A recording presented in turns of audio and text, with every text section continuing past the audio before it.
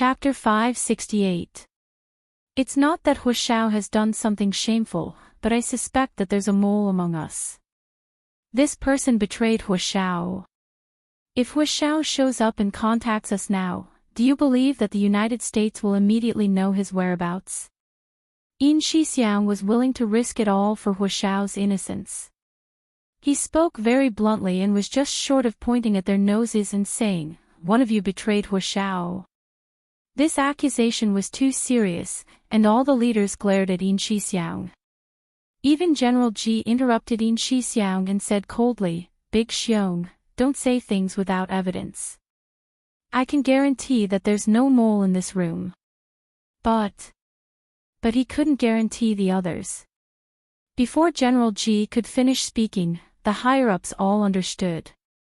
Their angry expressions slowly faded and were replaced by deep exhaustion and worry. "Then what should we do? Do you have any clues?" Huo Guanshan's heart felt like it was being scratched by a cat.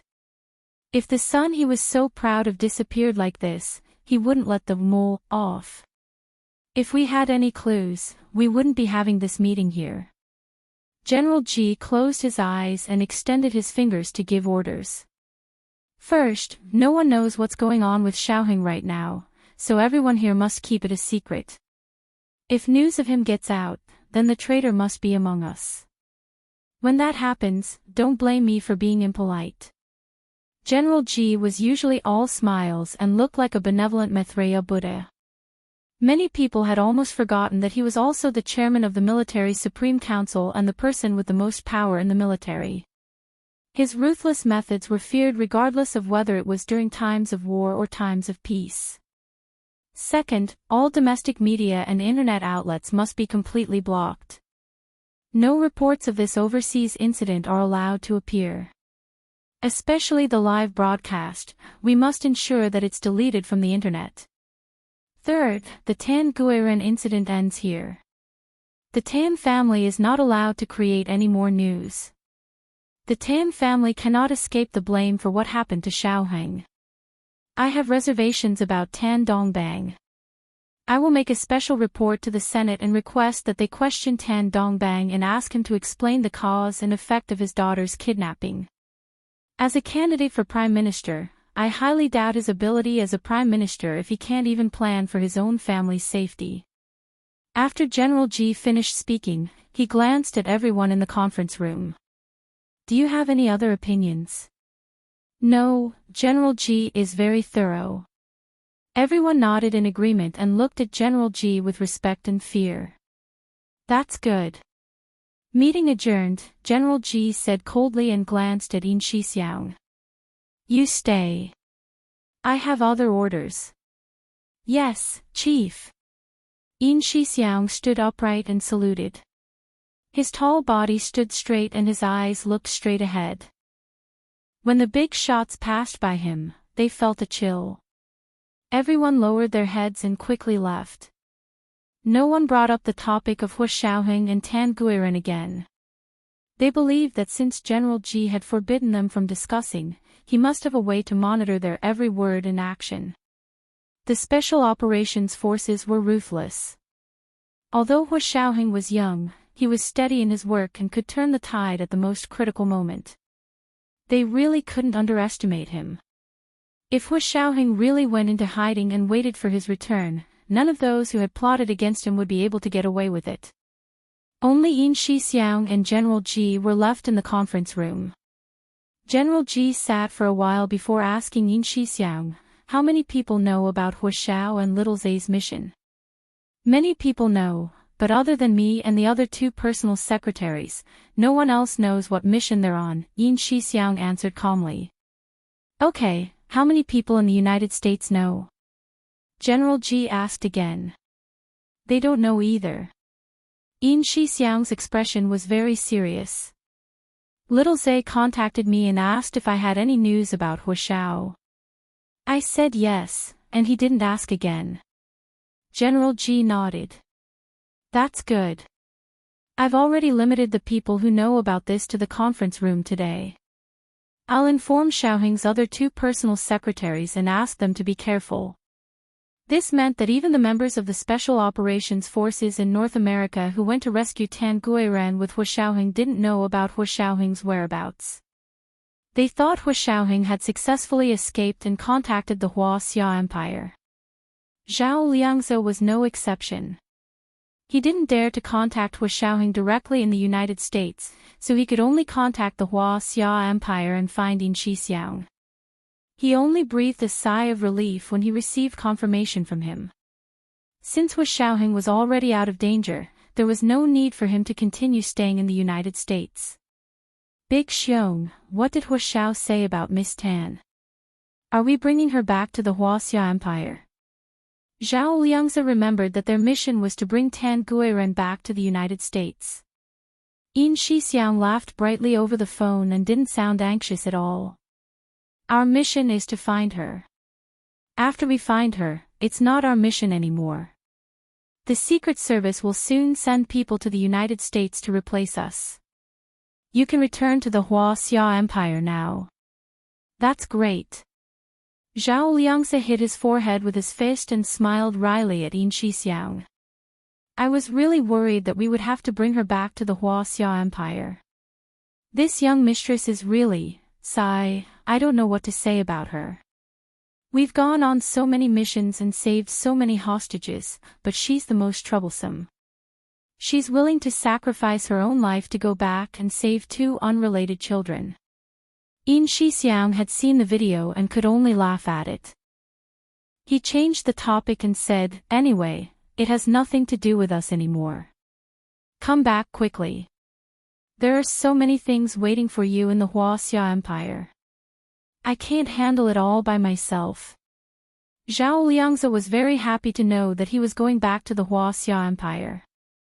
After setting a time with Yin Shixiang, he went to find someone to book a plane ticket for him. The next evening, Gu Nianji returned to the dormitory from the library and took a quick shower. She and Yin Shixiang had agreed to have dinner together. She hadn't seen them for more than a month, and Gu Nianji still missed them very much. Not only did she miss Hu Xiaoheng, but she also missed Yin Shixiang and Zhao Liangze. The three of them had grown up with her and were like family to her. She didn't even have such a strong emotional connection with her sister, Gu Yanran. Although she had already changed to call her sister, it was only out of politeness and not because of feelings. Since it was already proven that she was the youngest daughter of the Gu family, how could she continue to call Gu Yanran Madame Gu? People would think she was rude and uneducated.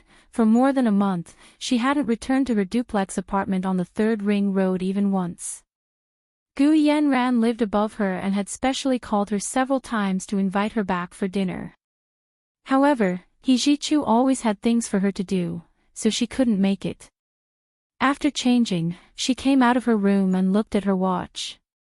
It was only 7 o'clock, and she was already very hungry. There was still no news from Yin Shixiang. Suddenly, there was a banging sound in Ma Chichi's room. Gu Nianji knocked on the door curiously and asked, Chichi. What's wrong? Ma Chichi opened the door and said angrily, Nianji. Did you know? That video, it's that American reality show about cops and robbers. I can't find it anywhere. Gu Nianji was speechless. It's true. I even said I would watch it a few more times online, but I can't find it now. I heard it's already been deleted from the internet. Ma Chichi waved her fists a few times. I don't understand what taboo this video is. It's clearly an American matter, and it has nothing to do with us. Why should it be deleted from the internet? Gu Nianji could only persuade her. Maybe it's not deleted from the internet. Maybe no one watches it, so the website took it down. Pfft. How is that possible? I still remember the number of views from yesterday. It beat those idiotic shows. Ma Chichi was almost wailing. Oh my god. Why didn't I download it? Why didn't I save it? It's that good. Gu Nianji really didn't understand Ma Chichi's fandom, especially for a foreign reality show. She looked at Ma Chichi from the corner of her eyes. Don't tell people you know me. I think it's embarrassing. It's really good. Nianji, it's your loss that you didn't watch it. Now you won't even be able to watch it even if you wanted to. Ma Chi-Chi spread her hands. It's really annoying to think about it. I heard that this reality show also ended without any results in the United States. It's probably because their police and soldiers are too weak, so they were too embarrassed to put their stupid faces on the internet for the whole world to see. They're pretty weak. I heard you say that so many people, even helicopters and armored vehicles were deployed, but they couldn't catch a single criminal. I'm relieved to see how weak they are. Gu Nianji almost drew a cross in front of her chest. Go to hell. Ma Chi-Chi smiled and pushed her. At that moment, she heard the voice of the building manager coming from the dorm's loudspeaker. Ma Chi-Chi. Someone's looking for you. Gu Nianji, someone's looking for you. This was the second update, just a reminder for recommendation votes and monthly votes. Moi, everyone. Chapter 569. Could it be that senior brother and brother Xiong are together? Ma Chi-Chi asked curiously. She picked up her backpack and went downstairs in high spirits. Gu Nianji was waiting for Yin Shixiang, so she quickly followed him downstairs. Coming out of the elevator, she saw two men standing in front of the dorm. One was tall and burly with an imposing appearance, while the other was slender and handsome. Both were very eye-catching. As expected, the senior who had been pursuing Ma Chi-Chi and Yin Shixiang had coincidentally come together. Gu Nianji was anxious and quickly walked up to Yin Shixiang. Brother Xiong, you're finally here. If you took any longer, I would have starved to death. Are you exaggerating? Yin Shixiang looked at his watch with a smile. It's only 7. I usually have dinner at 5. I'm already 2 hours late. Gu Nianji pointed at her watch. Let's go. Where are we going to eat?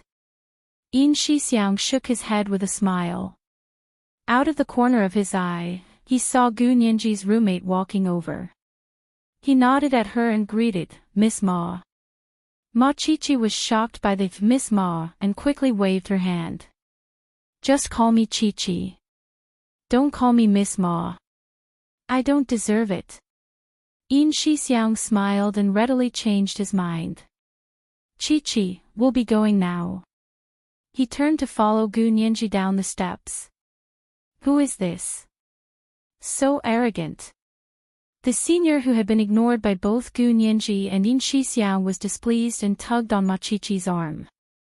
Ma Chi-Chi looked away and smiled. It's my roommate's relative. Let's go watch a movie. The senior was also a bit displeased with Gu Nianji and said, Your roommate is so arrogant. He completely ignores me and doesn't even acknowledge me. He's so rude. Ma Chi-Chi's smile froze. What are you talking about? How did my roommate piss you off? She didn't piss me off, but she ignores me every time. It makes me feel uncomfortable. This senior brother was also an arrogant person with good grades and a good family background. He was the target of flattery wherever he went. Gu Nianji was the only one who treated him coldly. Although it wasn't to say that she ignored him, 8 out of 10 times she wouldn't take the initiative to greet him. Ma Chi-Chi found it strange and said in confusion, I don't think there's a problem. Do you want her to cling to you and not let go? That's not what I meant. The senior quickly explained, I just think that since I'm your roommate and I'm your boyfriend, shouldn't she treat me better? We're all acquaintances, so why don't you even look at me? Ma Chi-Chi pursed her lips and said with a half smile, I don't think there's anything wrong with her attitude. That's pretty good. But senior brother, when did I agree to be your girlfriend? Ma Chi-Chi had not made up her mind to start another relationship with this senior brother of hers, and she was still in the process of pursuing him. She had yet to recover from the trauma of her previous boyfriend cheating on her. The senior brother raised a brow and took her hand. Fine, fine. Let's go watch a movie. Don't get angry and fight over unrelated people. Ma Chichi opened her mouth and wanted to say that Gu Nianji wasn't unrelated, but then she felt like she wasn't unrelated either. She had nothing to do with their relationship at all. This senior brother's focus was really strange, but since they were already downstairs, she still followed him. She still had to watch the movie at night. Gu Nianji followed Yin Shixiang into the car and went to a Western restaurant outside the school's south gate. They chose this place to eat because it was quieter and had fewer people. It was a place to talk. They didn't ask for a private room. Instead, they sat by the window in the hall. There were very few people in the restaurant, and each table was separated by a variety of bonsai and a small screen that was half the height of a person. Privacy was well protected. Gu Nianji ordered a cheese-fried cod with vegetable salad and mashed potatoes. Yin Shixiang ordered a medium-rare steak with thick crab broth and a small roll. Because Yin Shixiang had driven there alone, he didn't order alcohol. He only ordered lemon water and coconut juice. Gu Nianji used her knife and fork to cut the entire headless cod into small pieces. She ate a few bites before asking Yin Shixiang, "Brother Xiong, have you been busy lately?" "I've been busy. They're not here, so everything is piled on me. How can I not be busy?" Yin Shixiang ate his steak in large bites. He was really hungry. After the meeting the previous night, he hadn't slept at all to arrange the follow-up work. He had also been busy the entire day and only had one meal. Now his stomach was rumbling. Gu Nianji saw that Yin Shixiang had such a good appetite and guessed that he must have been so busy that he didn't even have time to eat. She couldn't help but say, "I wonder if Hu Xiaoheng has anything that suits his taste." "Don't worry. When we went on missions in the past, we stayed outside for a year and a half. We could eat fancy meals and eat at street food stalls. Also, we can cook for ourselves, so we're much better than you. You should worry about yourself more." Yin Shixiang took a sip of lemon water and carefully studied Gu Nianji. "You've lost weight. What's wrong? Are you busy too?" "Of course I'm busy." Gu Nianji excitedly explained what she had been doing recently. "Brother Xiong, I'm not only professor he's teaching assistant now, but I'm also his assistant at the largest law firm in the United States. I'm an official employee of that law firm now." "Oh. Really?" Yin Shixiang was truly shocked. He didn't realize it and asked out of habit, "Then did you tell Hu Xiao?" In the past, Gu Nianji would report everything to Hu Xiaoheng. Gu Nianji tilted her head and said, "How can I report it? I don't even know where Hu Xiao is." Her big, bright eyes turned to look at Yin Shixiang slyly. "Brother Xiong, how can I contact Hu Xiao and tell him this news?" Yin Shixiang's lips pressed into a thin line. His eyes flashed before he finally laughed. "Oh you! I almost fell for your trap. I said I can't say it, so I can't say it. You can't trick me no matter what." "Pfft, then why did you say that?" Gu Nianji rolled her eyes at him. "You made me happy for nothing." Yin Shixiang didn't say anything else. He slowly finished the rest of his steak and rinsed his mouth with lemon water before saying, "Nianji, don't blame me for not reminding you. When you decided to be with Hu Xiao, you should have been mentally prepared. This kind of situation will be a daily occurrence for you and Hu Xiao in the future. He will disappear for a period of time from time to time, and during this time, you can't ask him, you can't look for him, and you can't tell anyone. If you can't do this, then don't be with Hu Xiao anymore." Gu Nianji's nose started to sting from his words. Her nose was slightly dry, and she actually felt like crying. However, she held it in and tried to say in a relaxed tone, "Of course I know. But I thought with Hu Xiao's current status, this kind of situation wouldn't happen often, so how could it be a daily occurrence for me and Hu Xiao in the future? At most, it would be considered an emergency." Yin Shixiang was rebutted by Gu Nianji and realized that she made a lot of sense. He was actually speechless. He rubbed his nose and chuckled. Nianji is still so eloquent. I can't win against you in an argument. He then asked her, you're now an employee of the largest law firm in the United States, so what do you plan to do during the summer? Will you work in the United States? Gu Nianji shook her head and finished the last bite of cod. She took a sip of coconut juice before saying, I don't think so.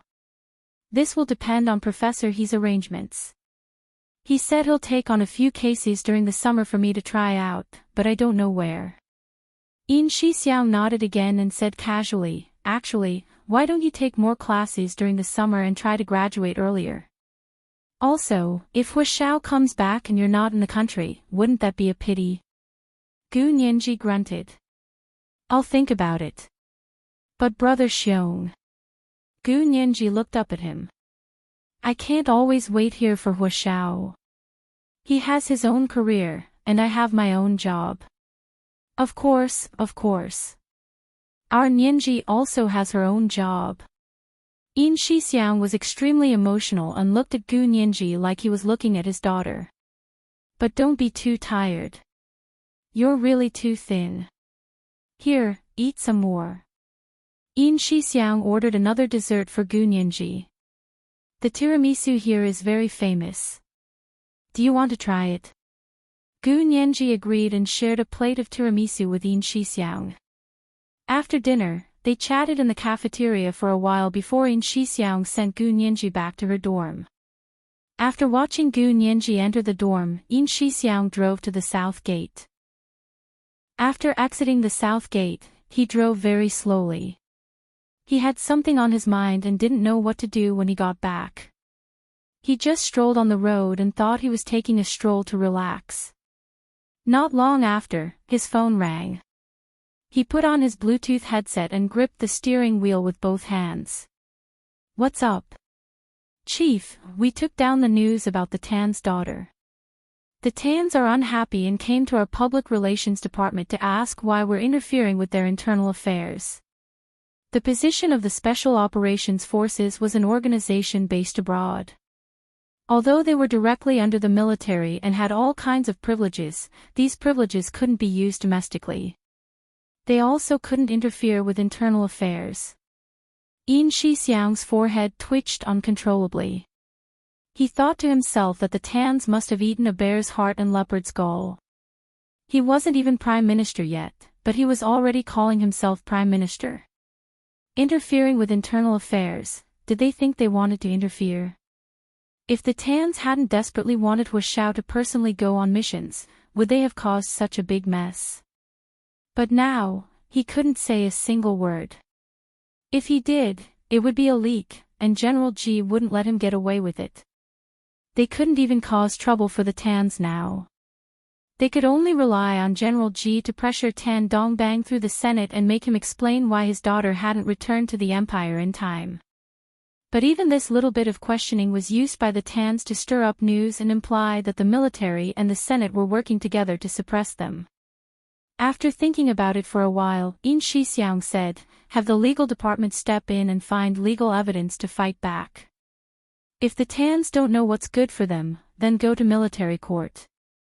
If something really happened to Huashao, they would eventually go to military court to sue Tan Dongbang and his wife. This is the first update. A reminder to everyone for your monthly votes and recommendation votes. Thank you for subscribing, voting, and tipping. There will be an extra update at 7 p.m. Chapter 570. Bai Yueran was working overtime in her office when she received the call from the Public Relations Department of the Special Operations Forces.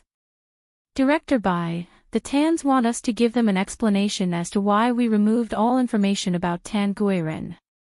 Lieutenant Colonel Yin said that the higher-ups ordered us not to hype up the kidnapping of the Tan's daughter and asked the legal department to resolve this issue. Really? Lieutenant Colonel Yin said that. Okay, I got it. I'll contact him. Bai Yueran put down the phone with a serious expression. She turned on her computer and wrote a memo to send to Tan Dongbang himself. Director Tan, according to the relevant regulations, the family members of the Prime Minister candidates are not entitled to national protection. The Prime Minister's immediate family, including his wife and children, must be elected before they can enjoy the special protection provided by the state. Your wife's previous request was already out of line. The memo was also copied to General G, Speaker Long, and the acting Prime Minister and Minister of the Interior, by Jianqing. Tan Dongbang's assistant's expression changed when he saw the memo. He quickly took the printed memo to Tan Dongbang and said, "Mr. Tan, look at this. It's from the Special Operations Forces Legal Department." Tan Dongbang took it and read it. His face flushed and paled as he tapped the memo with his finger. "I understand. You can go now." After the assistant left, Tan Dongbang called his wife and said quietly, "Guiren is fine now. Let's forget about this and stop making a fuss about it." "How can we do that? If we stop making a fuss about it, how will you maintain your popularity? What about the polls? There's only 2 or 3 months until the vote." Tan Dongbang's wife knew that her daughter was fine, so she turned all her attention to her husband's election. Tan Dongbang's election this time was truly a pleasant surprise. They hadn't expected that Tan Dongbang, who had never participated in an election before, would lead the entire time and leave many well-prepared candidates in the dust. In less than 3 months, all the other candidates had withdrawn or been eliminated, leaving only him and Bai Jianqing. The October vote would be the final battle between him and Bai Jianqing. "If we continue to make a fuss about this, they'll sue us." Tan Dongbang forwarded the memo to his wife. "Look at your email. I just sent you something." Tan Dongbang's wife opened her email and saw the memo. Her face instantly burned as if she had been slapped. Bai Yueran's memo was concise and to the point, but the threat was obvious.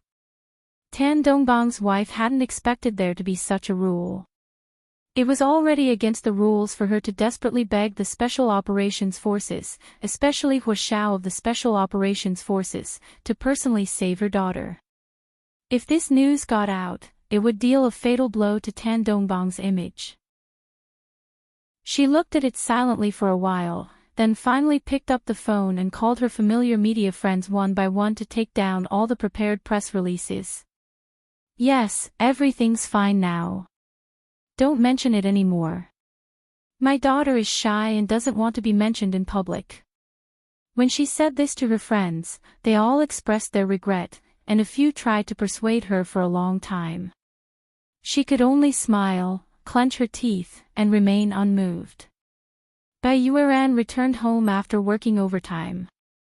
Seeing that the light in her father's study was still on, she walked to the door and knocked. "Dad, you're not asleep yet."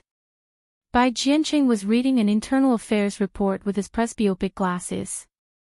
Hearing Bai Yueran's voice, he looked up at her and said kindly, "You're back. Very busy. Are you working overtime?" "Yes, I just finished work." Bai Yueran walked in and sat on the sofa in Bai Jianqing's study. "Dad, the Tan family's daughter has been rescued. We can't hype their news anymore." Bai Jianqing nodded. "That's good. They're all citizens of our country, so we can't be too biased." Bai Yueran's heart skipped a beat. She knew that her father must be implying something, so she asked tentatively, "Are you talking about the case in Germany?" "That case? Oh, what happened to that case?" Bai Jianqing seemed to have just remembered. "Our exchange student can't die in vain. I'll follow up." Bai Yueran understood what Bai Jianqing meant. "Tomorrow, I'll get someone to find the student's parents and sponsor them to go to Germany for the lawsuit." "That's right. They're all citizens of the Xia Empire, so we should help them if we can." Bai Jianqing smiled with satisfaction. "It's getting late. Go to bed." Bai Yueran said goodbye and left. The next day, social media and television stations were the first to change. The Tan Guirin case, which had been trending several times before, disappeared without a trace. In its place was the case of the German exchange student that had been a hot topic a while ago. All sorts of details about the case spread like wildfire. The public trial in Germany hadn't even started yet, but the reporters here reported a new detail. According to German law, the male suspect wasn't even 22 years old at the time of the crime, and he was charged with manslaughter. Even if he was convicted, he would only have to go to prison for 7 years. If he wasn't convicted, then he would have to be released in court. As soon as this detail came out, the Xia Empire's domestic internet exploded. Many former German fans and German boosters all expressed, "So that's how Germany is." Or, "So that's what I knew was fake Germany." Ma Chichi, who had been paying close attention to the case, was once again filled with righteous indignation. During lunch, she was still holding her phone in her hand as she continuously went online to argue with people. When Gu Nianji heard about this, she also thought it was ridiculous. Manslaughter. How can they be so shameless? Didn't they already change jurisdictions? Gu Nianji asked in confusion, could it be that the German police are one family, and the victim was only a foreign student, so they don't plan on upholding justice? Ma Chichi shrugged and nodded. I'm guessing that's probably the reason. Sigh, it won't be easy for this family to get justice for their daughter. I heard that their family isn't very well off, so they can't even afford to go to Germany, let alone hire a good lawyer to speak for them. Gu Nianji looked at Ma Chichi's phone. If they really want to go to Germany, they can crowdfund the travel expenses online, right? I'm willing to donate. Ma Chichi exclaimed and slapped the table. That's right. I'll leave a message for them. She excitedly posted a comment under the news. I hope the victim's family can see this. If you want to go to Germany, I'm willing to donate. Her comment quickly became a hot topic. That night, another piece of news immediately appeared. It said that the Minister of the Interior, Bai Jianqing, saw the news and was very concerned. He took out his own money to sponsor the victim's parents to attend the trial in Germany. He also promised to pay for the best lawyer for them to go to Germany to fight the case. As soon as the news came out, Bai Jianqing's popularity shot up like a rocket. Originally, the gap between him and Tan Dongbang in the polls had already widened to 10%, but as soon as the news of his voluntary donation spread, the gap quickly shrank to 1%. He almost overtook Tan Dongbang several times. They were both sensationalizing news, but Bai Jianqing had a better effect than the Tans this time. Because Tan Dongbang's daughter was the victim of the Tan's accident, it was natural for parents to save their daughter. At most, everyone expressed sympathy, and the Tans played the sympathy card. However, Bai Jianqing was helping a family of strangers who had nothing to do with him. Furthermore, this family of strangers was the most common Xia imperial citizen, or even commoners at the bottom of society. The effect of doing this was, of course, more noble than the Tans thinking about their daughter. Gu Nianji and Ma Chichi also had a much better impression of the Bais because of this incident. However, compared to how much Ma Chichi paid attention to this incident, Gu Nianji couldn't compare. Because she had something on her mind, she hoped every day that Hu Shaoheng would suddenly come back. She didn't know why she missed him so much, but she couldn't stop herself. On the last day of the semester, she went to He Zhichu's office to hand over work. She was in a daze and didn't hear He Zhichu when he asked her several questions. Nianji, what's wrong? He Zhichu noticed something was wrong with her. Is something bothering you? Gu Nianji composed herself and shook her head with a smile. No, I just didn't sleep well last night, so I'm a bit dizzy and dozed off. You didn't sleep well last night? Where did you go? Yesterday was a class dinner, and tomorrow is the summer break, so everyone had a farewell dinner. Gu Nianji smiled. Professor He, your documents are all complete, and I've copied the exam scores and distributed them. Is there anything else? Hijichu felt that she wasn't telling the truth, but her words sounded impeccable. What plans do you have for the summer break? Hijichu saw that she wasn't willing, so he didn't say much. He could see that she was in a daze, so he wanted to find something for her to do to distract her. Do you want to intern in the United States? Or do you want to take on a few interesting cases to practice? It was the second night, just a reminder, there were recommendation votes and monthly votes. Moi, everyone. Chapter 571. Gu Nianji snapped out of her daze and was dissatisfied with her current state of mind. She had listened to everything Yin Shixiang had said. She had thought she was mentally prepared before, but now that things had come to a head, she realized that the bitterness of it couldn't be summed up with a simple, "I understand." With Hu Xiaoheng's status and military position, it wasn't common for him to go on a mission without any news, but it wasn't impossible. He was still young, and the Special Operations Forces was founded by him, so he still had to do many things himself. Therefore, she had to overcome this hurdle herself. Professor, his suggestion isn't bad. Gu Nianji cocked her head and smiled. I'll go back and think about it. It's summer break, and I really need to find something meaningful to do. Otherwise, she would go crazy thinking about it every day when she was free. Okay, let me know when you're done. I'll make the arrangements. Hijichu nodded and picked up a book. Okay, you can go back now. Gu Nianji stood up and picked up her backpack to leave Hijichu's office. As soon as she left, Hijichu called his hometown. Father, I still have some things to do, so I can't go home for a while. He held the phone and spoke slowly. His tone was gentle and not as impatient as before. On the other end of the line, old master, he hadn't heard his son speak to him so amiably in a long time. For a moment, he didn't speak. After a long time, he said in a low voice, Okay, then I can't celebrate your birthday with you.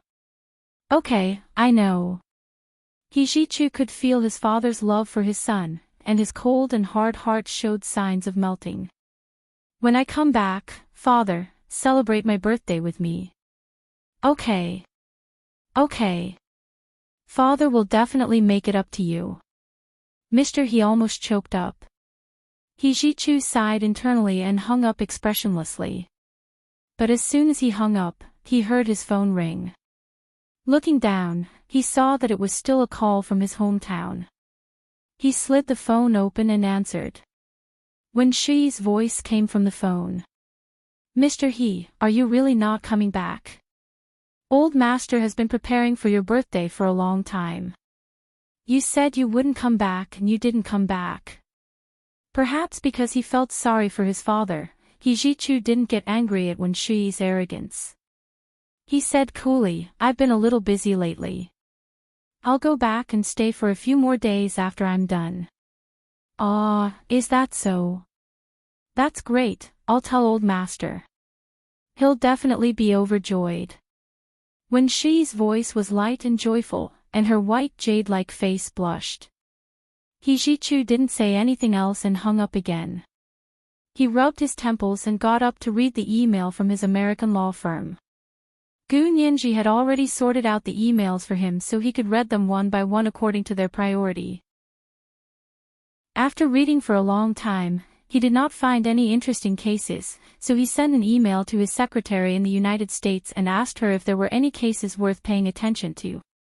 Gu Nianji left Hijichu's place and walked around the school a few times before finally returning to her dorm.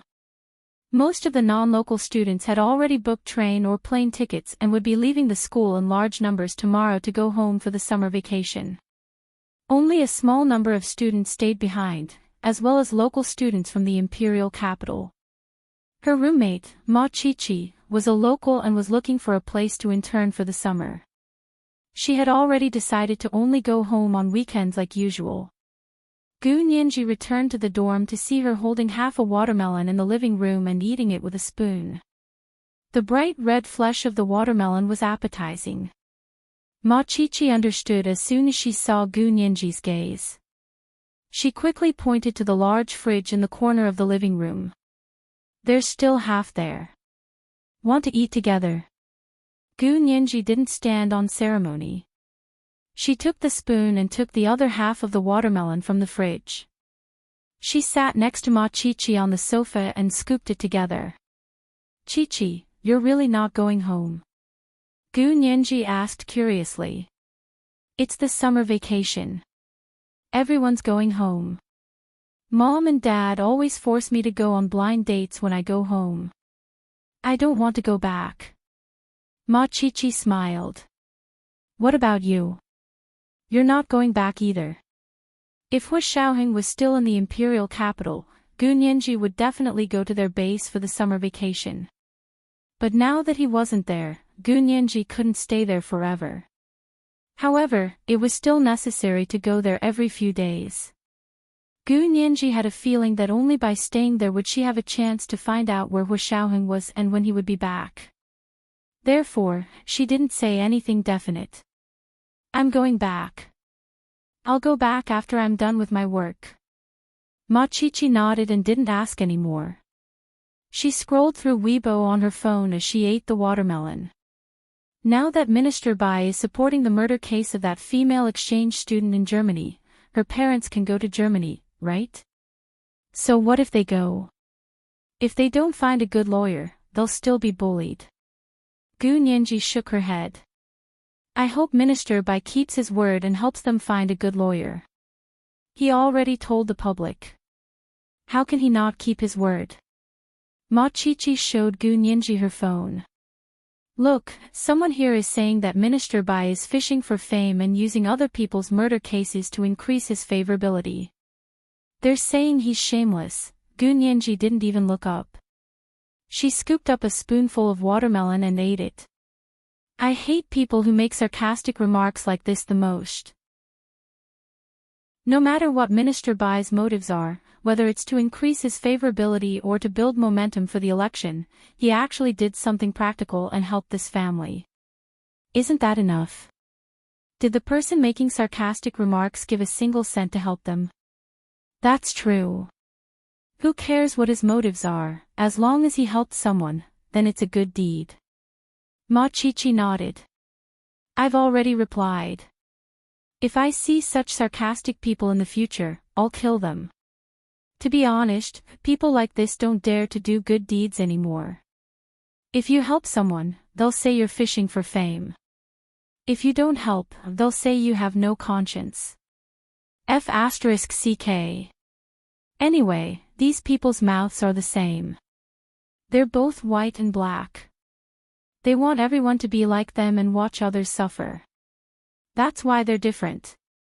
These people are the ones who are truly annoying. They finished eating the watermelon and returned to their respective rooms.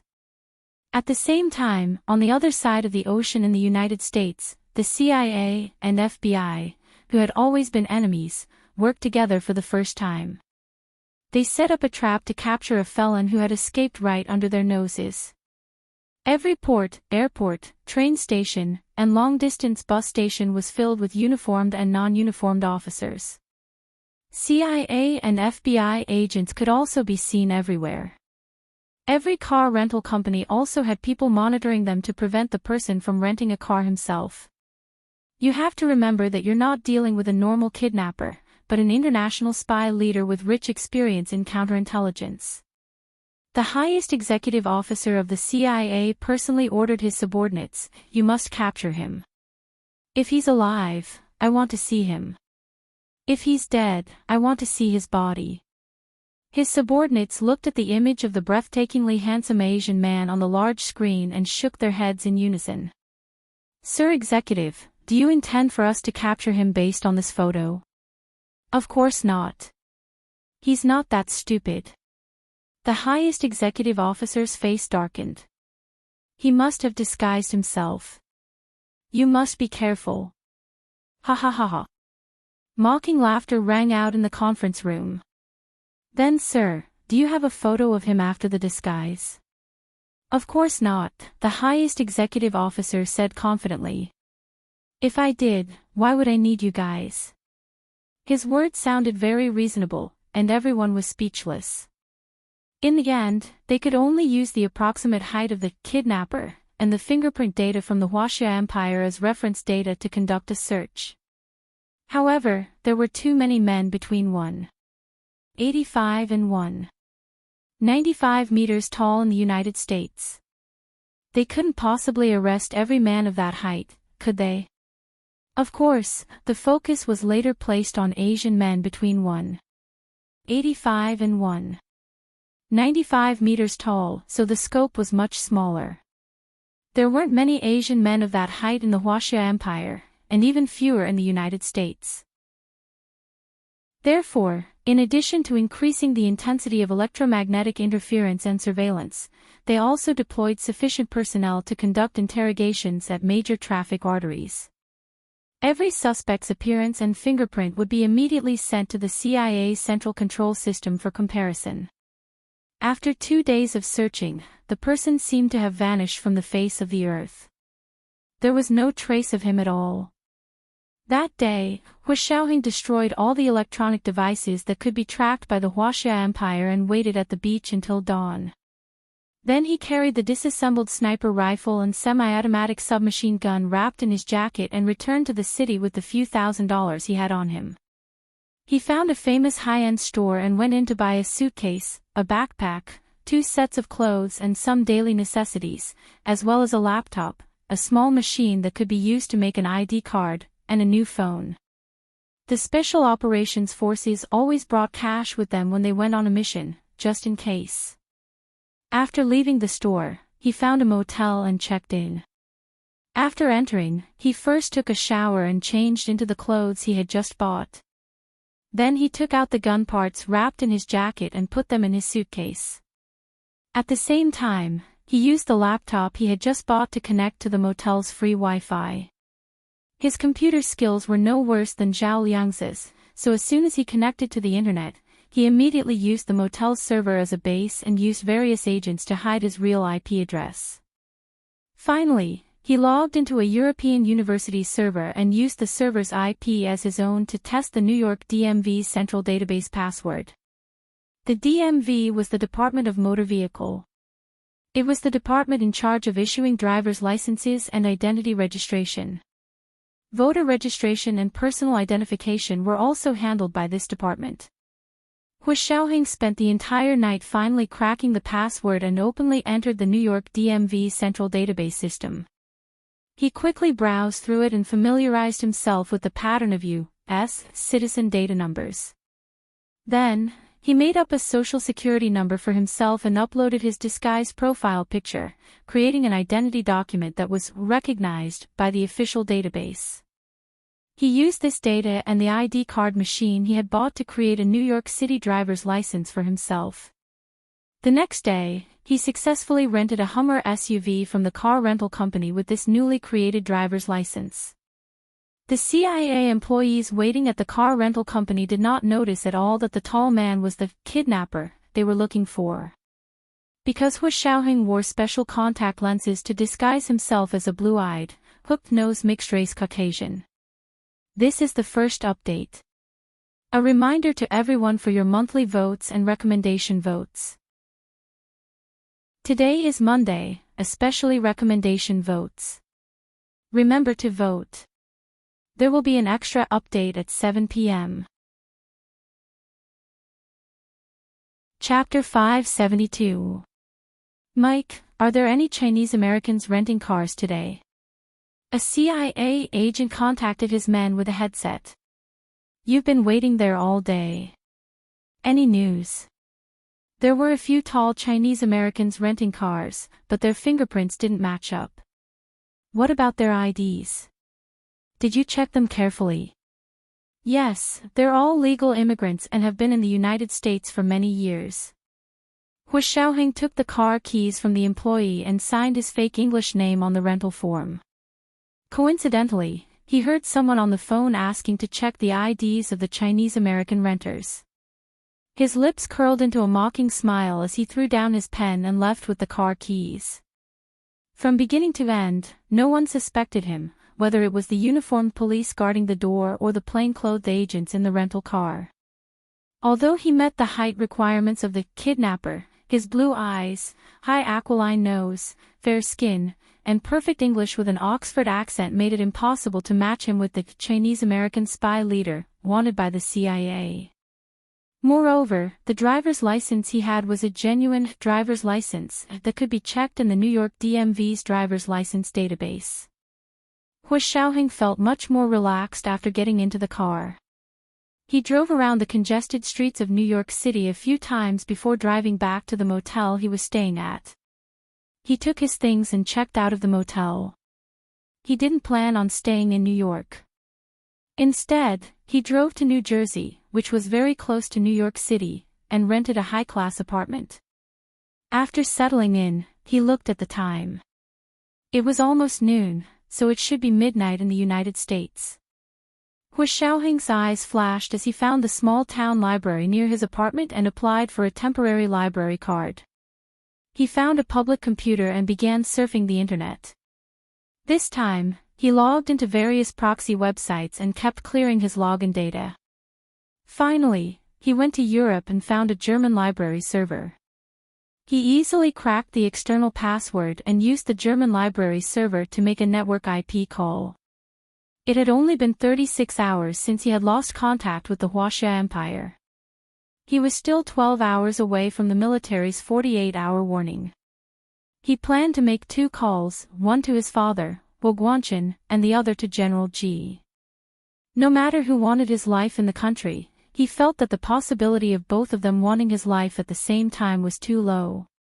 He didn't know who in the country wanted his life, and he couldn't rule out the possibility that one of the 2 people wanted his life. However, the possibility of both of them wanting his life was so low that it was almost negligible. His first call was to his father, Wu Guanchen. The phone rang 3 times before Wu Guanchen picked up. Hu Xiaoheng was silent for a moment before saying, "Father." Wu Guanchen stood up immediately, his voice excited. "Xiaoheng." It was Xiaoheng. "Are you all right? Where are you now?" Hu Xiaoheng could hear the concern in Wu Guanchen's voice, but he was also speechless at the question. After a moment of silence, he said, "I just wanted to let Father know that I'm safe. I'm fine, don't worry." He paused, then said, "Don't tell anyone that I called back." Wu Guanchen snapped back to reality and quickly nodded. I know. Be careful. I will report your situation to General Ji." Hu Xiaoheng replied, "I will personally call General Ji. Father, remember to keep it a secret. Danger is just around us." With that, he hung up. He had timed the call very precisely. Even if the other party had a tracking system, they would not be able to track his exact location within 2 minutes. Based on his IP conversion, it was already very impressive that the other party could track him all the way to the library in Germany. Hu Xiaoheng's second call was to General Ji. "General Ji, it's me." Hu Xiaoheng's voice was calm and steady. In the quiet study in the middle of the night, General Ji's heart immediately calmed down. "You finally called back. We're only 12 hours away from the 48-hour warning line." General Ji was extremely emotional. "How are you? Are you all right?" "I'm fine. I still have things to take care of," Hu Xiaoheng said briefly. "Please take care. I only called you and my father. Also, B2 must die. You must take care of it immediately." B2 was their code name. General Ji only needed to check to know that Hu Xiaoheng was talking about the spy he had personally captured years ago, Yin Yuqin. He was also the hostage the other party had said they wanted to hand over. Although he had ulterior motives, Hu Xiaoheng could not allow him to live and cause trouble for them. General Ji understood what he meant. "No problem. I'll give the order immediately. I'll definitely give you an explanation." Hu Xiaoheng hung up the phone and sighed deeply. Although he had hung up in time, he was certain that the person hiding in the dark must have known about it. However, even if he knew he would be discovered, he still had to call back. If he lost contact for more than 48 hours, even if he returned safely, he would be subject to the strictest investigation. His future career would basically be halted, and he might even be asked to hand over the Special Operations Forces and be demobilized. The other party had really schemed to deal with him. Even if he did not die, the other party wanted to ruin his reputation, lose the trust of the organization, and destroy his future. If he did not have this unexpected computer skill, their goal would have been achieved. Who did he have such a big grudge against? Hu Xiaoheng thought about it all the way and drove back to his rented apartment. He went to the restaurant downstairs to have lunch alone, then went upstairs to rest. Lying in bed, he could not sleep. He tossed and turned for a while and finally felt that the person probably did not know him very well, so he could rule out the people close to him. Because if it was someone close to him, then this person would have known about his outstanding computer skills and would have given the United States more hints. Then, his fake identity would not have been so smooth. Hu Xiaoheng secretly sighed in relief after ruling out the possibility of someone close to him betraying him. If he had been betrayed by someone close to him, then he was really not doing his job as the head of the Special Operations Forces. Fortunately, it was not. As long as it was not someone close to him, he was completely confident that he could turn the tables. Thinking of this, Hu Xiaoheng perked up and did not want to sleep. He got up and rummaged through his wallet. He realized that he had bought too many things in the past 2 days. After renting the apartment, he had spent almost all his money. He had to go out and get some more cash. After locking the things in the safe in the apartment, he searched online and found the nearest casino in Atlantic City. It took only half an hour to reach the seaside city famous for its casinos. He went directly to the largest Caesar casino there and threw the car keys to the valet in front of the door. With a libertine smile on his face, he strode in with his long legs. The casinos in the United States looked roughly the same. There were slot machines, Pai Gow, roulette, Texas Hold'em, and the simple and crude big by small. Hu Xiaoheng only glanced around the hall and a few flirtatious girls surrounded him. "Handsome, what do you want to play? Let's play together." Hu Xiaoheng was still unmoved by the flirtatious glances. He said something in Latin to show that he did not understand English. The girls immediately lost interest in him. They pouted and went to find other targets. Hu Xiaoheng spread his hands at their backs to show that there was nothing he could do. Then he went to exchange chips and sat down at the big by small. He observed from the side for a while and figured out the pattern. Then he followed the crowd and played. In order to not attract attention, he couldn't keep winning, but he couldn't keep losing either because he was here to earn money. Finally, after careful calculations, he set his goal to win 70% and lose 30%. That way, he could earn money the fastest and not attract attention. The casino was very big. A person like him who played from a few $100s to a big by small didn't deserve the attention of the casino. Even if he won $50,000 in the end, the casino didn't think anything was wrong.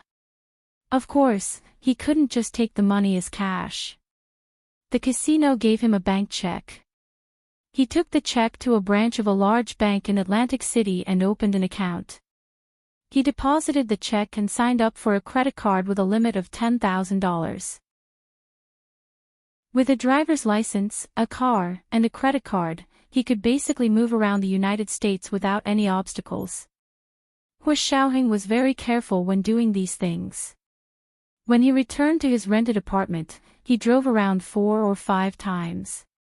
Finally, his car was almost out of gas, so he turned to the gas station near the apartment to refuel. It was already evening when he returned to the apartment.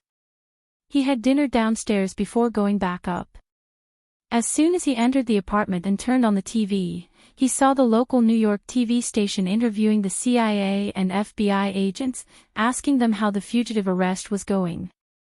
The FBI agent who was interviewed said with a serious face, "We've already set up a dragnet. Please support our work.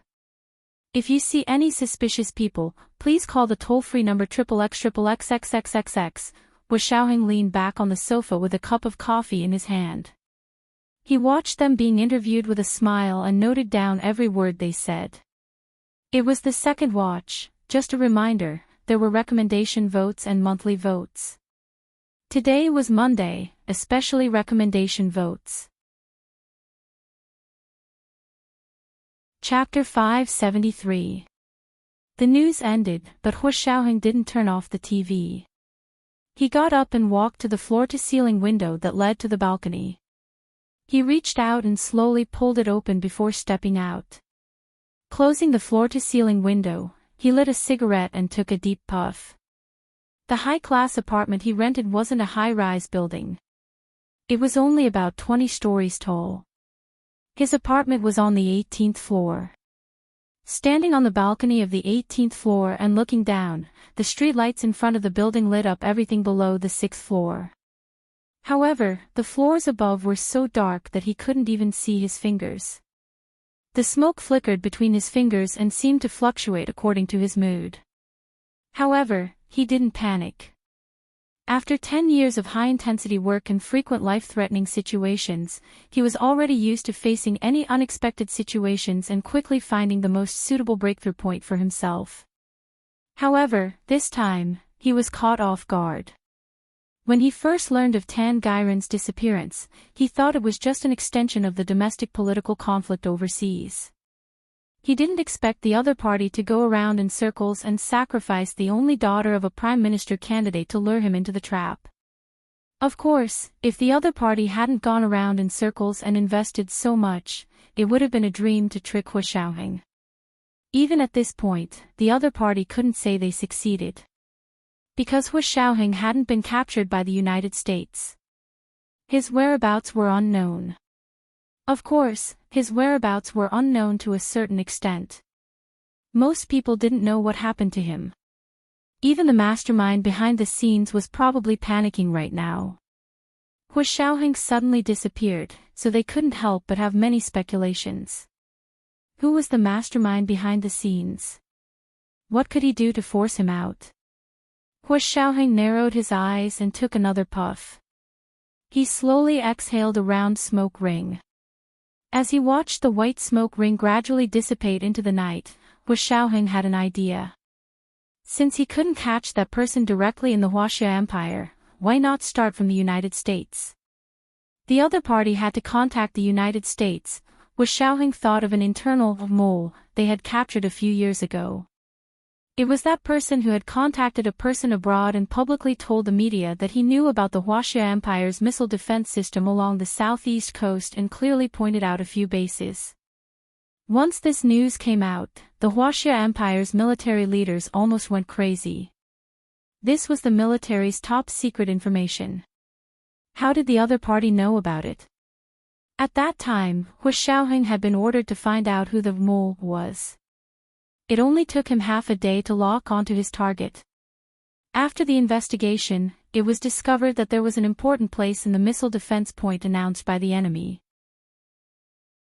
At that time, only one person from the highest staff of the military headquarters knew about it. This meant that the enemy's higher-ups had betrayed the Huaxia imperial contact who had leaked the information to them. The man he had personally arrested was a second generation with a very strong background, but the military court did not show any mercy and sentenced him to death, which was carried out immediately. Now that this had happened, Hu Xiaoheng felt that perhaps he could try the same method and provoke the American intelligence personnel to see if there would be any unexpected results. After making up his mind, he threw away the cigarette butt and went back to his room to sleep. The next day, Hu Xiaoheng woke up early and worked out in the apartment's gym for half an hour. He went downstairs to the restaurant on the first floor for breakfast before driving out in his rented SUV. Hu Xiaoheng drove to the train station parking lot in New Jersey and boarded the train with his backpack. The train from the train station in New Jersey into New York only took 20 minutes. After he got off the train, he directly entered the New York City subway station. Hu Xiaoheng was alone in the subway station's restroom. He took out the special blue contact lenses in his eyes, modified his nose, and put on a pair of rimmed glasses. The hem of his white shirt was tucked into his straight trousers, and he wore a pair of shiny leather shoes. He also carried a computer bag in his hand. He looked like a common Chinese IT technician in New York. He dressed like this and boarded the subway that passed through the port. As soon as the subway arrived at the station, Hu Xiaoheng walked to the port and pretended to buy a boat ticket before he realized that someone was watching him. Because his current appearance was a perfect match for the characteristics of the kidnapper that the American police had announced on TV. The bounty had already risen from 100,000 to 500,000. Therefore, there were many people watching him. "Sir, please wait a moment." A short CIA agent saw Hu Xiaoheng enter the port and had his eyes on him. The more he looked, the more he felt that this person looked like the kidnapper that had escaped from the video. Hu Xiaoheng's footsteps paused as if he didn't hear the person behind him. Instead, he walked faster and faster until he was almost jogging. "Stop. The person in front, stop. Otherwise, we'll shoot." The CIA agent saw that the tall Chinese man in front of him not only didn't stop to be interrogated and searched, but also ran faster and faster. He instantly knew that this was a game. This person might be the fugitive they were trying to capture. He quickly called the police on duty at the port and had them fire a warning shot. Hu Xiaoheng ducked behind a large iron anchor that was used as a decoration in front of the port and looked around. He was very familiar with the American ports.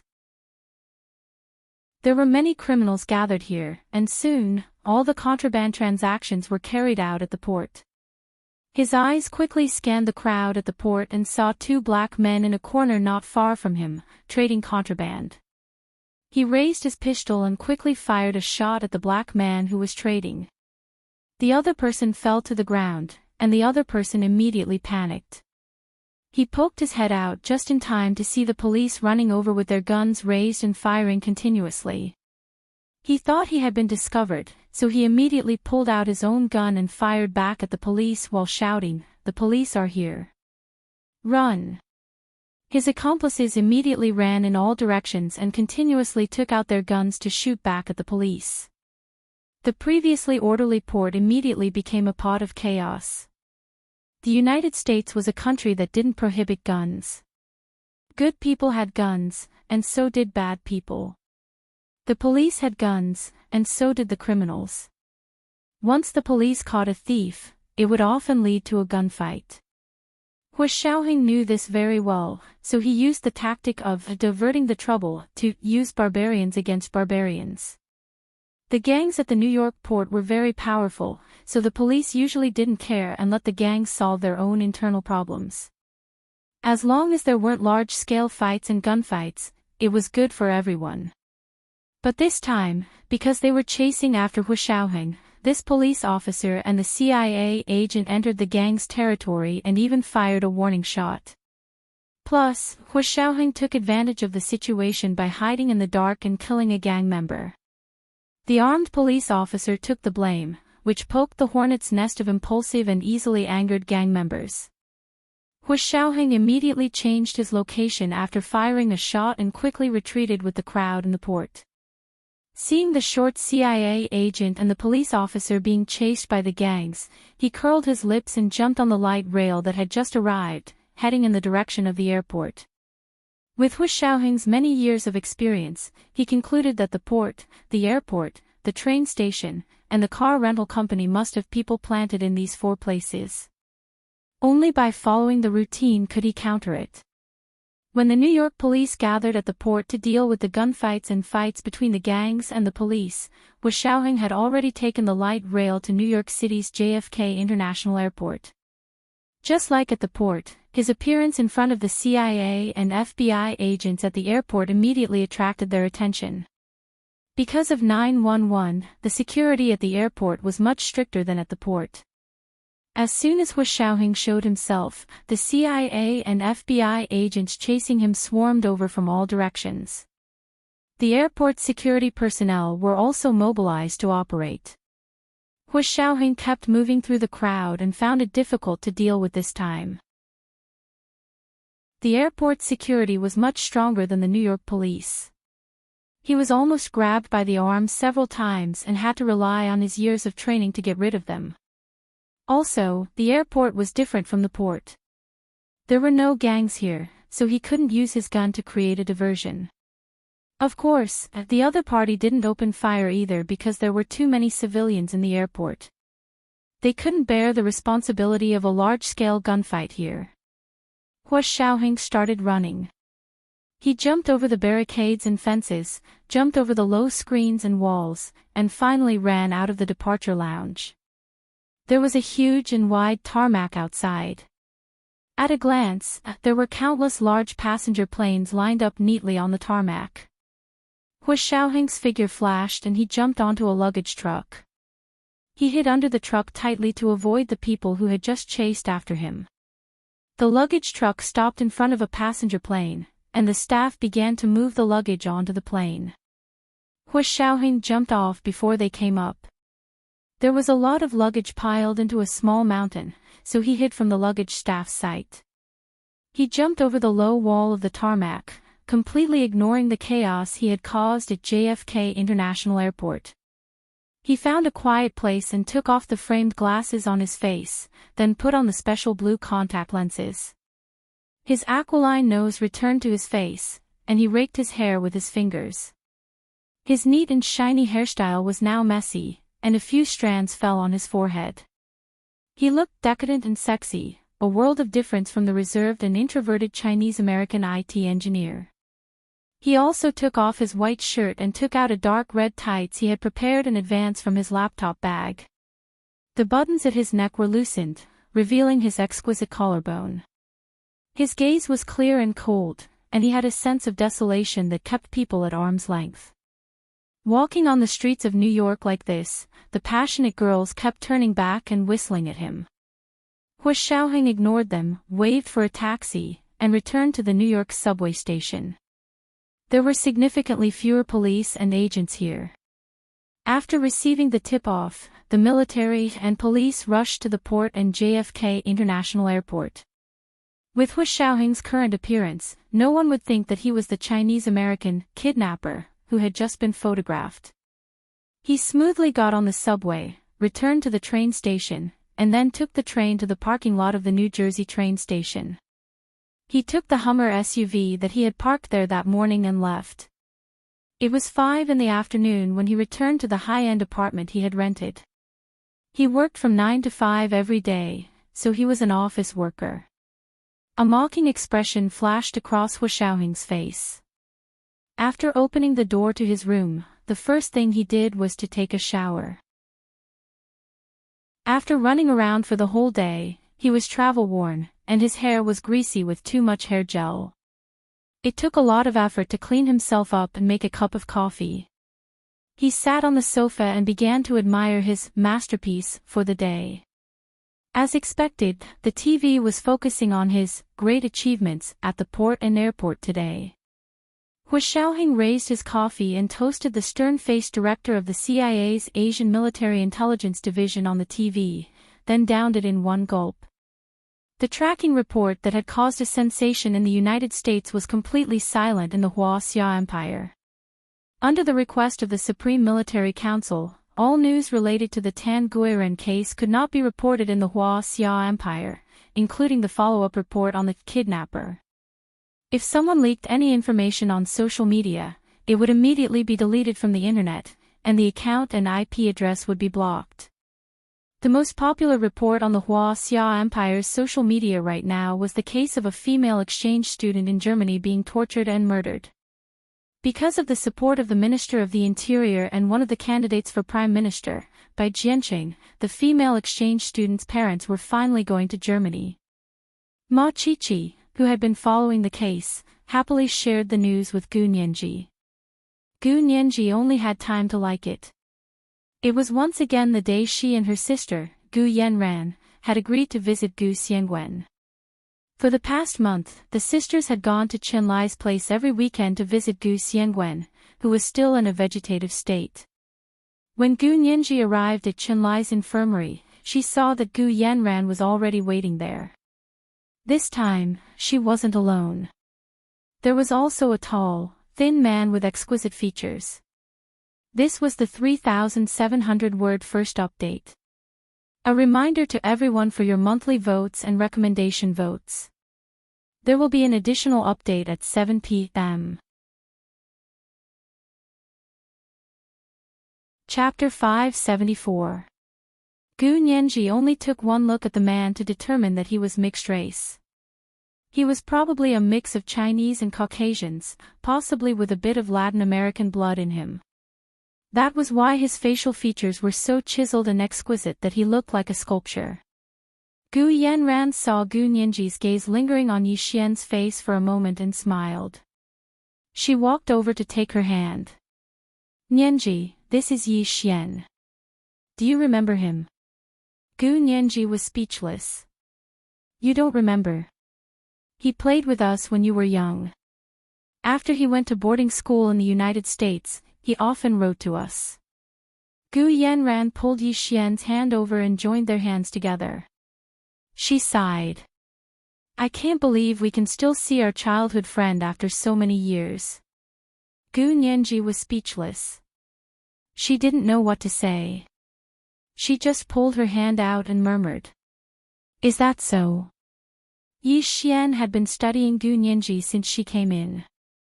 This beautiful girl with a pair of sparkling black eyes was the chubby and bad-tempered Gu Nianji from all those years ago. Yi Xian thought it was strange. Gu Yanran saw Yi Xian scrutinizing Gu Nianji, so she coughed slightly and said, Nianji, Yi Xian is an orphan that father sponsored. He just came from Barbados to visit father's illness. Yi Xian finally looked away and nodded to Gu Yanran. Yanran, let's go see grandfather Gu. Gu Yanran nodded. I don't know how father is doing these days. I'll have to ask Dr. Chen later. Gu Nianji didn't say anything and followed them into the ward. Chenlai was adjusting the equipment for Gu Xiangwen in the ward. He turned to see them and said, You guys talk to him more. Maybe you can wake him up earlier. Dr. Chen, can my father really wake up? Gu Yanran asked worriedly. We hired the best experts in the United States and Barbados, but there hasn't been any progress in 7 years. Gu Nianji put her hands in her pockets and walked over slowly. She glanced at Chenlai. Chenlai didn't look at her. He only smiled at Gu Yanran.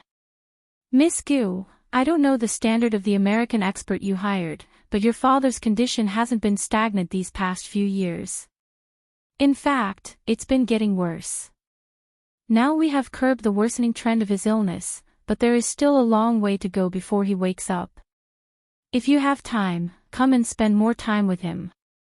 It will help his condition improve. Gu Yanran frowned. Dr. Chen, perhaps it's because your treatment methods are different. Whether my father's condition is good or bad, they've done their best. She walked over to Gu Xiangwen's bed and bent down to look at the data on the surveillance equipment. She then smoothed Gu Xiangwen's blanket and said, Doctors are supposed to treat patients and save people. If they can't treat patients and save people, and even worsen the patient's condition, I don't think the word, try their best, can wash away their incompetence and malfeasance. Gu Yanran froze, then covered her mouth and laughed. Nianji, you're still so sharp-tongued. She walked over to take her arm and advised her earnestly, Nianji, big sister and father haven't been by your side for so many years. It's not good for you to develop such an unforgiving personality. Remember, let people go when possible. Don't be too harsh on others. Gu Nianji's memory hadn't recovered, so she hadn't established a familial bond with Gu Xiangwen and Gu Yanran. Of course, she didn't like hearing Gu Yanran talk to her like that. She turned her head to avoid Gu Yanran's smiling eyes and said bluntly, if asking doctors to do their job is harsh, then big sister, you're a bit of a saint. Gu Yanran's expression changed. She couldn't accept Gu Nianji calling her a fake saint in front of all these people. But before Gu Yanran could refute Gu Nianji's words, Yi Xian had already spoken up to defend her. Gu Nianji. How can you speak to Yanran like that? How impudent. Yi Xian stopped Gu Nianji before Gu Yanran could retort. I'm telling the truth. Gu Nianji spread her hands. Also, Yi Xian, I'm talking to my sister. What right do you, an outsider, have to shout at me? Yi Xian's expression darkened. All these years, no one had dared to use such a tone to remind him that he wasn't a member of the Gu family, whether it was boarding school or when he returned to Barbados. Yi Xian clenched his fists and stopped a step away from Gu Nianji. Gu Nianji, you've always liked to oppose me since you were young. I didn't expect you to be even worse now that you've grown up. You remember what happened when I was young, but I don't. So your one-sided testimony is only your side of the story, so I won't take it to heart. Gu Nianji smiled at Yi Xian. She wasn't frightened by Yi Xian and didn't know how to speak. Yi Xian was slightly taken aback. He felt that Gu Nianji was too different from when she was young. But then he thought about the last time he saw her. She was only 6 or 7 years old.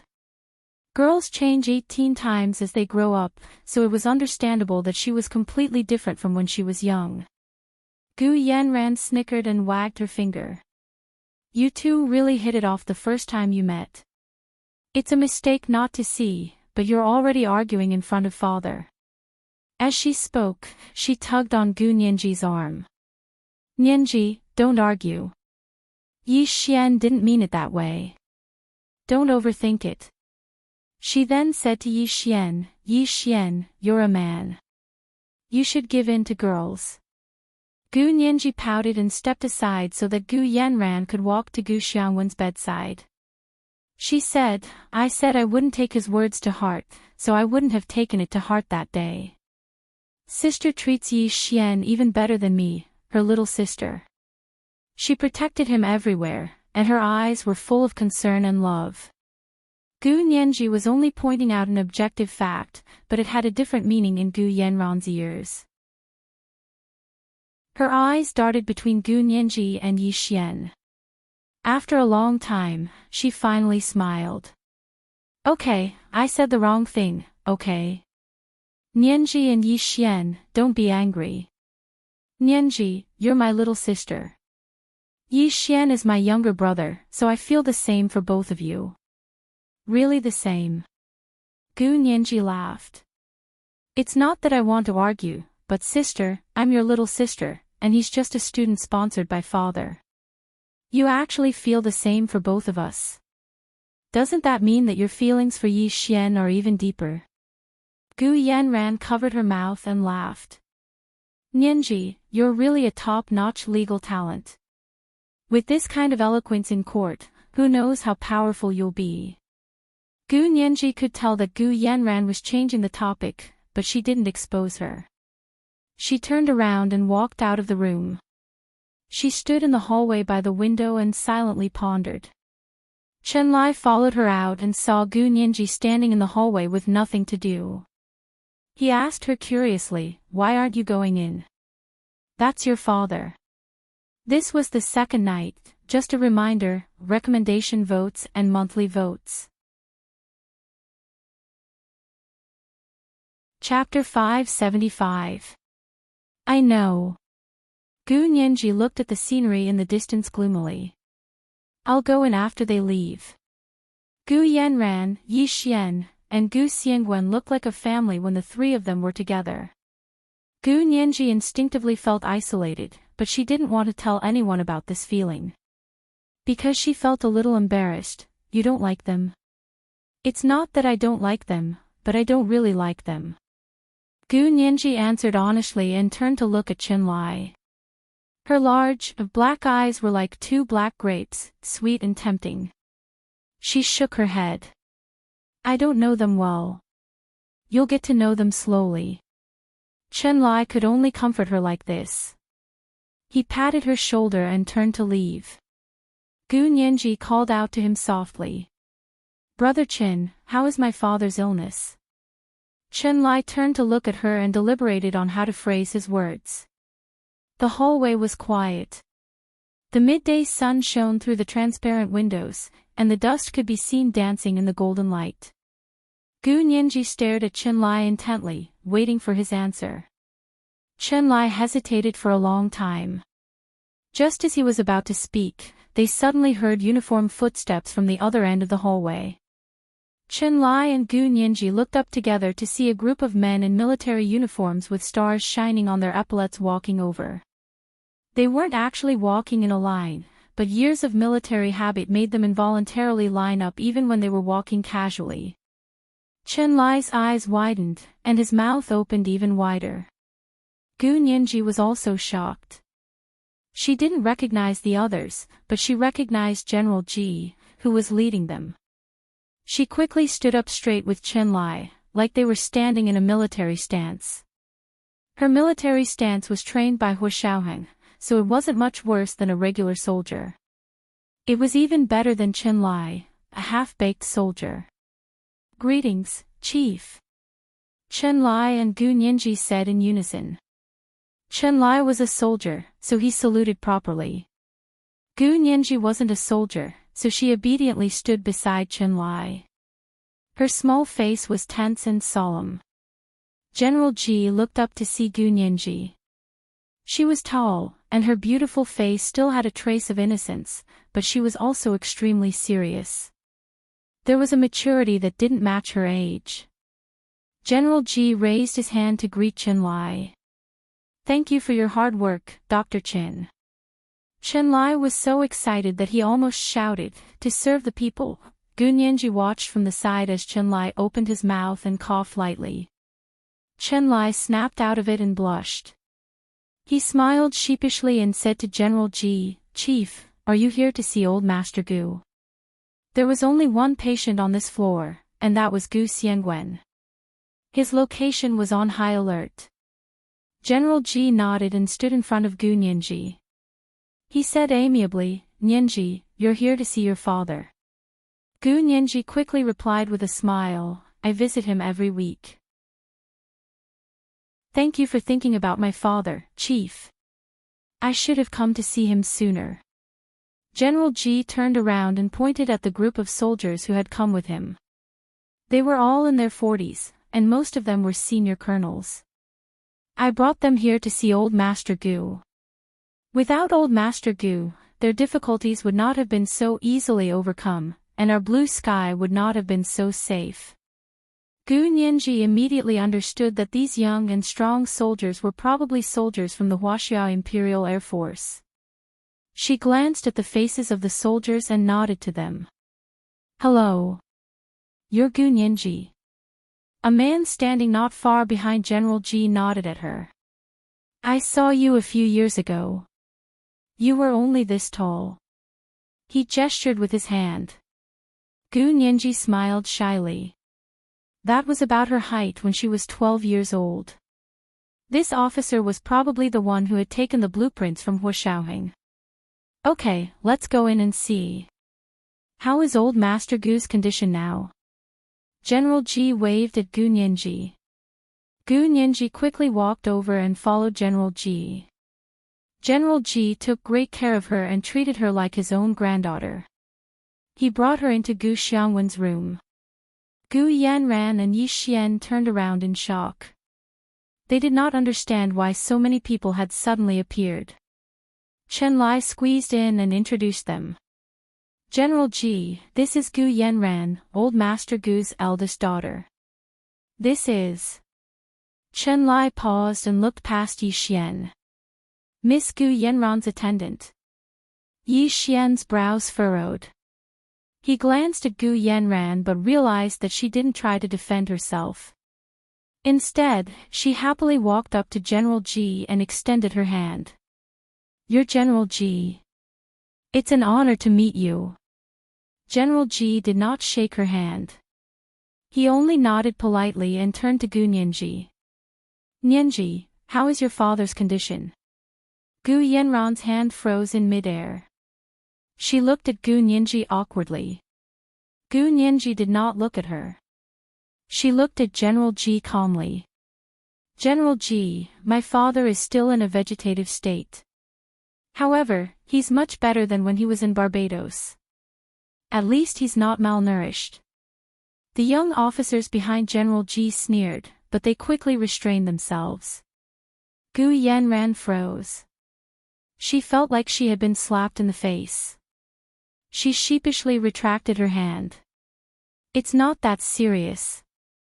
I was just too busy at that time and didn't go to the hospital. That's why I was fooled by the nurses. Yeah, no one said it was Big Sister's fault. Gu Nianji replied calmly and pushed a chair over for General Ji to sit. She then looked at the young officers behind him. General Ji turned to look at them. Come over and salute Old Master Gu. I hope he recovers soon. Then you're dismissed. Yes, sir. The officers immediately obeyed the order. They uniformly saluted Gu Xiangwen, who was lying motionless on the hospital bed. In the blink of an eye, they all left Gu Xiangwen's room. The previously crowded room immediately became much more spacious.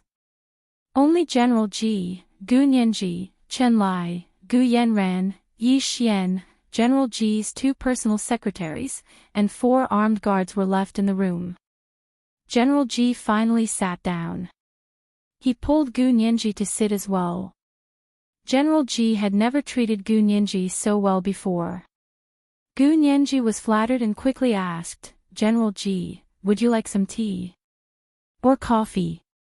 You're not a soldier. You don't have to address me so sternly. General Ji laughed heartily.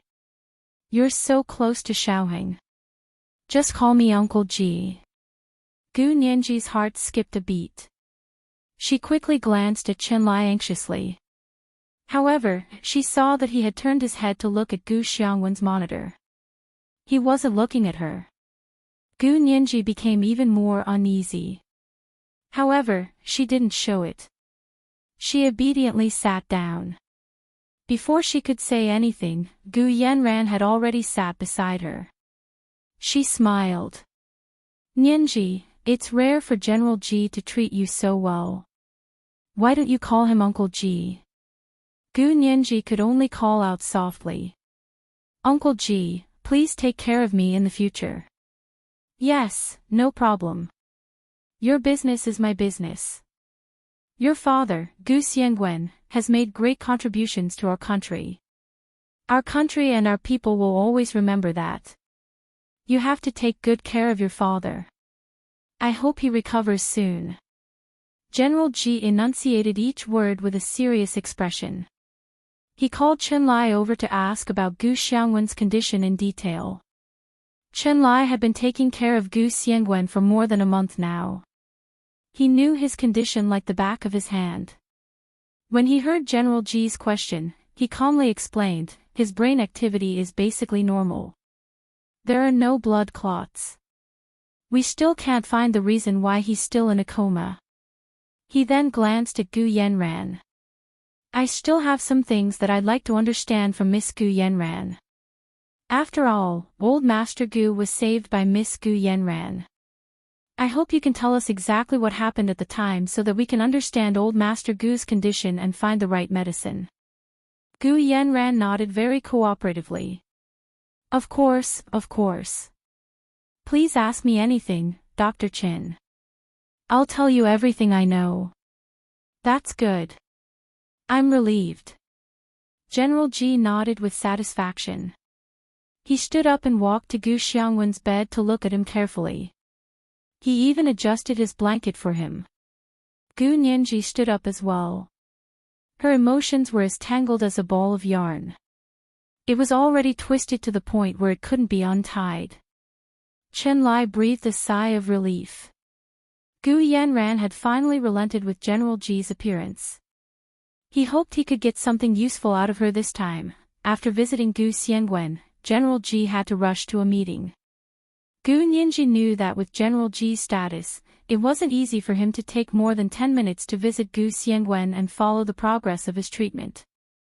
She was so touched that she walked General G downstairs. General G was very polite to her along the way. His attitude was almost too good. For some reason, the more polite General G was, the more uneasy Gu Nianji felt. However, Gu Yanran had been quietly following beside her the entire time. There were some things that she was too embarrassed to ask. When General G was about to get into the car, Gu Yanran's phone suddenly rang. She walked to the side to answer it. Gu Nianji quickly lowered her voice and asked General G, "General G, do you know when Hu Xiao will be back?" Logically speaking, she shouldn't ask, but General G's attitude today made Gu Nianji's hair stand on end. General G's expression didn't change at all. He laughed and said, "What's wrong? Nianji misses your boyfriend." General G's personal secretaries laughed as well. Gu Nianji was too embarrassed to continue asking. She watched as General G got into the car and left the hospital building. Gu Yanran walked over after the call and said leisurely, "General G treats you really well. Are you close to him?" "No." Gu Nianji looked away and said with a smile, "General G is concerned about father's health. As for me, it's because I love the house and its dog." However, Gu Nianji wasn't very sure if the house was Gu Xiangwen or Hu Xiaoheng. Gu Yanran naturally thought it was Gu Xiangwen. She silently watched the direction General G's car disappeared in. After a while, she said, "Father is really amazing. He's unconscious in bed, but so many important people care about him." This is the first update. A reminder to everyone about the monthly votes and recommendation votes. There will be an extra update at 7 p.m. Chapter 576. Gu Nianji felt that Gu Yanran's focus was a bit strange. She asked in confusion, "Father has always been very capable?" From what she could remember, Hu Xiaoheng had shown her Gu Xiangwen's achievements in the international academic community. Just by looking at how he started from scratch and became a wealthy tycoon with his own patents, she could tell how capable he was. He is very capable, but this is different. Gu Yanran looked up at Gu Nianji. "Nianji, you've been living a carefree life with Hu Xiao all these years. You don't know how Yi Xian and I have been living." Gu Nianji was silent for a moment before asking with a smile, "I really don't know how you guys got here. Sister, can you tell me about it?" "I'll tell you when I have time." Gu Yanran put an arm around Gu Nianji's shoulder affectionately, and they walked back together.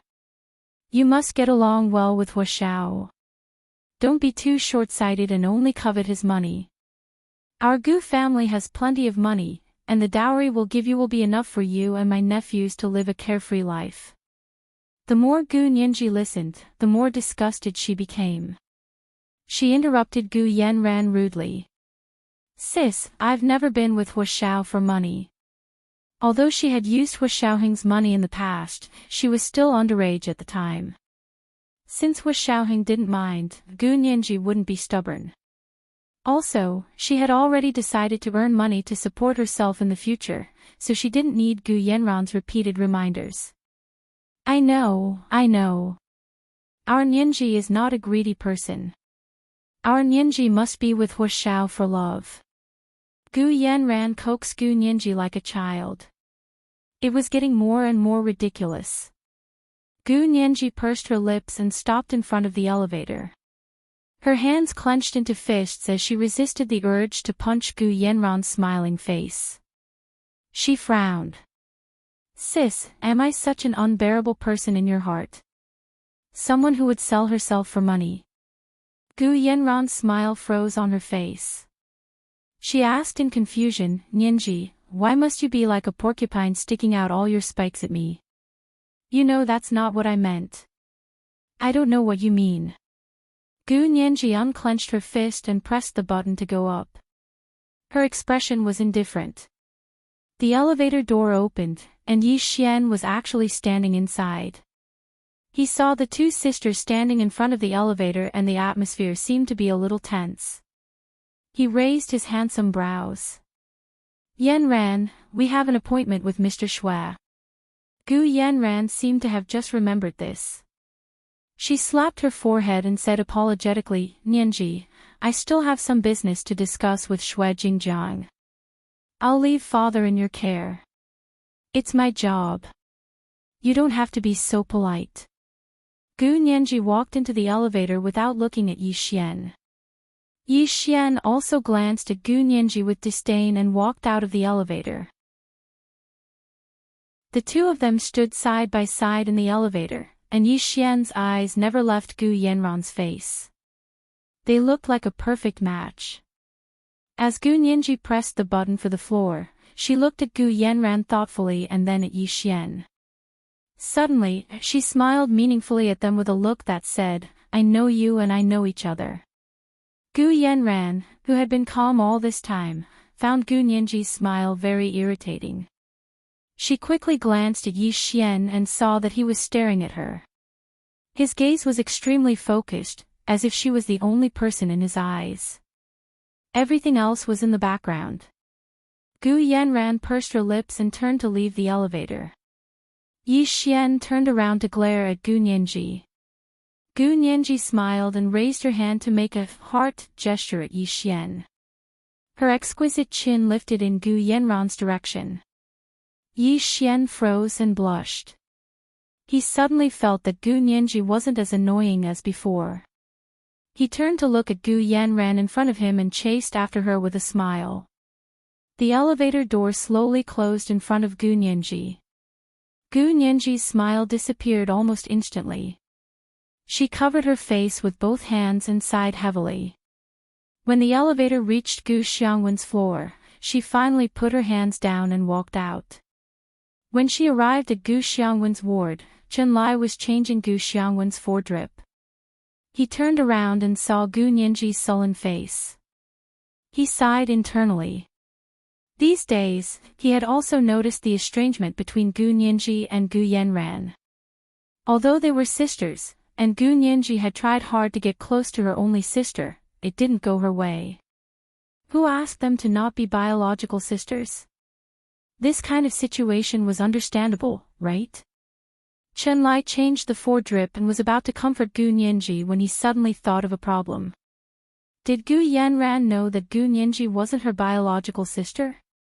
Then he thought about the method Hu Xiaoheng used to prove Gu Nianji's parentage, and Gu Yanran also agreed to this roundabout method. Did this mean that Gu Yanran already knew that Gu Nianji wasn't Gu Xiangwen's biological daughter? If that was the case, it would explain why Gu Yanran treated Gu Nianji and Yi Xian the same way. Since they weren't related to her by blood, it was only because they had been together for a long time that their relationship deepened. Just like Gu Nianji, she wasn't related to Hu Xiaoheng and the others by blood, but because she had grown up with them, she was closer to them than to others. Even Gu Yanran, her nominal sister, wasn't as close to them as she was to them. Chen Lai took off his gloves and threw them into the trash can. He waved at Gu Nianji. Nianji, come sit here. Gu Nianji sat on the sofa across from him and said listlessly, Brother Chen, what's up? Don't pull a long face. Chen Lai cheered her up with a smile. You didn't grow up with Gu Yanran, and you're not biological sisters either. Why do you care so much about her? I don't care. Gu Nianji looked at Chen Lai in shock. Why would Brother Chen say that? You don't care. Then why are you pulling a long face? Chen Lai didn't expect his guest to be wrong. I thought you were unhappy that Gu Yanran didn't treat you like a sister, huh? You think so too? Gu Nianji's interest was piqued. She rested her chin on her knees with both hands, her large eyes sparkling. I really don't think she treats me like family. She treats me like an outsider every time we talk. I'm not an idiot. How can I not understand what she's trying to say? She didn't expect Gu Yanran to be intimate with her right from the start. Also, she wasn't related to Gu Yanran by blood. They hadn't seen each other for so many years, so she had no idea how much sisterly love Gu Yanran still had for her. But regardless of whether they were related by blood or not, she was legally a member of the Gu family. She was Gu Xiangwen's youngest daughter. There was no doubt about that.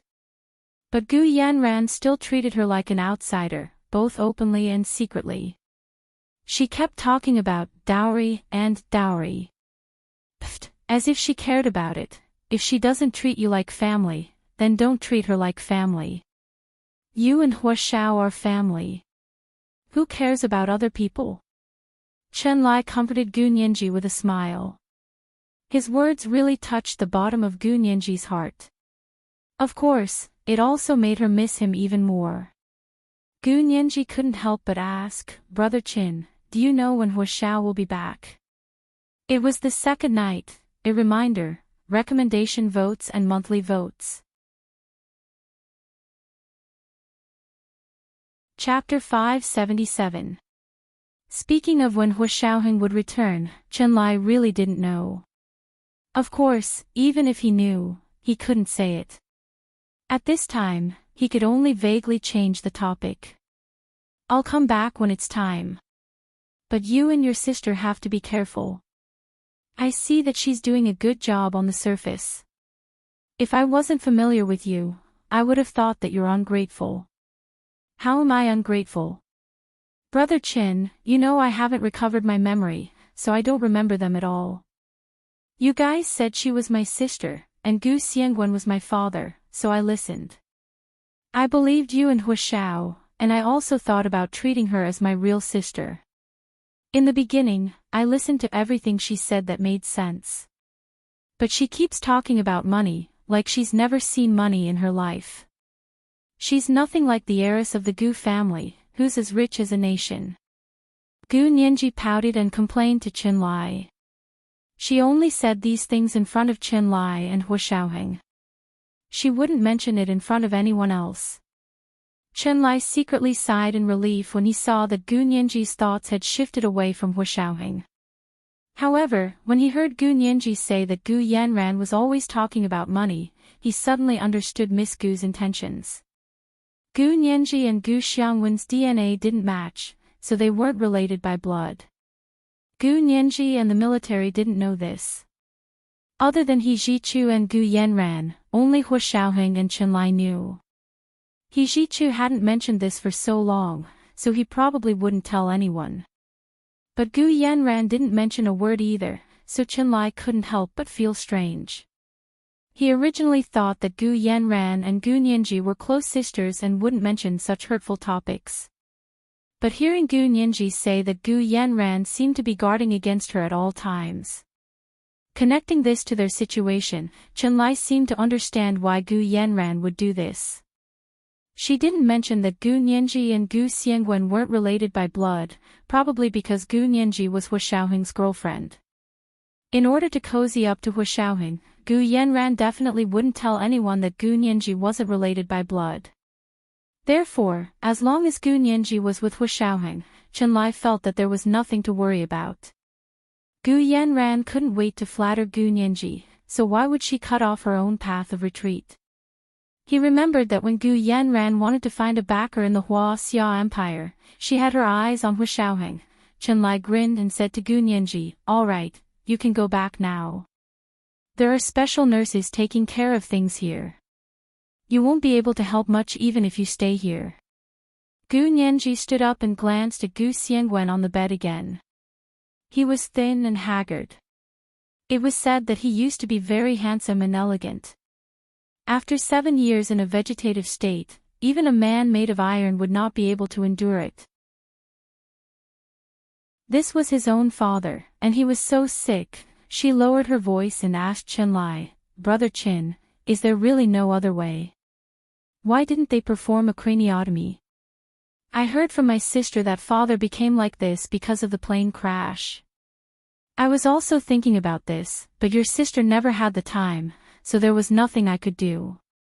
Chen Lai's eyes lit up and thought that this was how a daughter should behave. On the other hand, Gu Yanran was much more perfunctory. He didn't know if it was because she didn't believe in his medical skills or because she didn't want him to treat her, but she had asked her to talk about the plane crash for a long time. It wasn't easy for General G to come today.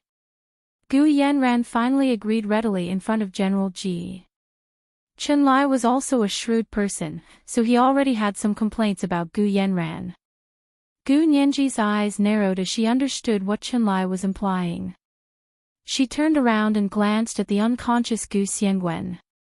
Why don't I try? You? Yeah, I'll ask my sister about the plane crash. As Gu Xiangwen's daughter, she had the right to know the truth. Oh, that's fine too. You ask her first. I want to know under what circumstances she found Gu Xiangwen and what injuries he had at the time. It would be great if we could find the medical records from back then. Chunlai quickly took out a pen and paper to write down a few necessary questions for Gu Nianji. Gu Nianji skimmed through it and quickly memorized it. She returned the note to Chunlai. Okay, no problem. I'll ask today.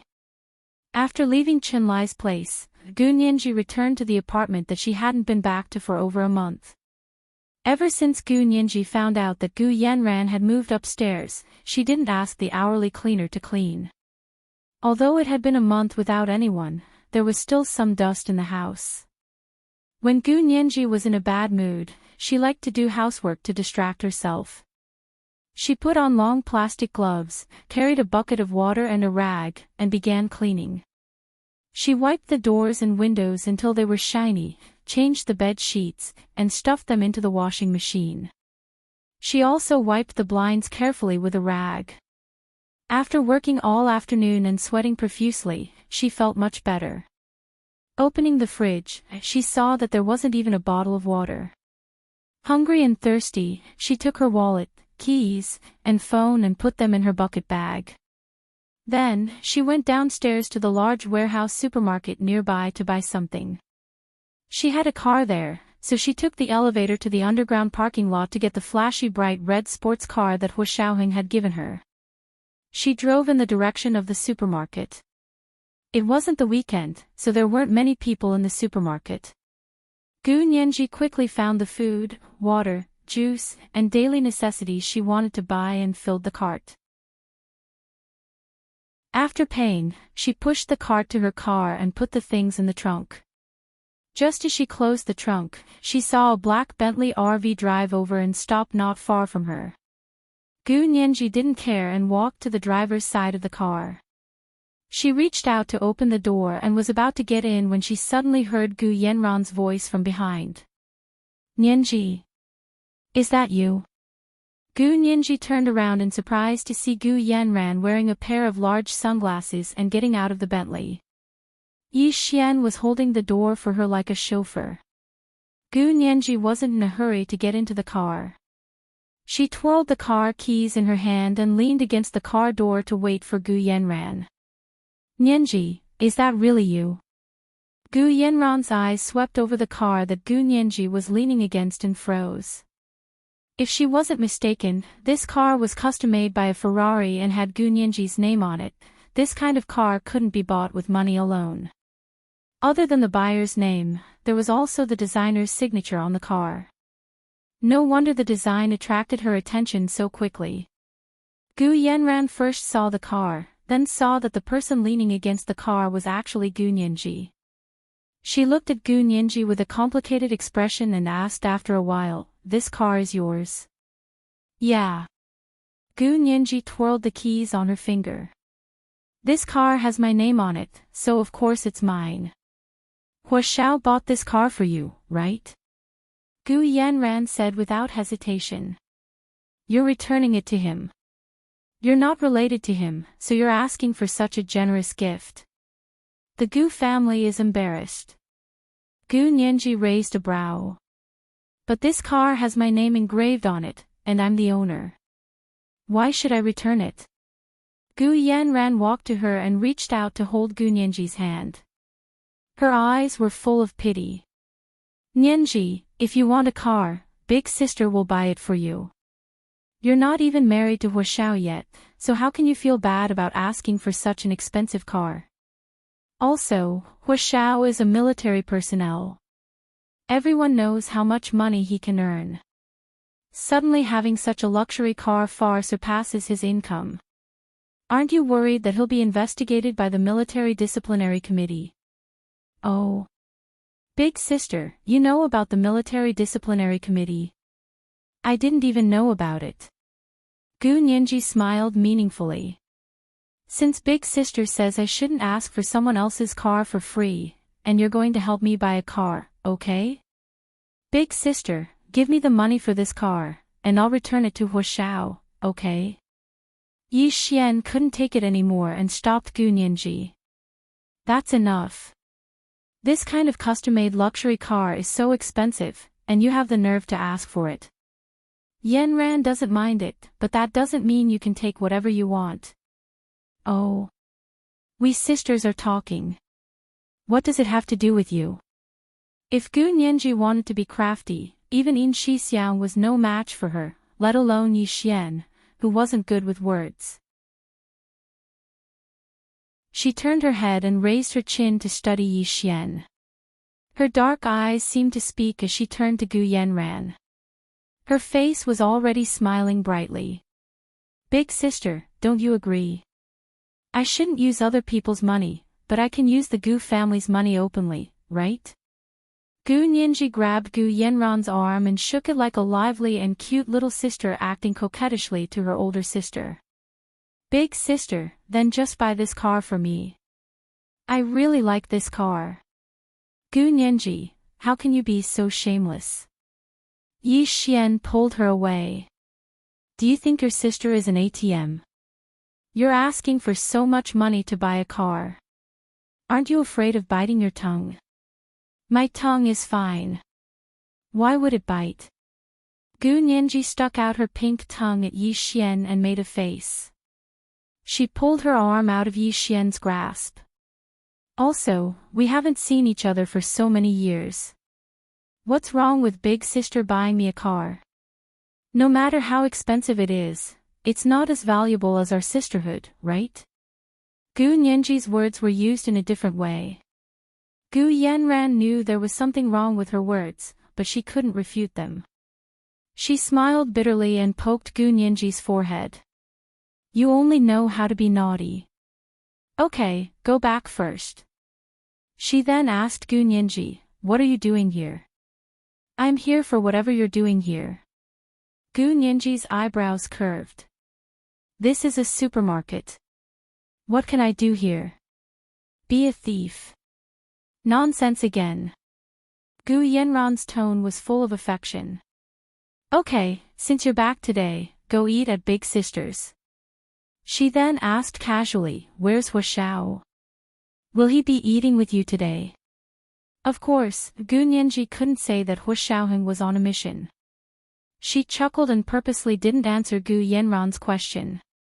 She pursued the previous topic. Big sister, I'll take your silence as a yes. I'm going to tell Huashao that my sister wants to buy this car for me. Oh my god. My Huashao is rich. He's rich. This is the first update. A reminder to everyone about the monthly votes and recommendation votes. There will be an extra update at 7 p.m. Chapter 578. What are you talking about? You're shameless. Gu Yanran couldn't help laughing at Gu Nianji's greedy expression. She reached out to poke the tip of her delicate nose. You're the only girl who's attracted to her husband now. What will happen in the future if you move your family's money to your husband's family? How is this girl who's attracted to her husband? Gu Nianji pretended to be confused and spread her hands. Sis, didn't you say I can't spend other people's money? Can't I spend my own money? I'm not even married, so where would my family come from? This logic was so logical that Gu Yanran didn't know how to respond. Yi Xian crossed his arms and snorted. You only know how to make things difficult for your sister. Aren't you annoying? Gu Nianji was infuriated by Yi Xian's sarcasm and turned back to him. Don't forget your surname isn't Gu. What does the Gu family's business have to do with you? Why do you care about how my sister and I spend our money? My father is sponsoring you to go to school, not inviting a bodhisattva to sit high above us and order us around. Yi Xian was even angrier than she was, but Gu Nianji's every word was reasonable, so he couldn't refute her. He could only continue snorting. Can't I help when I see injustice? Old Mr. Gu is sponsoring me, so I can't watch you treat your sister like this. Who are you to my sister? Why do you care how I treat her? Gu Nianji refused to back down and walked to her car door. She opened it and said without looking back, my sister and I are having dinner today. Unrelated people, please don't come uninvited. Who are you calling unrelated people? Yi Xian rushed over and blocked Gu Nianji's door, not allowing her to close it.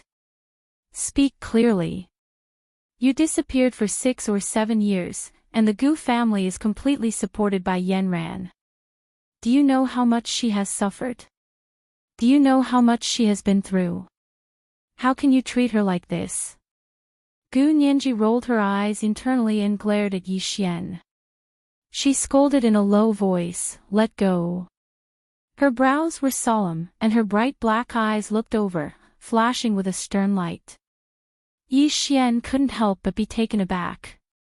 I really don't know how you studied in the United States.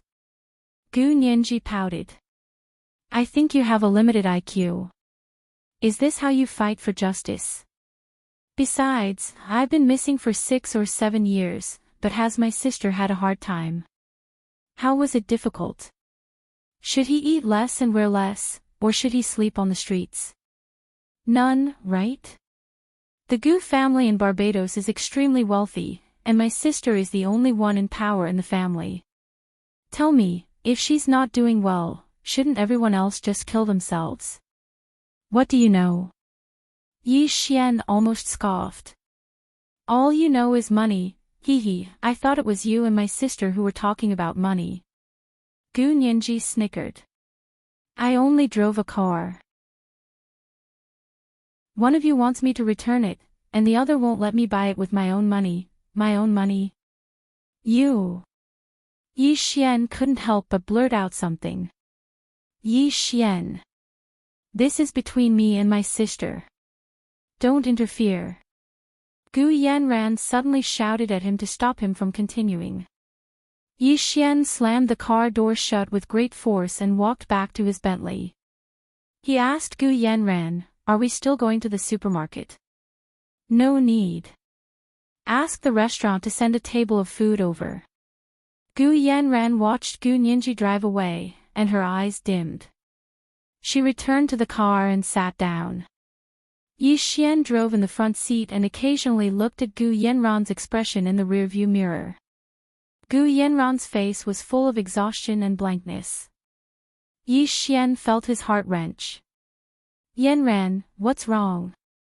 Don't take Gu Nianji's words to heart. She's been heartless since she was young. Did you forget that when you were young, she almost caused you to drown in the swimming pool? Yi Xian comforted Gu Yanran softly. People are fated to meet. You've worked so hard to find her for 6 or 7 years, but she doesn't appreciate it at all. Yi Xian, I won't allow you to talk about her like that. No matter how bad she is, she's still my sister and a member of the Gu family. I'll educate her well. Gu Yanran didn't seem to want to talk about this topic anymore. She propped up her head with one hand and leaned against the window. She looked at the scenery outside in silence. It was midsummer, and the weather was very hot. The afterglow of the setting sun shone on the ground and roasted the asphalt roads until they were soft. There was air conditioning in the car, so it blocked the scorching sun outside. There was only a refreshing coolness in the car. Yi Xian drove and saw Gu Nianji's flashy red custom-made Ferrari flash in and out of view in front of him. It drove like lightning, constantly overtaking other cars and changing lanes. He couldn't help but hate her even more. He frowned and said, Although Gu Nianji wasn't likable in the past, she wasn't as annoying as she is now. How did she get through all these years? What else could it be? She's just lucky. Gu Yanran smiled, and her voice became softer. She's always been very lucky. What did you say? Yi Xian didn't hear Gu Yanran clearly from the driver's seat and asked. Nothing. I said Nianji is very good. Gu Yanran nodded with a smile. Focus on driving. I'll order. As she spoke, she swiped open her phone and found a 3 Michelin-starred restaurant. She ordered a table of seafood and had it delivered to her apartment. Gu Nianji first returned to the parking lot downstairs. She carried a few bags of things back to her apartment. She had just finished packing when she received a call from Gu Yanran.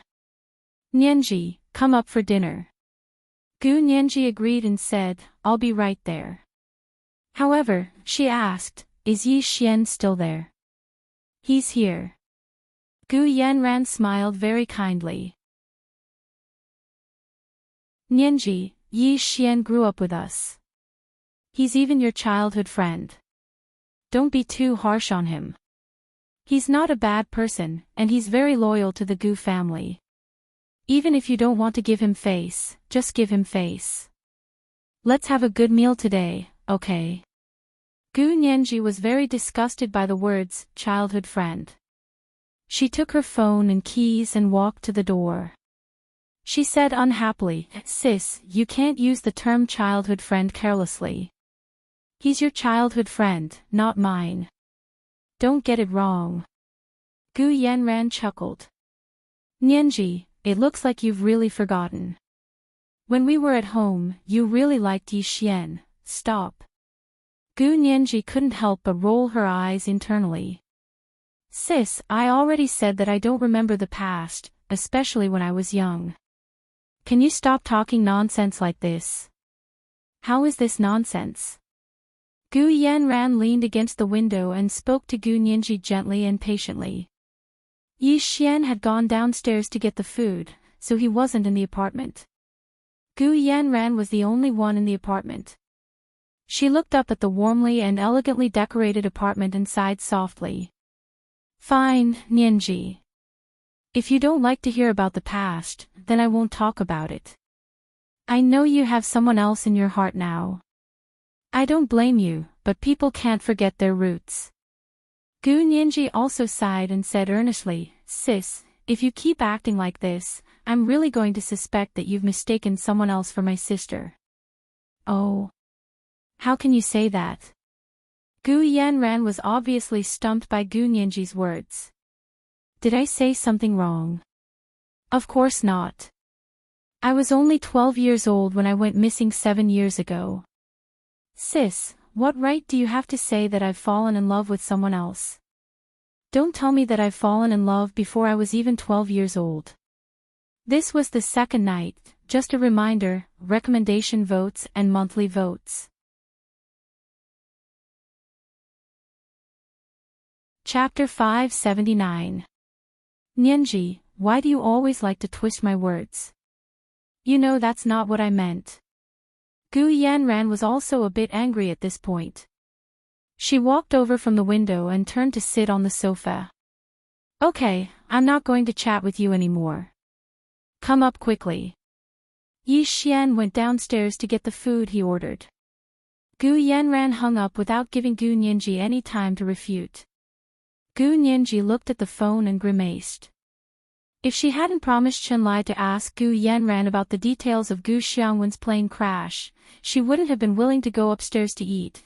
After entering the elevator and arriving at Gu Yanran's apartment, Gu Nianji pressed the doorbell and waited for Gu Yanran to open the door for her. Come in. Gu Yanran was waiting for her at the entrance. Yi Xian already brought the food. It's all the seafood and vegetables you loved when you were young, especially the lotus root. This restaurant makes it very authentic. Gu Nianji really liked lotus root and lotus root stewed with pork ribs, but it was summer now. Lotus root stewed with pork ribs was better in the winter and a bit dry in the summer. Thank you, sis. Gu Nianji relaxed and walked to the entrance to change her shoes. Gu Yanran placed several new pairs of slippers at the door. They were actually UGG casual slippers. She randomly put on a pair and followed Gu Yanran to the dining room. The decorations were very elegant. The dining table was covered with a lavender tablecloth that looked like it was made of real satin. It was too extravagant. Gu Nianji sat down quietly and looked at the dishes on the table. Although it was a takeaway, it was rearranged with gold-rimmed bone china cutlery that was the color of jade butterflies playing in spring. The jade-like bowls and plates were colorful. Although it was takeout, it was obvious that they had put a lot of thought into it. Eat as much as you want. We're all family.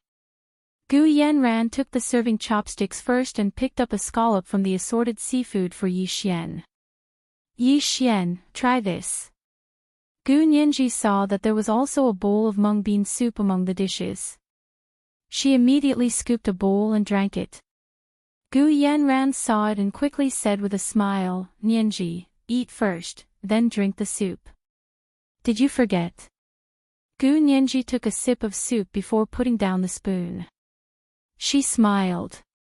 Sis, you should drink the soup first before eating. It will help you lose weight and help your stomach. Oh. Really? Who told you that? Gu Yanran was very interested.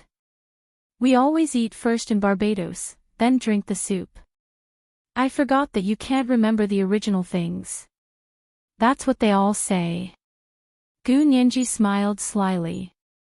The rich and powerful families here are very particular about preserving their health when they eat. They can't wait to only eat until they're 70% full. Gu Yanran kept nodding as she listened. The heritage of the aristocratic families is indeed not something we can compare to. Nianji, did Huashao teach you all this? Although Huashaoheng had taught her that, Gu Nianji didn't want to admit it to Gu Yanran.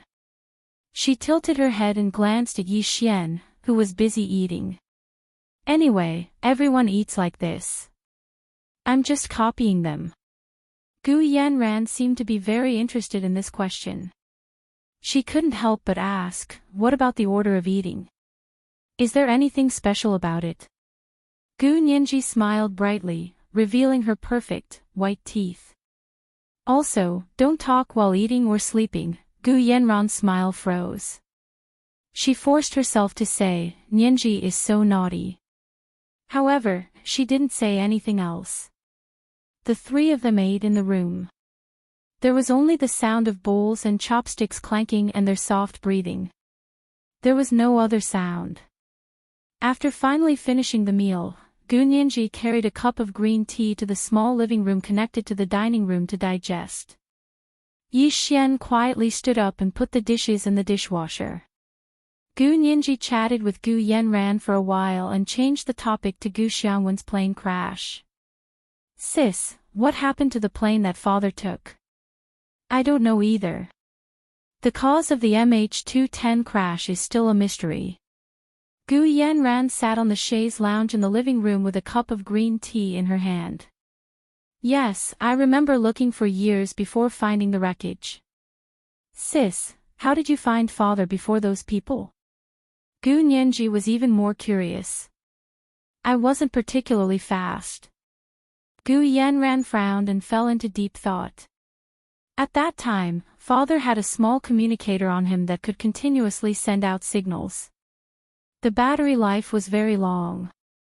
Although the communicator was very damaged, it could still send out signals. I used the signal from the communicator to determine father's location. Unfortunately, I was still one step too late. One step too late. Yes, if I had found them earlier, perhaps mother could have been saved.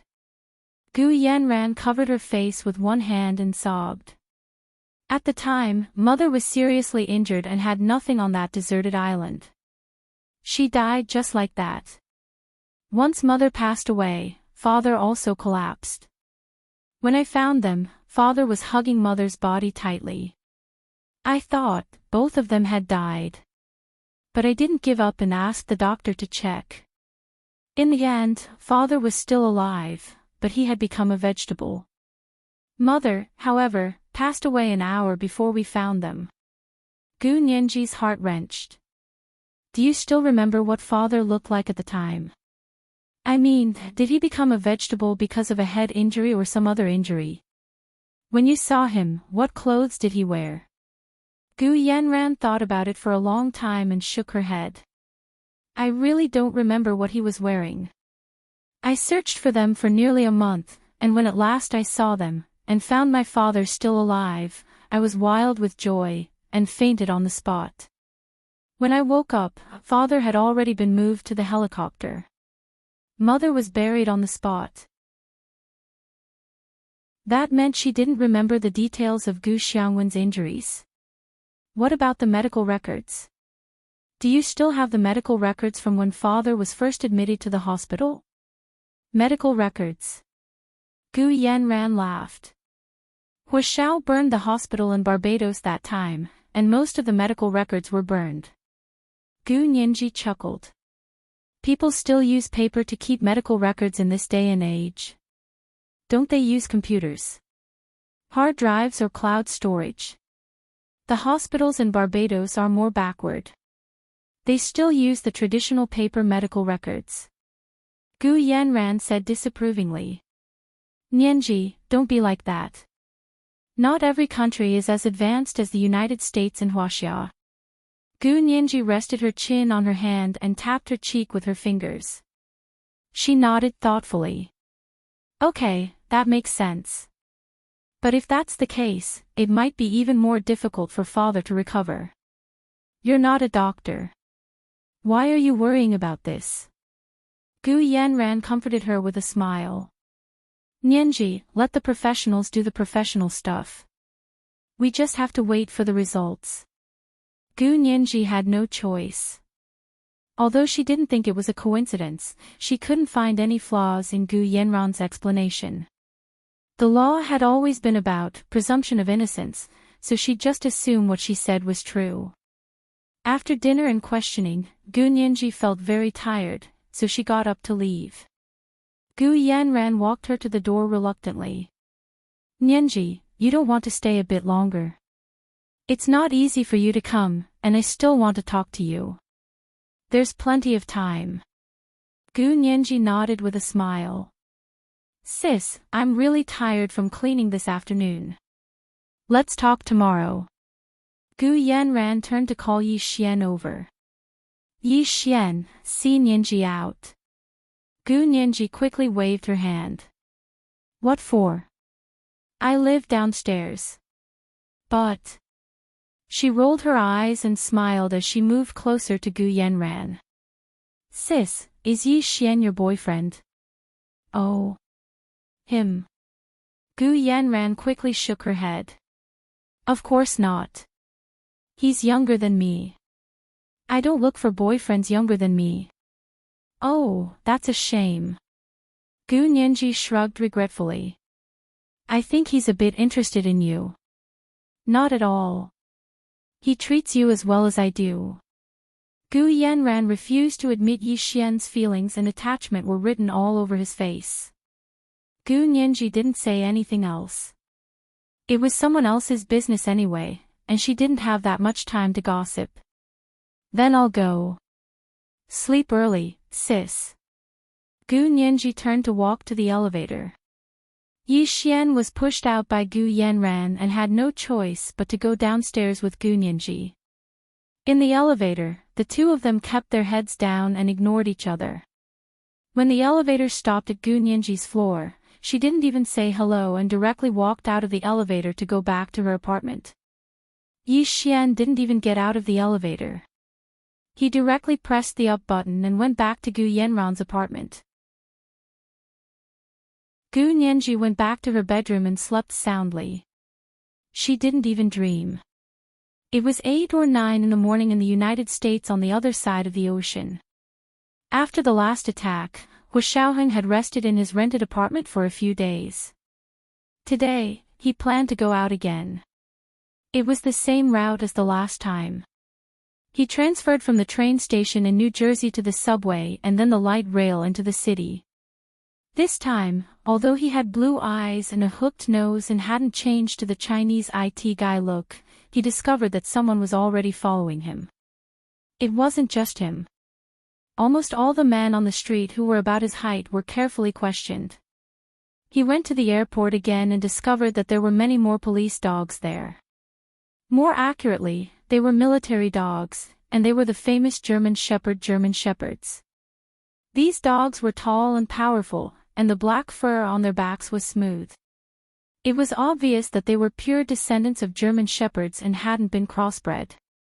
Hu Xiaoheng remembered that although there were some police dogs at the airport the last time he was here, most of them were drug-sniffing dogs, unlike the ones now. They were obviously not police drug-sniffing dogs, but military dogs. They might even be military dogs specially trained by the special forces. Were they here to deal with him? This was the first update. A reminder for everyone's monthly votes and recommendation votes. There will be an extra update at 7 p.m. P.S. Thank you to Raindrop6868 for kissing the 2 golden pigs yesterday. Mwah. Chapter 580. Hu Xiaoheng stood next to the gate at the entrance of the airport and watched the large airport baggage handling area as people came and went. Uniformed military police led military dogs through the crowd. It was obvious that what attracted them were Asian men who were as tall as Hu Xiaoheng. Hu Xiaoheng now looked like a mixed-race white man with a high nose and blue eyes. The military police probably wouldn't notice him, but the military dogs might not. Being able to use military dogs meant that someone had obtained something with Hu Xiaoheng's scent and trained the military dogs to search for him. Hu Xiaoheng's gaze was deep and obscure as he looked at the military dogs shuttling through the crowd. His brows gradually furrowed. Seeing military dogs, logically speaking, meant that a traitor had obtained something related to him and let the military dogs familiarize themselves with it, but he had been abroad for more than a month, almost 2 months. What scent could be retained for so long? Even if they obtained the clothes or daily necessities he had left in the country, after washing and storing them, the residual smell on them would be almost negligible. It would be impossible for the military dogs to detect them and track him based on the negligible smell. Hu Xiaoheng himself had a detailed understanding of military dogs. As far as he knew, there was no military dog in the world with such a sensitive nose. He put his hands in his trouser pockets and looked at the military dogs with a blank expression for a while. Finally, he decided to take the risk and give it a try. He wanted to see if his reasoning was correct or if the military dogs' noses were really out of this world. Like the people around him, Hu Xiaoheng also put on a pair of sunglasses and walked into the airport. He went to the United Airlines counter and pretended to look at the flight schedule. He squinted for a while. Then he turned around and saw everyone lined up in front of the automatic check-in machine with their tickets in hand. Hu Xiaoheng took out his wallet and walked forward unhurriedly as if he was looking for a ticket. Suddenly, he felt a slight twitch on the back of his neck, as if something was staring at him. Hu Xiaoheng didn't turn around and immediately understood that a military dog was staring at him. This was really too puzzling. Hu Xiaoheng was puzzled as he maintained his pace and walked through the crowd. At the same time, he opened a cigar box and took out a fat cigar. He tore open the wrapper and sprinkled the tobacco inside on the ground.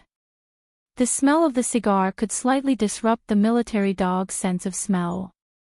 The confusion wouldn't last long, but it was enough for Hu Xiaoheng to leave the airport lobby and walk back to where he had come from. The pressure on the back of his neck disappeared, and he looked back. Sure enough, there was a strong German shepherd circling the place where he had just been standing. There were also traces of cigar smoke on the ground, which was very obvious on the clean, reflective ground. Hu Xiaoheng used this method to let his pursuers know that he was here. Although he wasn't caught by the military dogs on the spot, the cigar smoke was still visible to an expert. If the military dog's target was Hu Xiaoheng, and someone had used cigar smoke to disrupt the military dog's sense of smell at the airport, then there was only one conclusion: their target, Hua Xiaoheng, had appeared at the airport. Hua Xiaoheng didn't stay any longer. Instead, he called a cab and retraced his steps. He picked up his car from the train station parking lot in New Jersey and drove back to his high-class rented apartment. The trackers in New York probably hadn't thought of searching the area around New York yet. Hua Xiaoheng's continued appearance in New York City had largely confused them. After returning to his room, Hua Xiaoheng washed up quickly and began to think about what was going on with the military dogs. This phenomenon couldn't even be explained by a mole. How did the other party get his scent to train these military dogs? Also, the other party already had an effective way of searching for military dogs, so his disguise wouldn't be very useful. Because dogs couldn't see faces, they could only distinguish smells. Hua Xiaoheng thought about it in the apartment all night, but still couldn't figure out how the other party had done it. But it didn't matter that he couldn't figure out the reason, as long as he could deal with the military dogs. The next day, Hua Xiaoheng didn't go into the city again. Instead, he went to the nearby Macy's department store and bought some different scents of perfume. He mixed a perfume that smelled like fox odor and carried it with him. This scent could greatly mask his own scent and affect the military dog's sense of smell. When he went into the city a few days later, he found that the military dogs were no longer limited to the airport, but could be seen in many places in New York City. It must have been hard on them. Hua Xiaoheng's heart didn't waver, and he even wanted to laugh. He almost swaggered past the military dogs, but none of them paid any special attention to him. The streets of New York were extremely hot in the summer, and the German shepherds stretched out their tongues and panted under the sun, but they still dutifully searched for every possible person and place. Hua Xiaoheng came to the smoking area in front of a skyscraper, took out a cigar, lit it, and took a few puffs. He didn't stare at the military dogs nearby, but he kept watching them from the corner of his eye. Not long after, the uniformed military police left the block with the military dogs and continued to search other blocks. Hua Xiaoheng blew out a smoke ring in the direction they left, almost wanting to whistle. But it was just a thought. Making a sound at this time would be asking for trouble. He threw the cigar into a nearby trash can, put his hands in his trouser pockets, and slowly walked the streets of New York in the middle of summer. Manhattan's Fifth Avenue gathered the world's top luxury stores.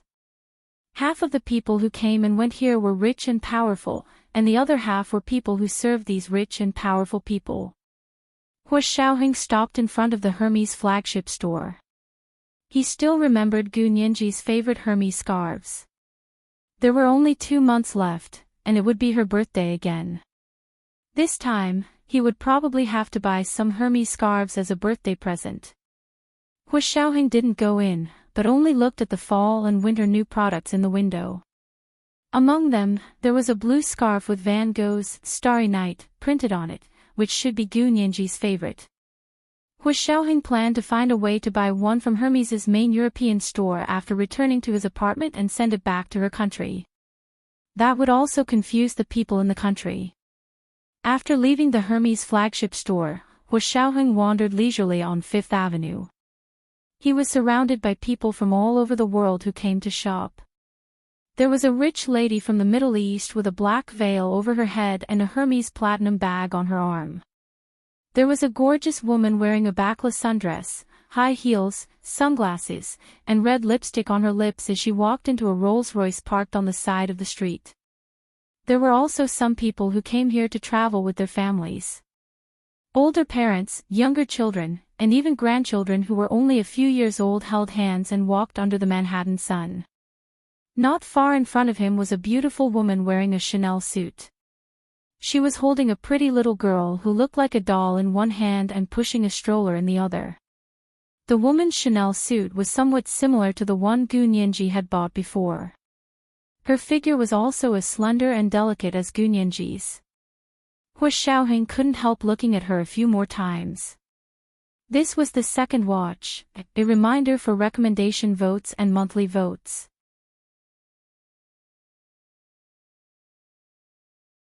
Chapter 581. The Caucasian woman in the Chanel suit was flanked by two chubby middle-aged Mexicans. They were probably her nannies. They were helping her carry the bags of loot she had just bought. Not long after they left, the sound of a baby crying came from the stroller. The woman put down the little girl she was carrying and bent over to look at the child in the stroller. The two middle-aged Mexican women stopped and looked around. They were attracted by the famous shops on the street. The little girl who had just been put down looked no older than 3 or 4 years old. She turned her head and saw a clown holding a balloon smiling at her across the street. She giggled and waddled away from her family and nannies, jogging across the street. The clown was a gimmick for the shop across the street to attract customers. When it saw the little girl running over, it was very friendly and even gave her a yellow hydrogen balloon. The overjoyed little girl grabbed the balloon rope and ran back.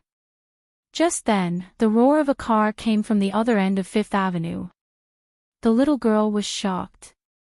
She couldn't move in the middle of Fifth Avenue. She could only watch as a few black Cadillacs rushed over. It was a summer afternoon in New York City. The skyscrapers on both sides of Fifth Avenue were so tall that they even blocked some of the sunlight. The aggressive Cadillacs rushed over, and the pedestrians screamed and dodged.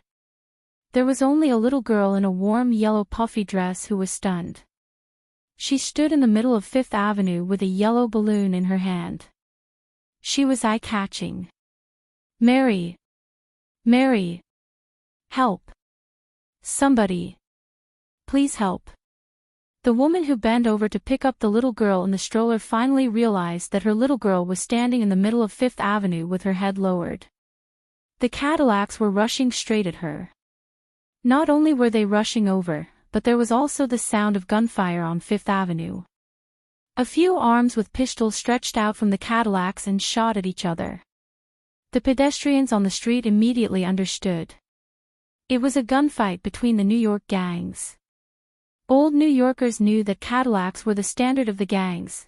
New York had been full of military police these days to catch the so-called Chinese kidnappers. However, the New York gangs had suffered heavy losses. They all believed that the New York police had purposely attacked their power in the name of searching for the Chinese kidnappers. Therefore, the gangsters who had been holding back for the past few days were finally going to let go of their courage and do something.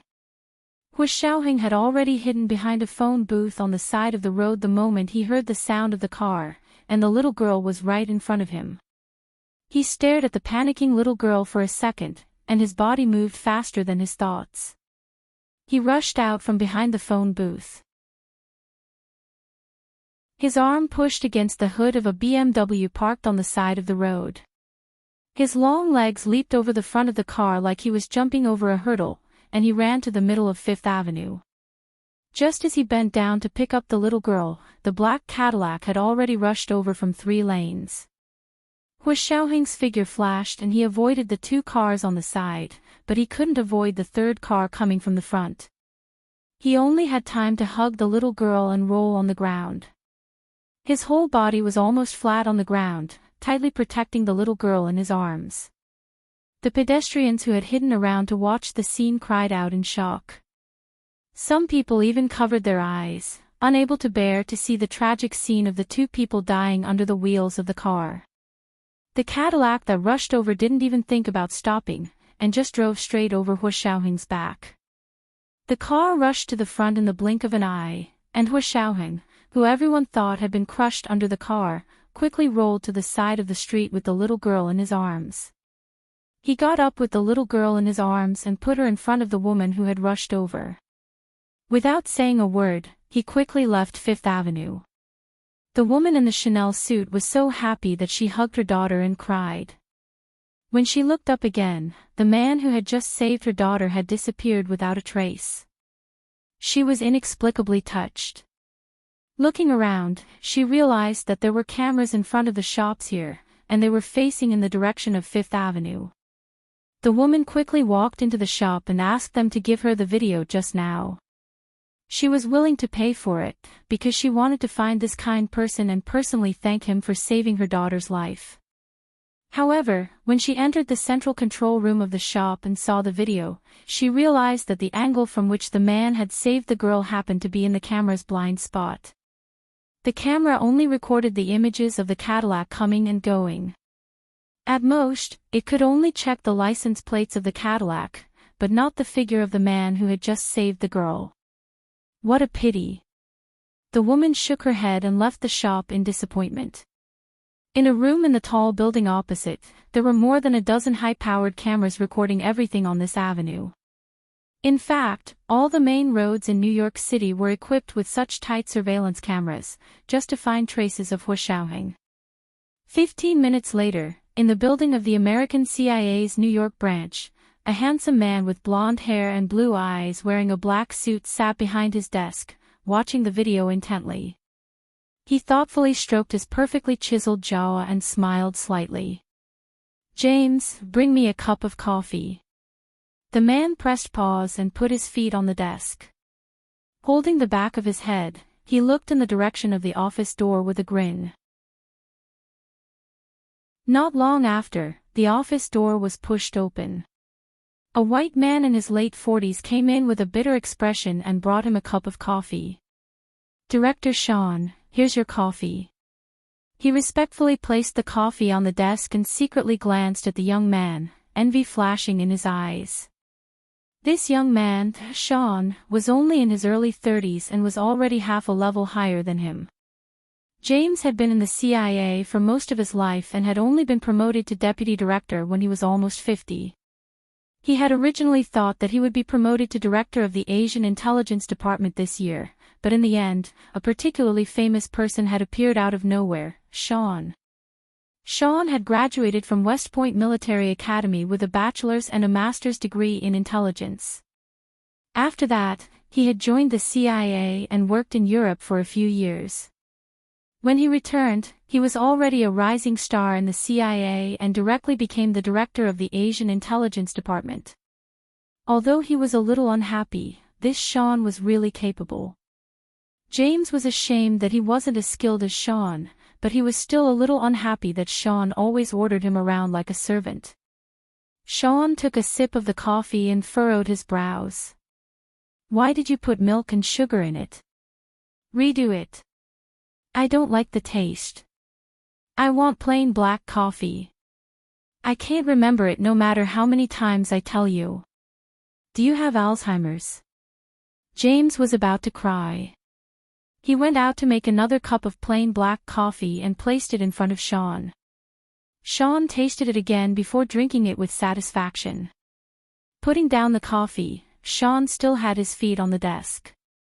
He asked James proudly, "Did you see this video? What do you think?" James glanced at it and saw that it was a video of a white man saving someone from Fifth Avenue. He clasped his hands together and said, I think this person is very brave, very powerful, and very kind. He saved that little girl, didn't he? That's it." Sean looked James up and down with his sapphire blue eyes. TSK, no wonder you're still a deputy at your age. With your foresight, it's already an honor for you to be a deputy. You should be a cleaner, serving tea, and pouring water for people. You shouldn't be a CIA agent. Humiliation. This was definitely humiliation. James was so angry that his entire body was shaking. He glared at Sean and clenched his fists tightly, but he didn't move. He didn't dare do anything to Sean. Although Sean hadn't worked with James for a long time, he already knew the personality of this old man of few words. He was someone who couldn't even be hit 3 times with a stick. Sean sneered and shook his head. "Are you angry? You don't like it, right? I'll make you like it." As Sean spoke, he replayed the video for James to see. Look at his movements. He placed one hand on the hood of the car, crossed the front of the car, grabbed the little girl, rolled on the ground, and hit himself under the car's chassis. This kind of judgment, this kind of angle, this kind of movement, don't you think it's very familiar? Familiar. I just think he runs faster and has better luck, just like you, Mr. Sean. James couldn't help but mock Sean. Sean laughed. James, are you mocking me? What right do you have to mock me? I'm the commander, and you're the deputy because I can see things you can't. As he spoke, he pointed at the computer screen. Look, he jumped with one hand and rolled on the ground to avoid the speeding car. It's all standard military movements. Military? James looked up abruptly. What military? I don't remember our military doing this. James had been a retired U.S. military officer before joining the CIA. Sean laughed and slammed the table. Of course he's not our military. He's from the Xia Empire.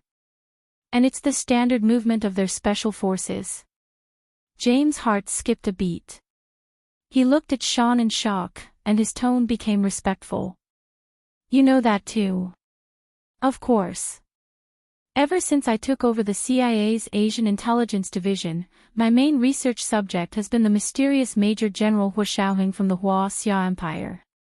I've collected all the information and video recordings ever since he joined the military. Do you want to see the training footage of him learning from the founder of Israel's Mossad? You can even get your hands on that. You're amazing. James looked at Sean with admiration. If you say so, then so be it. I'll obey you unconditionally.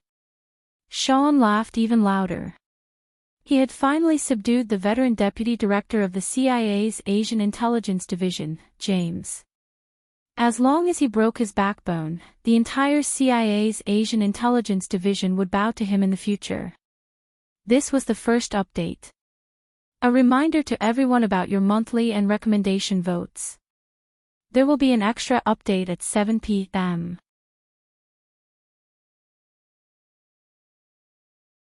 Chapter 582. James stood behind Sean and watched intently as the computer replayed the tall white man's lightning-fast movements over and over again. Not only did it require a very strong coordination ability, but it also required astonishing explosive power and unparalleled judgment to make such a move in the blink of an eye and save the little girl's life. Look, his rolling and lying flat on the ground is actually a standard movement of the Xia Imperial Army Special Forces. It's what snipers do when they lie in the trenches to hide themselves from battle tanks. After Sean finished laughing, he explained his discovery to James. I didn't think he would use it on the road to avoid a speeding car. Sean shook his head. He's crazy, it was too dangerous. If the car had been slightly off course, he and the little girl would have been crushed to death, James muttered as he looked at the computer screen with lingering fear. He couldn't describe how he felt. Yes, so he's crazy. A normal person wouldn't make this kind of judgment, and they wouldn't try to save someone when they're on the run. Sean scoffed. Isn't he giving himself away now? You still think he's the Xia Imperial Major General. But he's white. James pointed at the man's obvious blue eyes on the HD video. Sean sneered. James, I think you should retire. You don't know anything about current technology. Go to the lab and find special contact lenses for blue eyes like that. Forget blue eyes, you can even get red and white eyes. So it's special contact lenses. James exclaimed again. He was very excited. That's good. It proves that this person is the person we're looking for. What's the point of proving it? Sean suddenly understood. He was furious and pushed everything on his desk to the ground. I don't know where he is. I don't know where he's going. There are more than 10 million people in New York. How are we going to find him? Are we really going to search every house? Do you know why he suddenly jumped out to save someone? He's provoking us. Provoking us. Sean had never felt so aggrieved ever since he joined the CIA. He had always been a cat, watching coldly as a mouse ran away in front of him. He didn't expect that this time, he felt like he was a mouse and the other party was a cat. Moreover, He felt like he was being toyed with.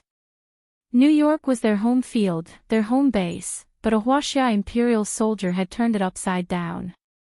They should all die. Was there anything more infuriating and hateful than being able to see it but not catch it? These videos don't record the direction he left in. James asked, puzzled. We've installed HD cameras on all the main roads. What's the use of that? Sean practically roared right into James's face. His saliva flew everywhere, but James didn't dare wipe it away. He could only endure it. You think he is as stupid as you? He knew he was being watched, but he still led you back to his place. I'm telling you. The direction in which he left definitely isn't where he's hiding. Sean waved his hands and roared like a madman in the office. James hung his head. A man in his late 50s was being lectured like a grandson by a man of 30. Scram! Send me the footage from all 4 directions. I'm going to find out where he went even if I don't sleep tonight. Sean kicked James one last time before ending today's lecture. James walked out of Sean's office and felt like he had aged 10 years. He returned to his office and turned on his computer. He stared blankly at the image of him entering his password on the screen. He struggled every day between resigning and not resigning. If he resigned, he wouldn't have to watch this annoying person humiliate him every day. But if he resigned, what would happen to his child's college education? Who would pay for his tuition? What about his mortgage? He still owed the bank a lot of money. His wife was a housewife. If he resigned, their family would immediately be in trouble. Even medical insurance would be a big problem. He couldn't afford to lose this job in today's society. At least he had the best medical insurance in the country when he worked for the CIA. James comforted himself with this and finally calmed down. He began to gather the footage from all 4 directions on 5th Avenue and send it to Sean after organizing it. Sean didn't just sit around either. He found someone he knew at the TV station and put the video on the TV. He used the excuse of finding the kind-hearted person who saved James's life.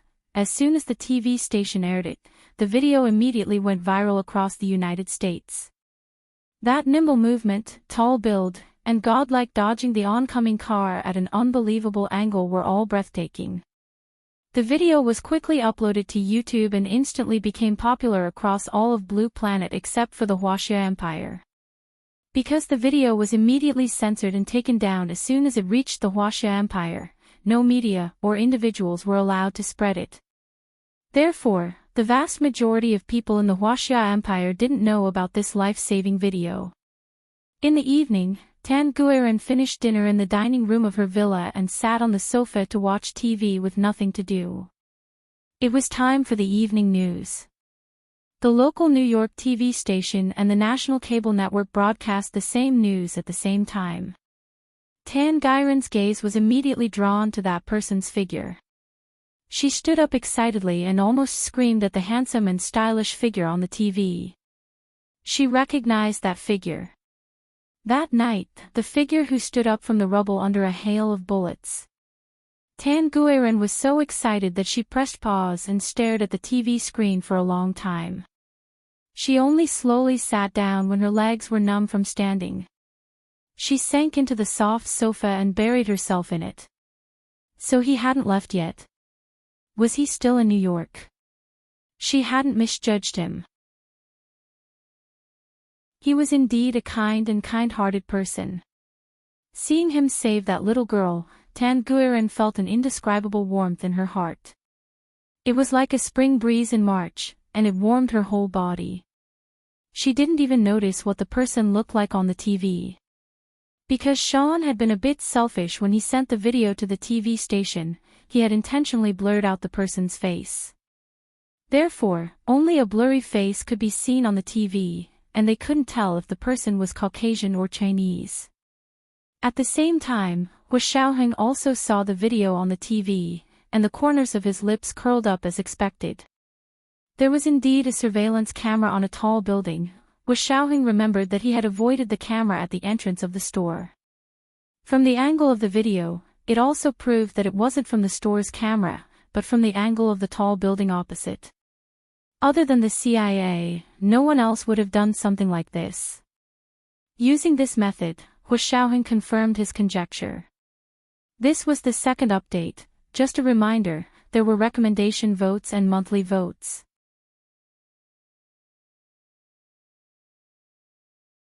Chapter 583. Although the TV didn't broadcast a clear image of him, the CIA definitely had internal videos. Hu Xiaoheng thought about it and threw away his blue contact lenses. At the same time, he took off his aquiline nose. Looking at his original appearance in the mirror, Hu Xiaoheng felt a bit unfamiliar. Without the blue contact lenses, Hu Xiaoheng changed into a pair of large, black-framed glasses. With these glasses on, other than Gu Nianji, even his parents probably wouldn't be able to recognize him at first glance. Hu Xiaoheng smiled darkly at the mirror. Although his actions today were a bit risky, he had to make a risky move to break the stalemate and confuse the mastermind. Looking at his watch, it was already 9 p.m. It should be 9 a.m. in the Xia Empire, so Nianji should be up by now, right? Hu Xiaoheng silently took off his black-framed glasses and put them back into the glasses case. Rubbing his phone, he realized he actually had the urge to call Nianji. But his years of training quickly made him give up on the idea. In the end, he turned off his phone and went to sleep. In the next few days, Hu Xiaoheng often wore a classic Ralph Lauren blue and black striped shirt, straight fine wool trousers, and a pair of comfortable Oxford shoes. He dressed like a yuppie and was completely different from the nimble and fierce figure on TV. The people in his apartment building were also talking about the hero who saved people, but no one connected the yuppie with the black-framed glasses and the hero. Taking advantage of not going out for a few days, Hu Xiaoheng used a proxy IP to log into the European Hermes official website. Finally, he used a French shipping address to purchase some Hermes scarves and sent them directly to Gu Nianji's San Juan apartment in the imperial capital. What he didn't know was that the Hermes official website suddenly malfunctioned that day. The French shipping address he filled in was somehow changed to a German shipping address, and it was a German place that the Xia Empire citizens were recently familiar with. It was summer break, and Ma Qiqi found a law firm to intern at. She left early and returned late every day, and was often the only one left in the dorm. That day, she had nothing to do after waking up. She didn't want to go to the library to research and write a thesis, so she stayed in the dorm to play games. After playing all morning, her neck was sore. Rubbing the back of her neck, she got up to wash up and prepare to go out for lunch. Looking at her watch, it was almost lunchtime. Suddenly, the voice of the resident manager came through the dorm speakers. Gu Nianji. There's a package. Gu Nianji was very surprised. Who would send her a package? She casually tied her long hair into a ponytail, took the dormitory key and went downstairs. A UPS truck was parked in front of the dorm building, and a delivery man handed her a small cardboard box. Gu Nianji. Yes, that's me. Gu Nianji showed him her ID, then signed it and took the small paper box. She flipped the box around for a long time and saw that it was from Germany. The address looked familiar. The box felt light in his hand and was tightly sealed. He had no idea what was inside. Gu Nianji returned to her dorm and placed the box on her desk. She stared at it silently for a while before putting on gloves and using a paper cutter to cut the tape on the box. She tore open the packaging and revealed the familiar orange-red Hermes packaging inside the carton. Hermes scarves. It was from Germany. Gu Nianji's heart was pounding. Her first reaction was that Hu Xiao had sent it to her. Only Hu Xiao liked to buy her Hermes scarves for her birthday. Although her birthday was still 2 or 3 months away, it didn't stop Hu Xiao from planning ahead and preparing for everything. Was Hu Xiao using this method to make her feel at ease? Although he couldn't tell her where he went or what he was doing, a scarf mailed from afar could subtly tell her that he was doing well. Gu Nianji hugged her silk scarf as she sat in front of her desk. Her heart was warm, like a traveler who had finally found a warm fire after trekking through a world of ice and snow. She wanted nothing more than to throw herself into the fire, even if it burned her to ashes. So Hua Xiao was in Germany. Gu Nianji took the box and carefully looked at the address on it. She entered the address into the computer and finally found the place. When she saw the German city that Huaxia Empire's citizens had recently heard of, Gu Nianji couldn't help but widen her eyes. She suddenly felt like all her doubts had been answered. Hua Xiao must have gone to Germany, right? Because of the murder of the Huaxia female exchange student in Germany. Calculating the time, Hua Xiao had left the country for a mission not long after the crime happened and people in the Huaxia Empire didn't know about it yet. One of the important duties of the Special Operations Forces was to protect the interests of the Huaxia Empire overseas. It seemed like this case was unusual. Gu Nianji looked at the series of searches related to the case on the computer thoughtfully. Her hands began to itch. Of course, Hua Xiao didn't know about the blunder that appeared on Hermes' official website. He stayed in his apartment for a few days and didn't go out. He relied on the internet to communicate with the outside world. The CIA was wandering around like headless chickens. The search seemed to be gradually expanding from New York to the surrounding areas. Hua Xiaoheng changed his clothes and disguised himself as a Huaxia IT man. He carried a backpack and wore flat shoes before heading to New York again. This time, he didn't go to Fifth Avenue. Instead, he went around Fifth Avenue and strolled outside the CIA's New York branch. The CIA couldn't believe that the person they had set up an inescapable net to search all over New York was right under their noses. The most dangerous place was also the safest place. This maxim was also applicable in the United States. The streets near the CIA branch were very quiet and peaceful. There weren't as many cameras or police cars roaring around. Everyone had a warm smile on their faces, wearing short-sleeved t-shirts or dresses, walking under the summer sun.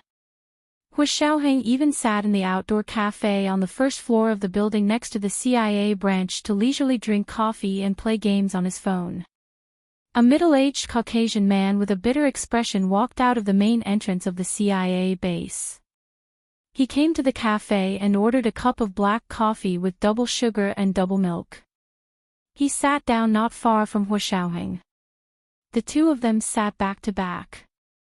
Hua Xiaoheng quietly took a sip of his coffee. Out of the corner of his eye, he saw a few more CIA agents sitting next to the middle-aged man. They were gathered together, holding a healthy lunch they had bought from Chipotle. Everyone had a cup of coffee in front of them, and they were eating and complaining at the same time. James, you're just going to watch that kid ride roughshod over us. There are so many people in our branch. Why did you have to promote him? Exactly. You're the soul of our branch. We all respect you. I get angry when I see that kid's smug face. He's ordering you around like a servant every day. We can't stand it anymore. These people were filled with righteous indignation for the middle-aged man who had a bitter expression on his face. Moreover, they all looked sincere. They really weren't just saying that. Hua Xiaoheng's ears perked up and gathered the information he needed from their words. Hua Xiaoheng was no stranger to the bitter middle-aged man's appearance. This was James, an important figure in the CIA's Asian Intelligence Division. He was one of Hua Xiaoheng's main rivals.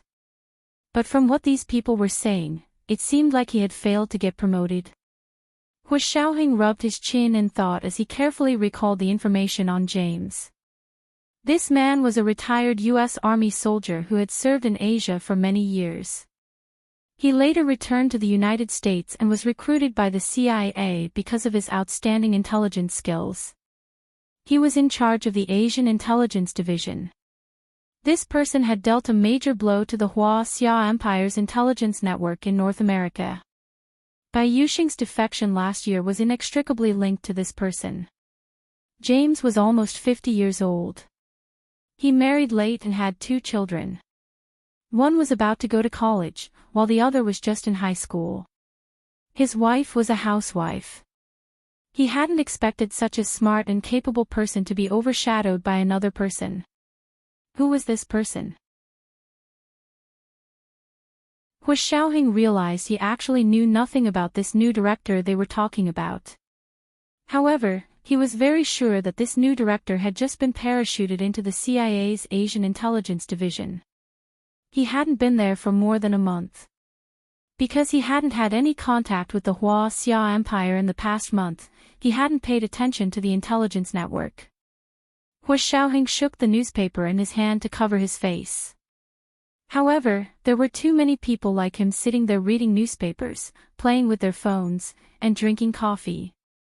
They were all white-collar employees of the nearby buildings. His appearance completely blended in here, like a drop of water blending into the ocean. Even the smartest spy didn't notice him. In fact, Sean had also come to this cafe. He was already a little unhappy when he saw a few older people from his division surrounding James. He walked over with a straight face and said sternly, "Lunch is only half an hour. You've already been out for an hour." Those people quickly stood up and hurriedly cleared the table before hurrying back to work. James was the last to stand up and said to the angry Sean, "Sir, I'm not feeling well. I want to take half a day off and go home to rest." "Not feeling well? Do you have a doctor's certificate?" Sean asked sharply. "How can I trust you without a doctor's certificate?" "Sir, according to CIA regulations, a doctor's certificate is required to take more than 2 days off. I'm only taking half a day off, so I don't need a doctor's certificate." James finished speaking slowly and got up to leave the cafe. Sean looked at his receding figure and clenched his fists angrily, but there was nothing he could do. Hu Xiaoheng waited for Sean to leave before slowly standing up and following in the direction James had left. This was the first update. A reminder to everyone about your monthly votes and recommendation votes. There would be an extra update at 7 p.m.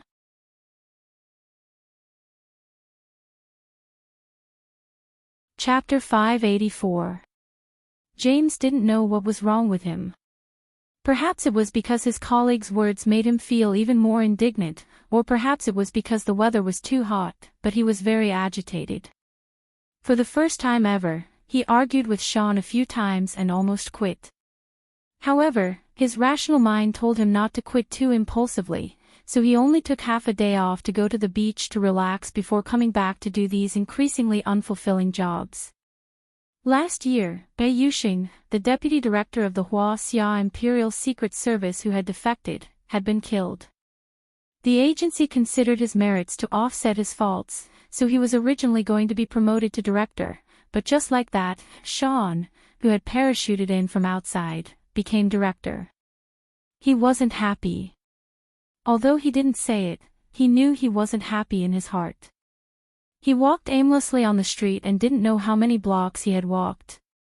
After another turn, he would be at the beach. James suddenly realized that the back of someone not far in front of him looked very familiar. It was a tall man dressed casually in a simple white shirt with the sleeves rolled up, khaki trousers, white Oxford shoes, and black hair. When he turned his head, he could see that the man was wearing a pair of sunglasses that covered most of his face. It was a very ordinary outfit, but there was something unusual about it. James's eyes narrowed. 2 years of intelligence work had trained him to have sharp instincts. Although he wasn't as good as Sean in some areas, his age and experience were there for all to see. High IQ couldn't make up for that. Experience required time. The only thing he had more than Sean was that he had lived a few more years.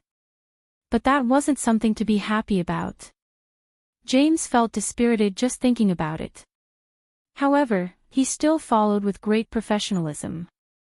He was the deputy director of the CIA's Asian Intelligence Division. This was his job, and he had to do it. Hua Xiaoheng walked leisurely in front and looked around the place. He had purposely exposed himself in front of James in order to beat him at his own game and catch the mole hidden within the Hua Xia Empire. In order to find the mole the CIA had planted in the Hua Xia Empire, Hua Xiaoheng had thought about it for a long time. In the end, he decided to give them a taste of their own medicine and use the mole against the mole to find the person. After careful observation and consideration, Hua Xiaoheng felt that James was a good mole candidate. Even though James had the same idea. Just like that, the two people with ulterior motives unknowingly approached each other. The place they came to was a villa area in Long Island, New York. The people there were either rich or respectable. There were many leisure places in the seaside park, which was a good place for people to cool off in the summer. Hua Xiaoheng first sat down in a pavilion by the sea. The pavilions here were all modeled after the Hawaiian grass huts, which indeed had a unique flavor. When James walked over, he habitually looked around to make sure there were no other ambushes before he slowly walked over and sat down on the other side of the pavilion. The two of them looked at the sea quietly for a while. James greeted him with a smile. "May I ask where you are from, sir? He looks very familiar." Hua Xiaoheng looked shocked. "No way. I've never known you before. Why do you think I look familiar?" "Hee, maybe people look alike." James grinned. "A few days ago, there was a kidnapping case here. Have you seen the news? Do people still watch TV these days?" Hua Xiaoheng also laughed. "I only surf the internet. I'm not interested in TV." "Oh, there's a video online too. Didn't you watch it?" James took out his phone and secretly wanted to take a photo of Hua Xiaoheng. Hua Xiaoheng seemed to turn around unconsciously, leaving only a view of his back for James. James didn't manage to take a photo, and Hua Xiaoheng had already turned to look at his phone. James could only give up on the idea and show Hua Xiaoheng the video. Hua Xiaoheng rubbed his chin and watched it calmly. He smiled. "Not bad. It's quite interesting." "Not only is it interesting, but it's also valuable," James said meaningfully. "Actually, I think this person is very impressive and powerful. If he were to work for us in our country, his value would be even greater." Hua Xiaoheng's heart sank. He didn't expect James to want to instigate him. He really underestimated the loyalty of these CIA agents to the country, but so what?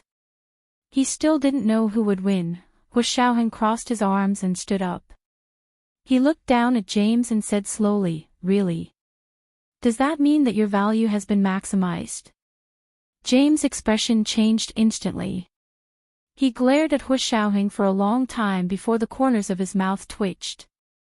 "I don't understand what you mean. I'm talking about your value, not mine." "Yes, I know. My English isn't worse than yours." Hua Xiaoheng's English was authentic with an Oxford accent. It was very different from James' Southern American accent. It was like a British aristocrat standing in front of a Southern American farmer, arrogant with a hint of modesty, polite yet distant. James finally recovered and smiled sheepishly. "Then do you want to think about it? You see, I'm very sincere in talking to you." Hua Xiaoheng also smiled and said, "I'm more sincere." "Mr. James, are you sure you want to do this and then have this great achievement be used as a stepping stone to climb up?" This sentence hit the deepest part of James's heart where he was most unwilling. As long as he was unwilling, he wanted to change. Hua Xiaoheng had accurately seen James's unwillingness to admit defeat. James hesitated.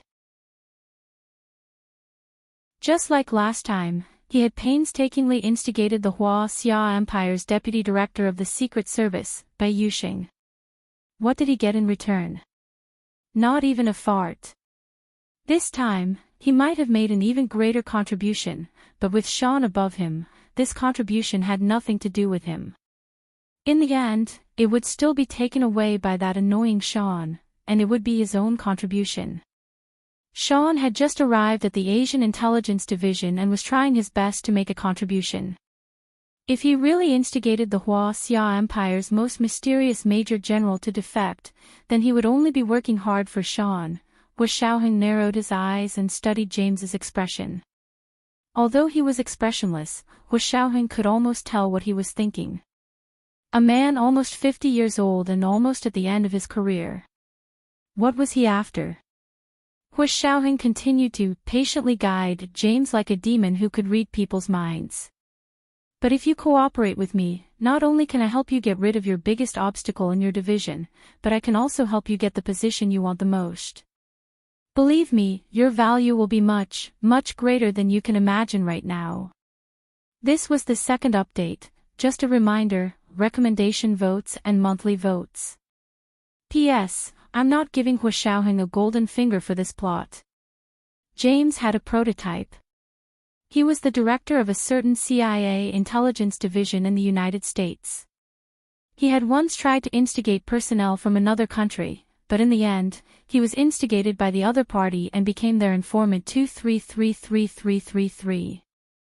This person was later discovered by the FBI and sentenced to permanent imprisonment. He was still serving his sentence. This is what happened in 199X.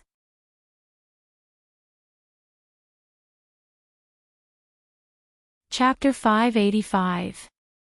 James' almost murky light green eyes sparkled, showing that he was truly tempted. Yes, at his age, what else could he ask for? Other than power, it would be money. You know my name. James thought about it for a long time before lowering his voice to ask, then what should I call you? Major General Hua? Or Mr. Kidnapper? Or Spider-Man who saved people? Hu Shaoheng laughed heartily. Mr. James, you sure know how to joke. I don't know anything you're talking about, nor do I know these people. Please think about what I just said. If you've thought it through, please go to 38 Scallop Bay in Long Island and leave a message. James froze and looked at Hu Shaoheng suspiciously. 38 Scallop Bay in Long Island. Wasn't that the residence of Tan Guiren, the daughter of Tan Dongbang, the Xia Imperial Prime Minister candidate? She was the victim of the kidnapping a while ago. After being rescued for a period of time, she stayed in the villa every day and didn't go out. The CIA and FBI agents had taken turns to visit Tan Guiren, hoping to get some information about the people who rescued her, but Tan Guiren's mouth was tighter than a clam's shell, and they couldn't get a single word out of her. Now this person actually asked him to send a message to Tan Guiren's residence. Did this mean that the people they had been searching so hard for these past few days had actually been staying at Tan Guiren's place? Seeing James' suspicious gaze, Hu Shaoheng knew he was starting to suspect. It was good that he was starting to suspect. How could a tree of betrayal grow without the seeds of suspicion? Also, do you want to know why I was able to enter New York like it was no one's land? Not only could I escape unscathed when I rescued people, but I also had no worries at all. Hu Shaoheng added fuel to James' suspicions. Do you want to know why I'm so familiar with you and your superior? Go think about the person who gave you the information and whose side he's on. James jerked his head up. His thin lips kept opening and closing, but he couldn't form a complete sentence. The sound of crashing waves came from afar, and the salty sea breeze was accompanied by water vapor. It lingered around them, but it didn't relieve the heat. Instead, it made it even hotter. James was restless, flustered by his own conjectures. He wanted nothing more than to go back to his office and ask his informant about it. However, he was a veteran CIA agent after all. After a moment of confusion, he calmed down and said, "Don't try to drive a wedge between us. In any case, the fact that you're trapped here is the best proof." "I'm trapped here." Hu Shaoheng shook his head as if he had heard the funniest joke in the world. "If I wanted to leave, I would have left a long time ago. But I don't want to leave. I still want to find a chance to see you, to see my old friend." When Hu Xiaoheng said this, he looked at the light green seawater in the distance, as if he didn't care about James at all. Angered by his manner, James clenched his fists and stood up. Don't be so pleased with yourself. If I call for help now, you definitely won't be able to escape. Oh. Really? Can you give it a try? Hu Xiaoheng suddenly leaned forward with a gun in one hand, already pressed against James' waist.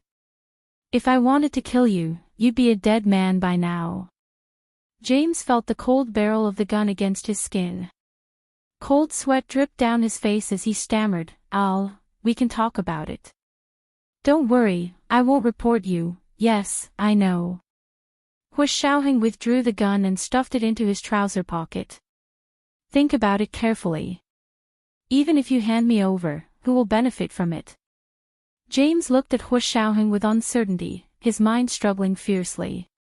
Many years in the CIA and his military experience had forged James' loyalty to his country. But how strong this loyalty was depended on whether Hu Xiaoheng could truly convince him. Actually, you don't have to be too conflicted. Hu Xiaoheng softened his tone.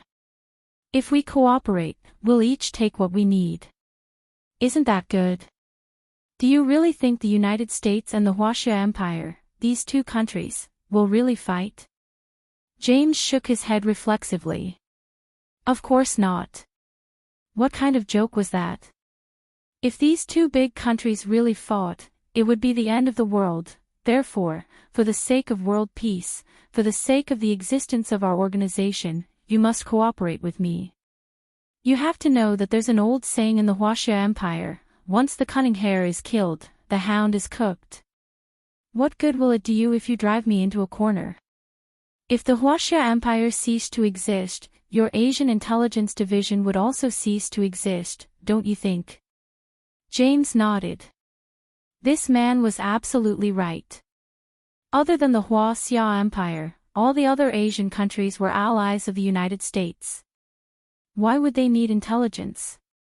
Since the US had stationed troops in these countries, would there still be any secrets in these countries?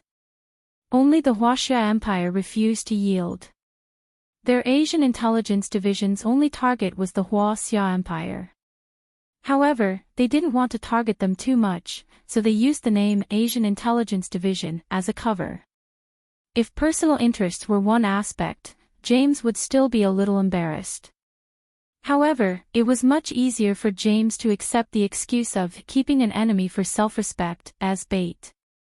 Of course, he didn't immediately agree. He only said with a sullen expression, "What you said is all your reasoning. What benefits can I get? I still need to think about it." Okay, take your time. Before you decide, I can give you a big gift, Hu Xiaoheng said with a smile, his posture very relaxed. What gift? The position of director of the CIA's Asian Intelligence Division. Don't you think it's a big gift? Me? James shook his head in disbelief.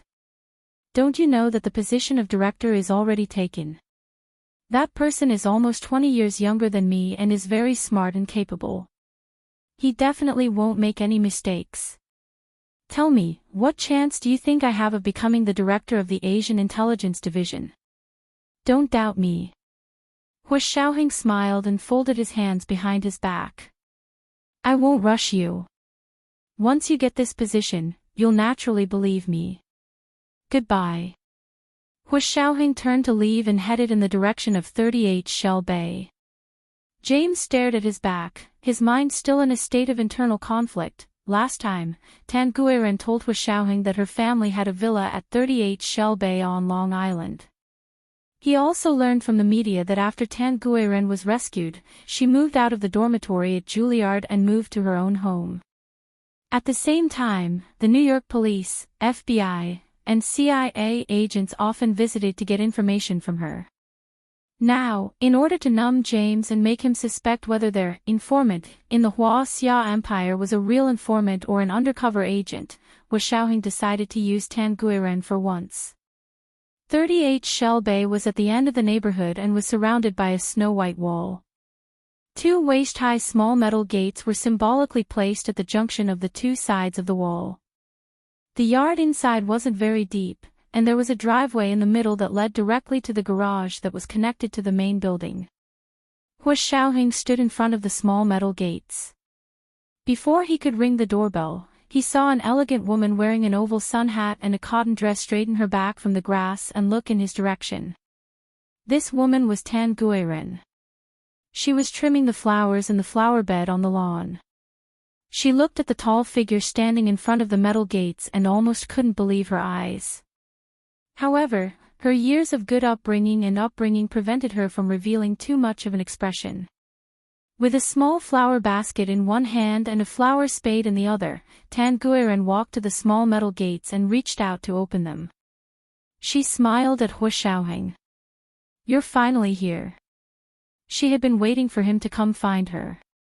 From all kinds of media, she could feel that the Americans had set up an inescapable net and were searching for him everywhere. However, Hua Xiaoheng's condition was much better than Tan Guiren had imagined. She had originally thought that he would be exhausted from running for his life and would be very unkempt. However, she saw him standing in front of her clean and refreshed. He didn't have any of the fierceness and ruthlessness she had seen him that night.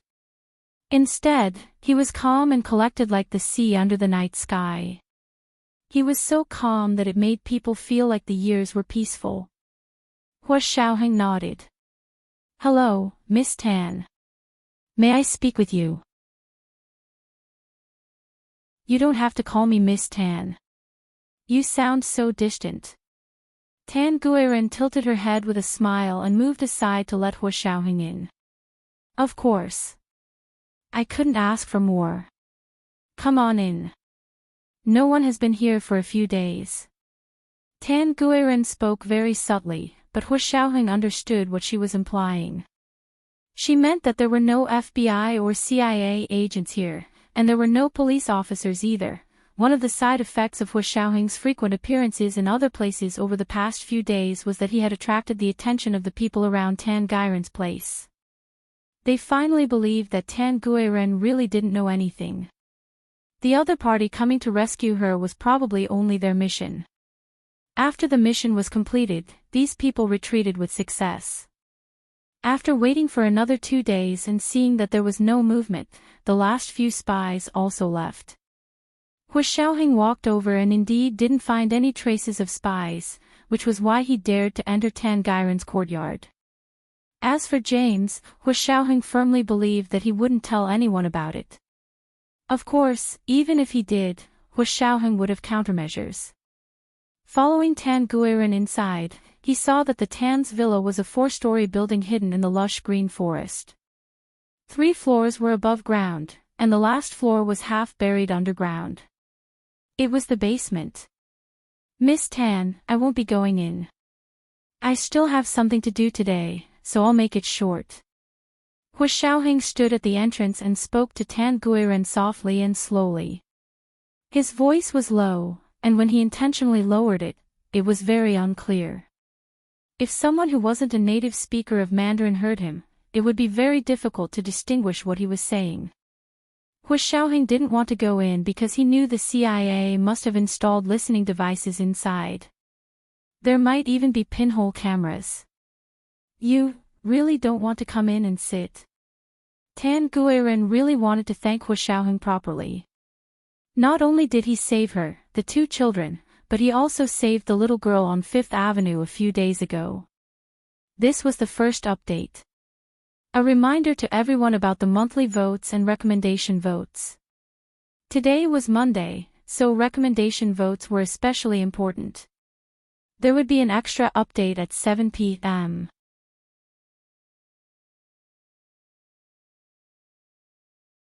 Chapter 586.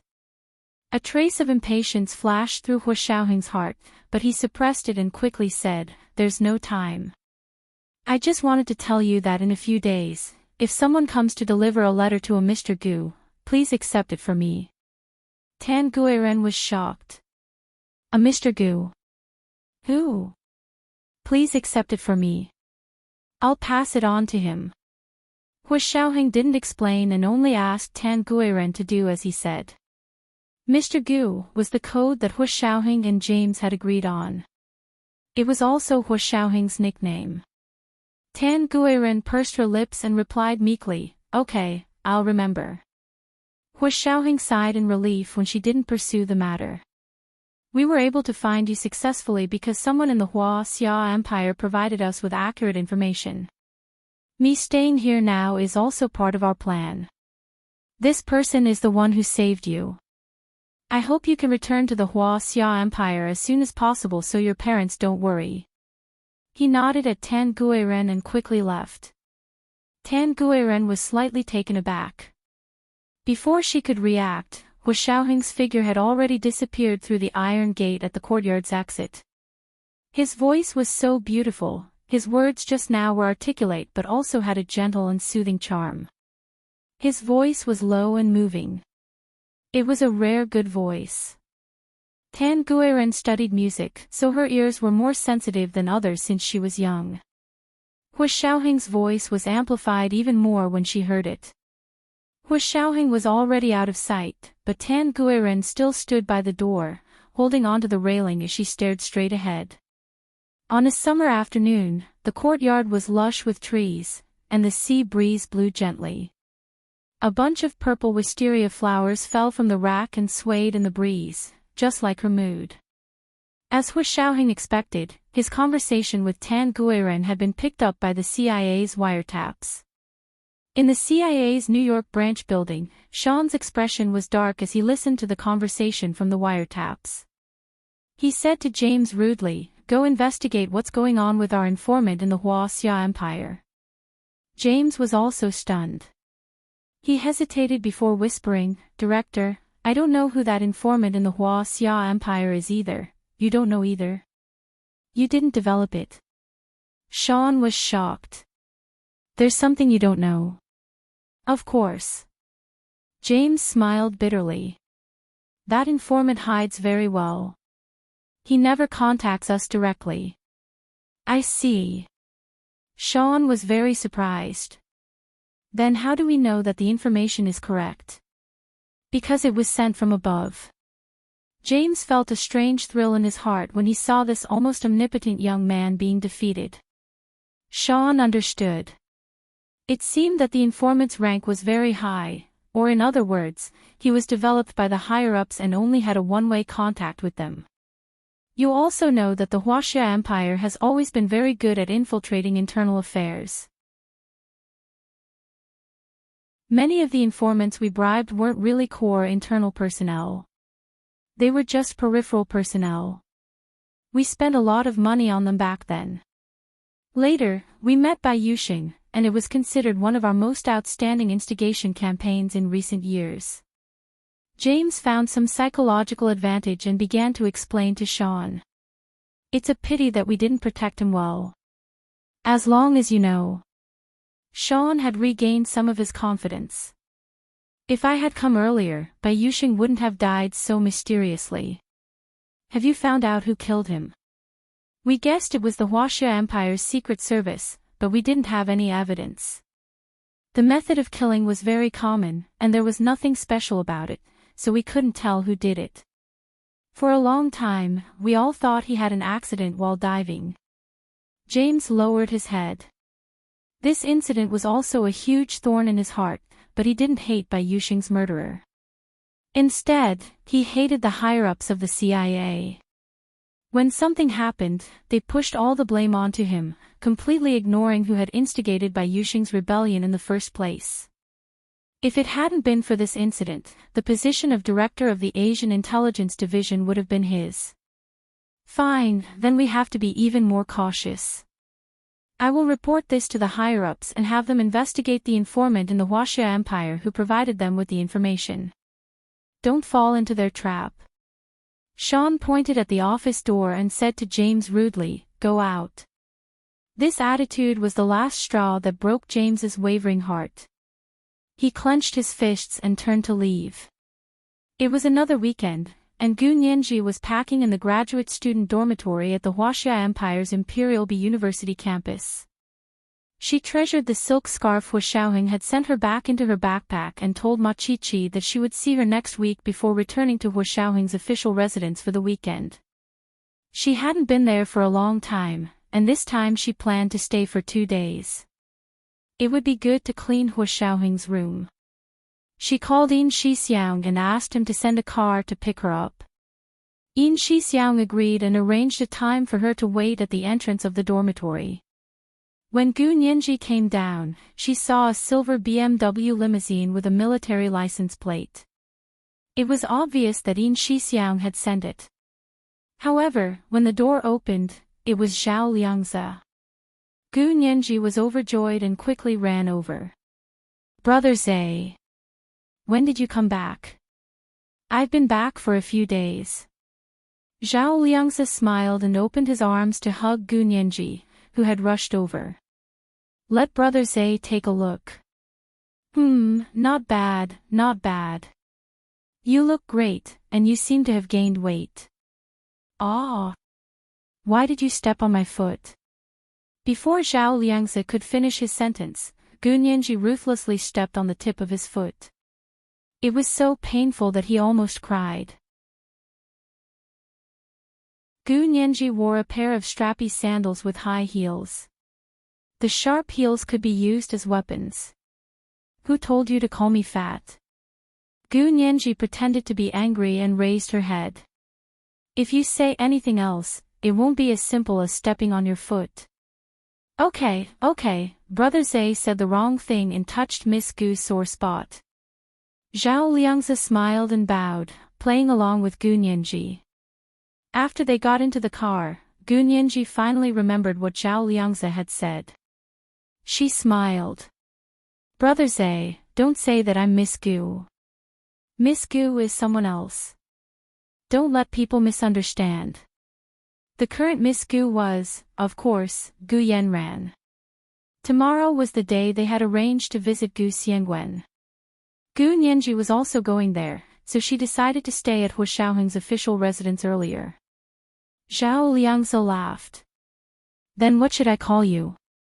"Second Miss Gu." You're so dumb. You're the one who's dumb. Your whole family is dumb."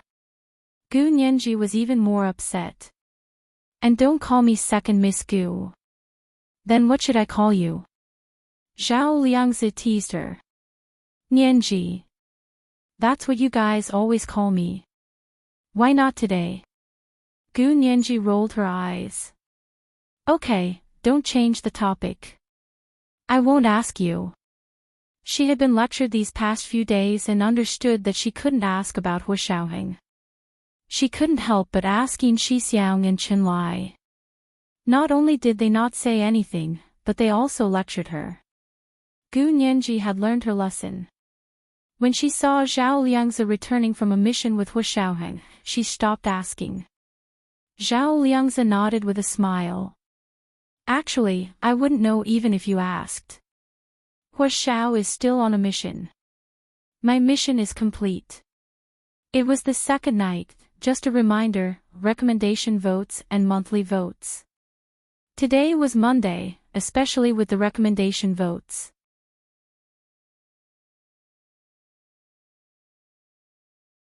Chapter 587. Zhao Liangzi's words reassured Gu Nianji. He said it so casually, so it shouldn't be a very dangerous mission. Gu Nianji happily followed Zhao Liangzi to Hu Xiaoheng's official residence. Along the way, Gu Nianji talked a lot about what she had been doing for the past 2 months. Zhao Liangzi wasn't as eloquent as Yin Shixiang. Most of the time, he just listened to her and occasionally chimed in or asked questions to keep the conversation going. When they arrived at Hu Xiaoheng's official residence, Gu Nianji felt like it was a lifetime ago. It had only been a month or 2. Yin Shixiang had already asked the kitchen to prepare dinner for them to eat together. During dinner, Gu Nianji also received a call from Gu Yanran. "Nianji, where are you? I made sea cucumber soup and wanted to give you a pot, but you weren't there when I got to school." Gu Yanran loved to cook. From cakes to soups, they were all her strengths. Gu Nianji didn't know how to cook, so she always stayed away from cooking. No need, thank you, sister. I'm spending the weekend at Huashao's place. Gu Nianji smiled. She was in a good mood. Huashao. He's back. Gu Yanran was surprised and happy. You too, going to your boyfriend's house without telling him. What will his parents think? Huashao doesn't live with his parents. He's so old, and he's still living off his parents. Gu Nianji avoided Gu Yanran's question and didn't mention Huashaoheng's whereabouts. Yin Shixiang and Zhao Liangzi both gave her a thumbs up. Gu Nianji made a face at them. Okay, sister, I'm hanging up. I'm having dinner. It's not polite to answer the phone. Gu Yanran could only agree, but still reminded her, don't forget to visit father tomorrow. I know. Gu Nianji nodded, hung up, and set the phone aside. Yin Shixiang didn't ask why Gu Yanran was looking for Gu Nianji. He served her a bowl of soup. This is carp clear soup. It's very well cooked. The fish is all dried up, so it must have been stewed into the soup. Gu Nianji loved soup, so she accepted it with a smile and scooped it with a spoon. Dinner lasted for 2 hours. For Yin Shixiang and Zhao Liangzi, it was a rare moment of leisure. As soon as Zhao Liangzi finished eating, his phone rang. He took it and looked at it. He was slightly disappointed, but he still picked it up. Bai Shuang, good evening. It was Bai Shuang on the other end of the phone. She said with a smile, Little Zay, when did you come back? You didn't even greet me. Are we still friends? I've been busy writing reports, handing over work, and dealing with jet lag. I've only just gotten some rest and was about to call you guys tomorrow. Zhao Liangzi held a cup of tea in one hand as he spoke to Bai Shuang on the phone. Gu Nianji's ears perked up to listen to Zhao Liangzi on the phone. Of course, she didn't want to eavesdrop on Zhao Liangzi. She wanted to know if Zhao Liangzi would say anything about Huashaoheng. Zhao Liangzi caught a glimpse of Gu Nianji's focused expression from the corner of his eye. He smiled and patted her head before returning to his room to make a call. Gu Nianji leaned back in her chair regretfully and said, Brother Zay, it's just a phone call. Why did you have to hide it? If I didn't hide it, would I have let you eavesdrop? Yin Shixiang immediately saw through Gu Nianji's little plan. Okay, don't worry. Go back to your room and rest. Go visit your father at Chenlai's tomorrow. Gu Nianji agreed and returned to her room on the second floor. Huashaoheng's suite was right across from her room. Unfortunately, there was no one there at the moment. Gu Nianji opened the door to Huashaoheng's room and walked in. The room was clean and tidy. It was as if the owner had never left and would come out of the bedroom at any moment. Gu Nianji sighed slightly and wondered if she should go back and count the days to see when Huashaoheng would return. Coming out of Huashaoheng's suite and returning to her room, Gu Nianji first went to take a shower. After showering, she took out the silk scarves and tried them on one by one. Her skillful hands were able to tie many beautiful silk knots around her slender neck. The quality of the silk scarves was very good.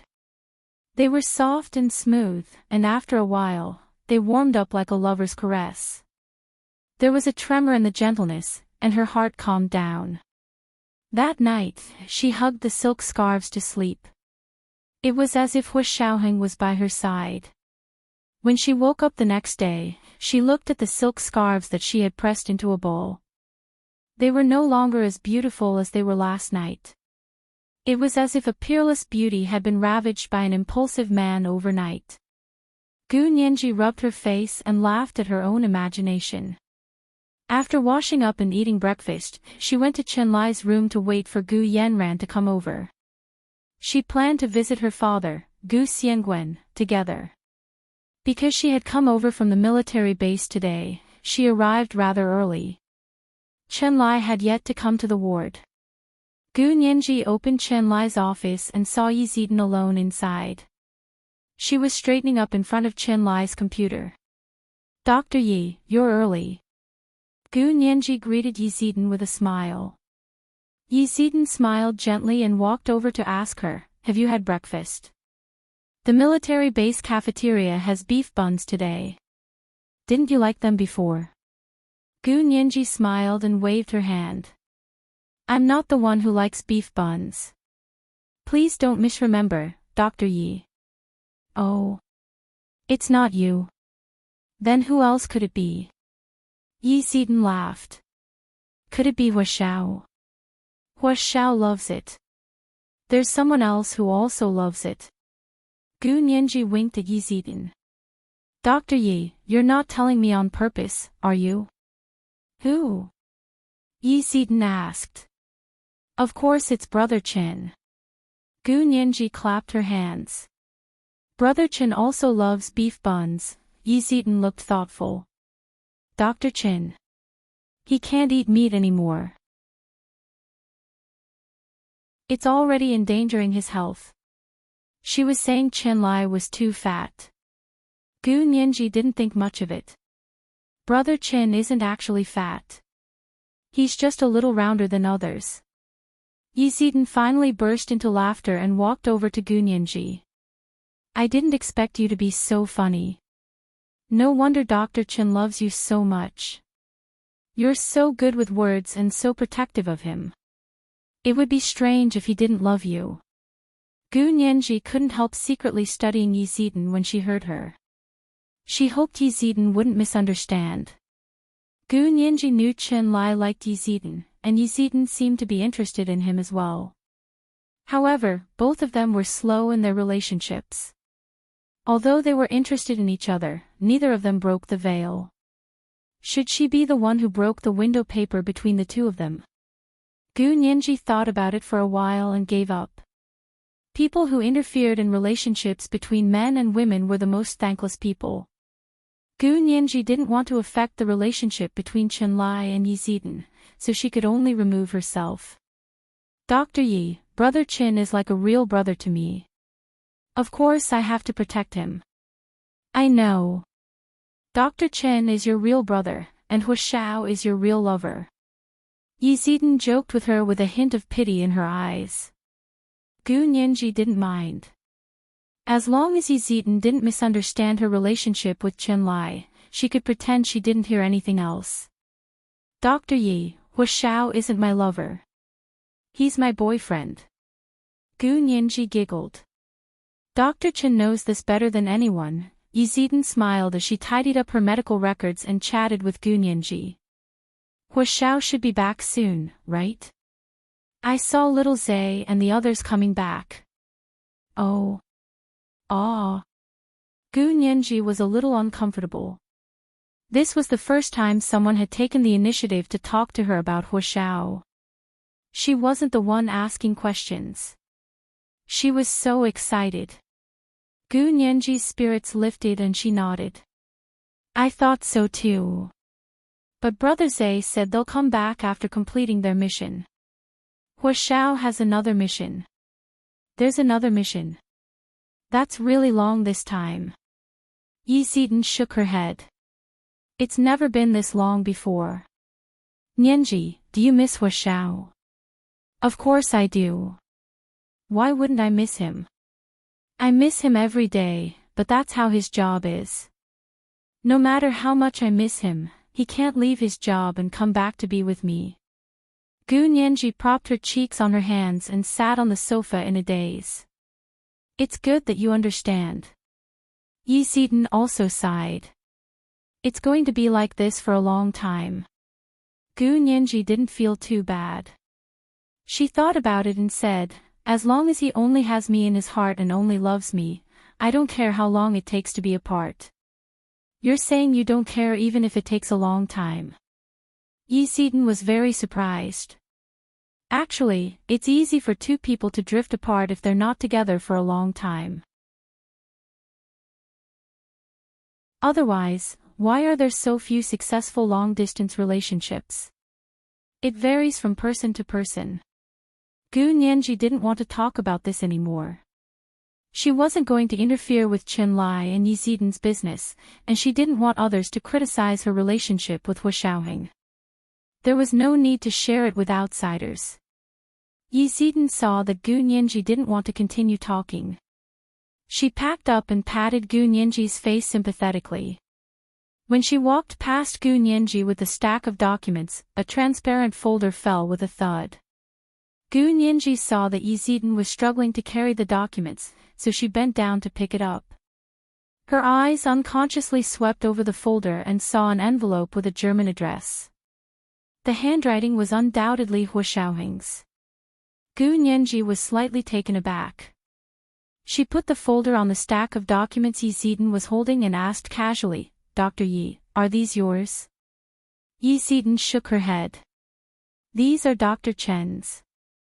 I helped him pack them up and categorize them for archiving." Gu Nianji wondered if Hu Xiaoheng had also written a letter to Qinlai. Why didn't he use email or instant messaging? Was it because traditional letters were more confidential? Gu Nianji originally wanted to ask Yin Shixiang, Zhao Liangze, or even Qinlai to see if Hu Xiaoheng was in Germany. Now that she saw the letter Hu Xiaoheng had sent from Germany to Qinlai, it should confirm that Hu Xiaoheng was really in Germany. This is the first update. Today is the last day of February. Please count your monthly votes and see if you can still vote. There will be an extra update at 7 p.m.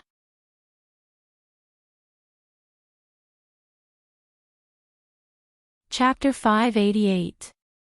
Gu Nianji's imagination ran wild as she walked Yi Zidan to the door. Coincidentally, Gu Yanran arrived.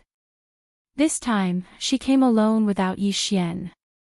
Gu Nianji waved goodbye to Yi Zidan and followed Gu Yanran to see their father, Gu Xiangwen.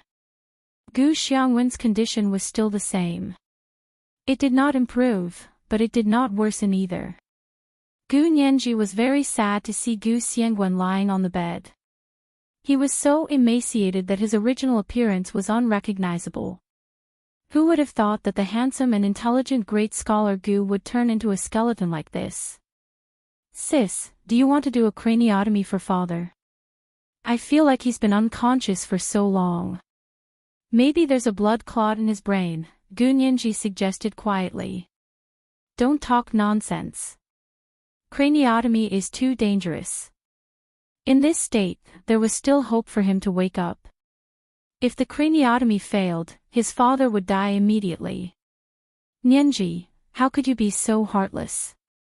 Gu Yanran looked at Gu Nianji accusingly, her eyes filled with pain.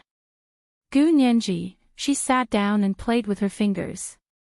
She didn't want to talk to Gu Yanran anymore. Gu Yanran ignored her and took a towel to wipe Gu Xiangwen's face and hands.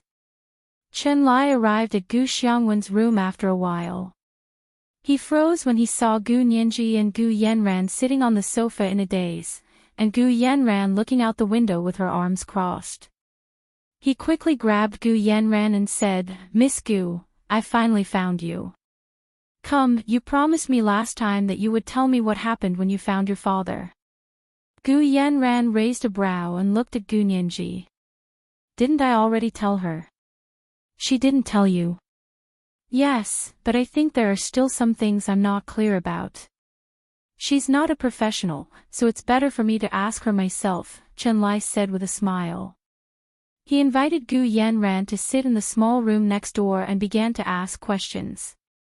Gu Nianji looked at the situation and guessed that it was time to put a lie detector on Gu Yanran. It wasn't convenient for her to stay there, so she raised her voice and said to the people in the room, "Brother Qin, sister, I have something to do. I'll be going now. Let's go. It's none of your business." Qinlai waved his hand without looking up and dismissed her. It was already noon on Sunday, and Hu Xiaoheng wasn't there. Gu Nianji didn't plan on staying any longer. She packed her things and said goodbye to Yin Shixiang and Zhao Liangze, then arranged for someone to take her back to school. Back at school, I sat in front of my desk and watched the sun set in the west. Another week had passed, and tomorrow would be a new week. The next day was Monday. Although she didn't have to go to school during the summer break, Gu Nianji still went to Hijichu's office to do her daily routine as his legal assistant. Hijichu didn't have classes during the summer break, but he still had work to do at the American law firm. After dealing with the Daily Mail, Gu Nianji stared blankly at the computer. She didn't know what she was thinking. Seeing her like this, Hijichu didn't seem to have much interest in reading. He finally found a few cases that his law firm had just accepted and sent them to Gu Nianji. See which one you're interested in and let me know. Hijichu's email was concise, but the cases were quite complicated. Gu Nianji had been reading all afternoon, but her attention was still drawn to the case of the female exchange student in Germany who had been tortured and murdered. It wasn't only because she wanted to do something for the poor female exchange student, but also because Hu Xiao was also in that place. She wanted to be closer to him. Although he might keep leaving, she could choose to keep getting closer to him. That way, the two of them wouldn't be too far apart. Gu Nianji thought about it silently and sent the case to Hijichu. Professor He, this is interesting.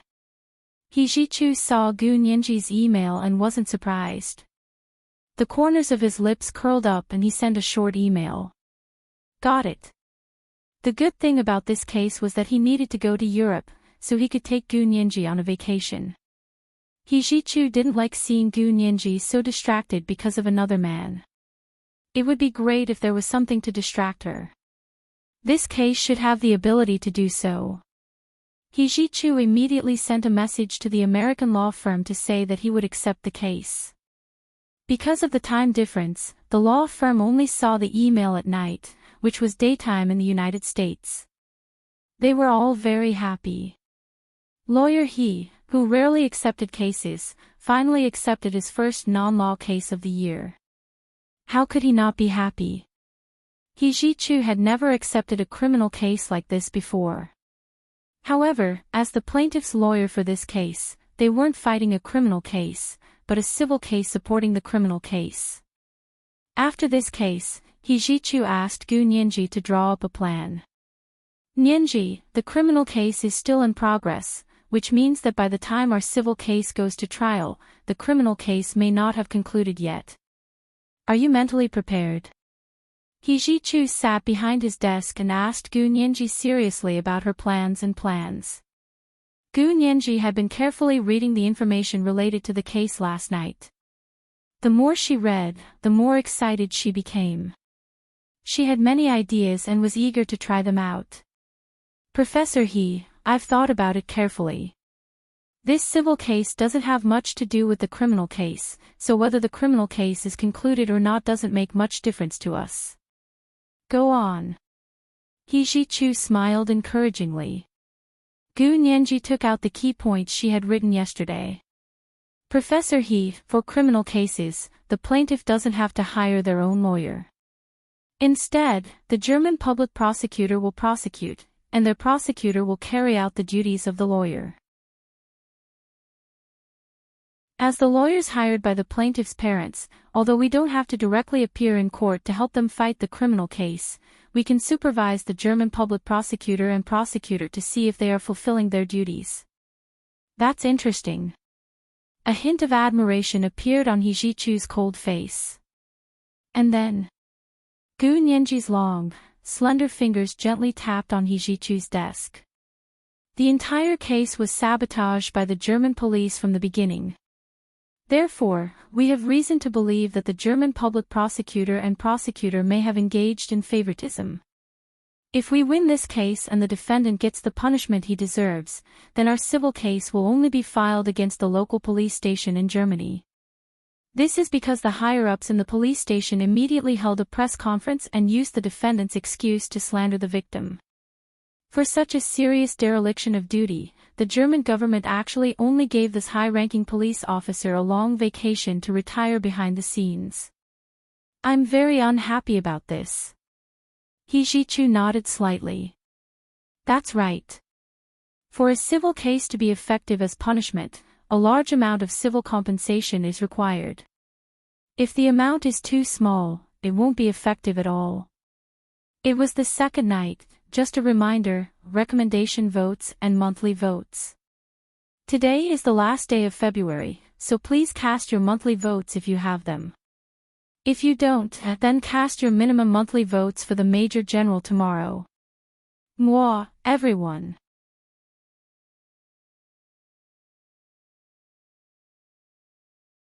Chapter 589. Professor He taught us that compensation for civil cases needs to be based on the other party's financial ability, so we need to find a target that maximizes the benefits. In this case, suing the local German police and the high-ranking officer is the most direct and effective way to seek compensation. Also, the defendant's parents will also be among the defendants in the civil case. Gu Nianji calmly took out another case analysis.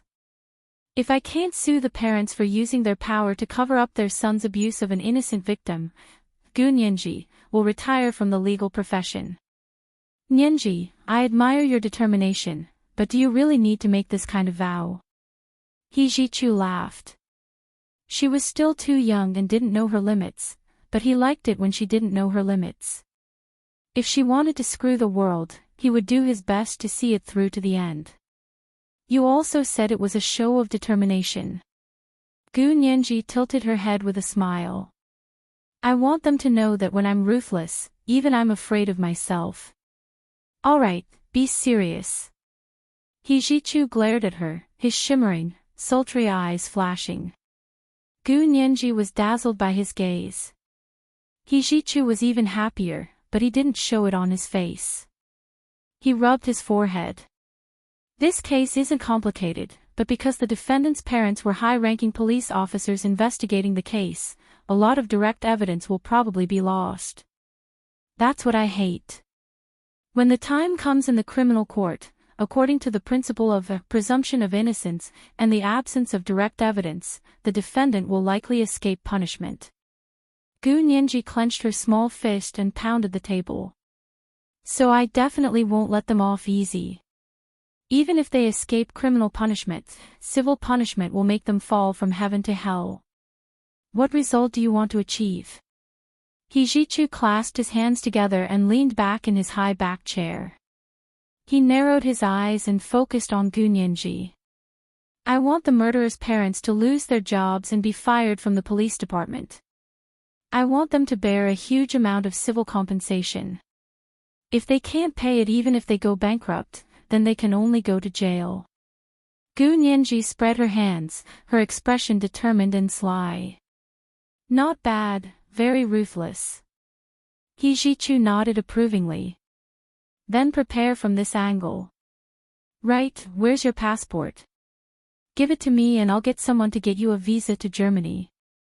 Gu Nianji had already changed her passport, so she couldn't use her previous identity anymore. This was her real identity, but Gu Nianji still wasn't used to it. She got up and picked up her backpack. I'll go back and get my passport. I'll send it to you in the afternoon. I have nothing to do anyway. I'll take you there and get my passport while I'm at it. He Jichu stood up as well. Gu Nianji wanted to say no, but when He Jichu looked at her with a half-smile, she was rendered speechless. She hugged her backpack and followed He Jichu out. She returned to the dormitory and handed her passport to him. He Jichu left without saying anything. Gu Nianji finally breathed a sigh of relief. He was finally going to Germany. Would she have the chance to see Huashao?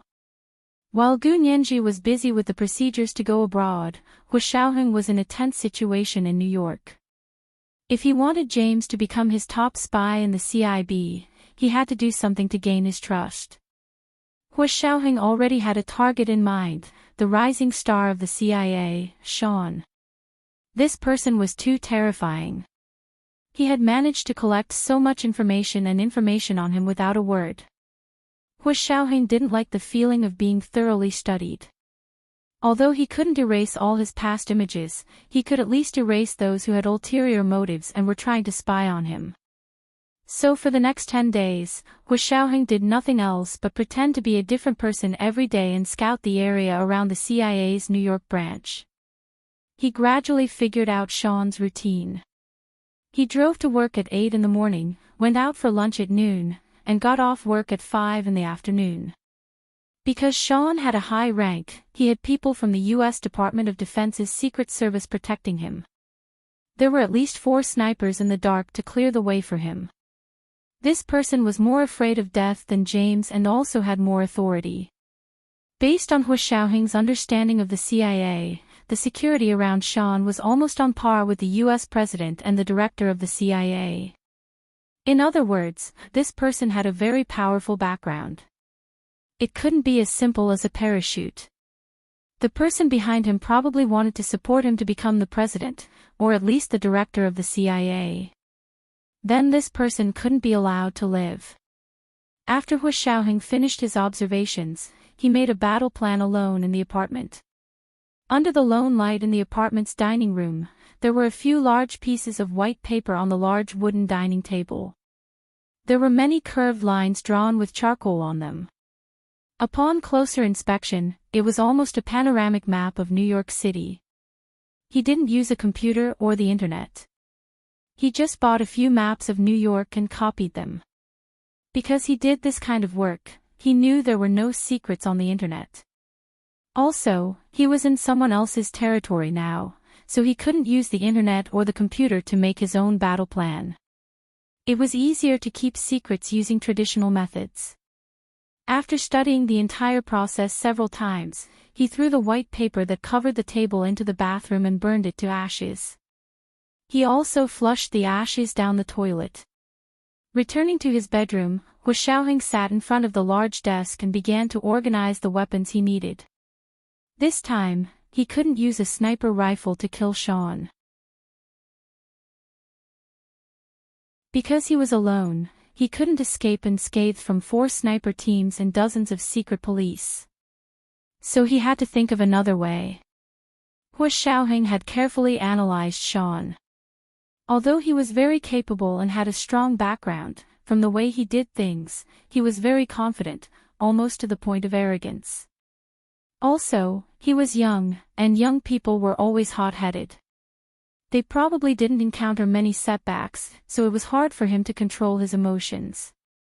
He was a year older than Hu Xiaoheng, but his endurance and control were worlds apart. These all needed experience to make up for it. There was only one way to deal with this kind of person, and that was to provoke him. It was now August, the hottest time of summer. Sean walked into his office, and a gust of cool air from the air conditioner instantly refreshed him. He strode to his desk and sat down. Just as he was about to turn on his computer, he suddenly noticed a white envelope on his desk. There was a line of cursive English on it. There was no postmark, stamp, or even a return address. It didn't even have his address. There was only a simple name and an even simpler signature, an old friend. This was definitely a provocation. Sean was so angry that he pounded his desk. Before his rationality flew away, he remembered to put on a pair of plastic gloves and open the envelope. There was only a single piece of paper inside. He pulled it out and instantly exploded with anger. There were only 2 short sentences printed inside. Do your parents know that you took other people's credits to make your look good? Coward, you would lose everything when they find out you are just an impudent bastard. Sean, do your parents know that you used other people's credit to get to where you are now? *TCH, when they find out you're a useless coward, you'll lose everything you have. *TCH. *TCH. *TCH. You're the *TCH. Sean kicked over his desk, and the computer on it crashed to the ground. The piece of paper fluttered into the air. The door was immediately pushed open, and his subordinates rushed in. Standing at the front was Deputy Director James.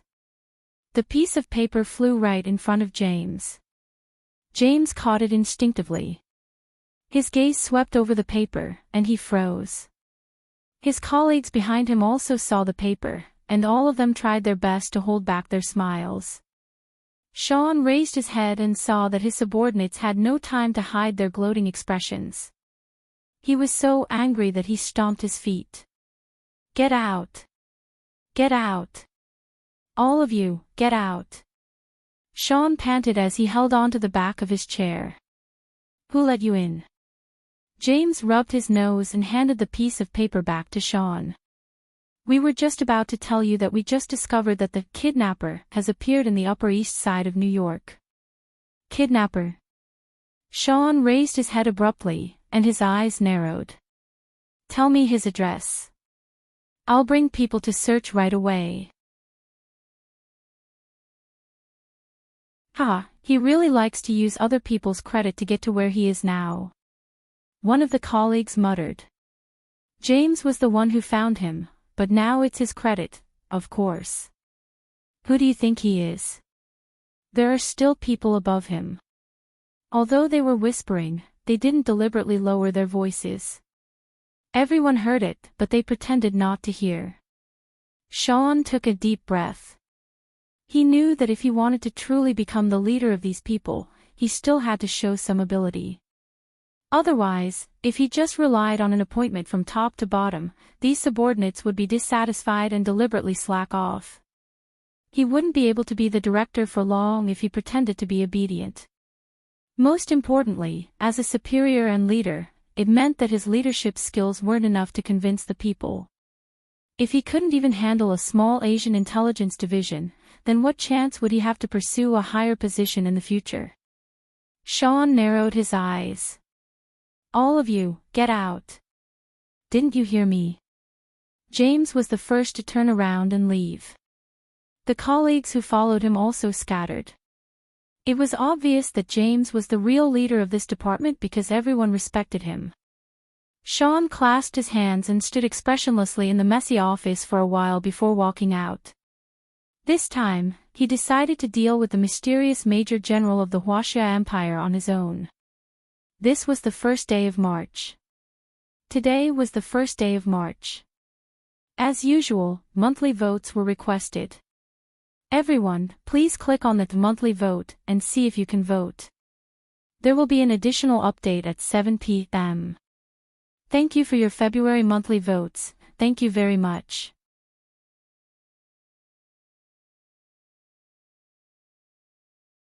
Chapter 590.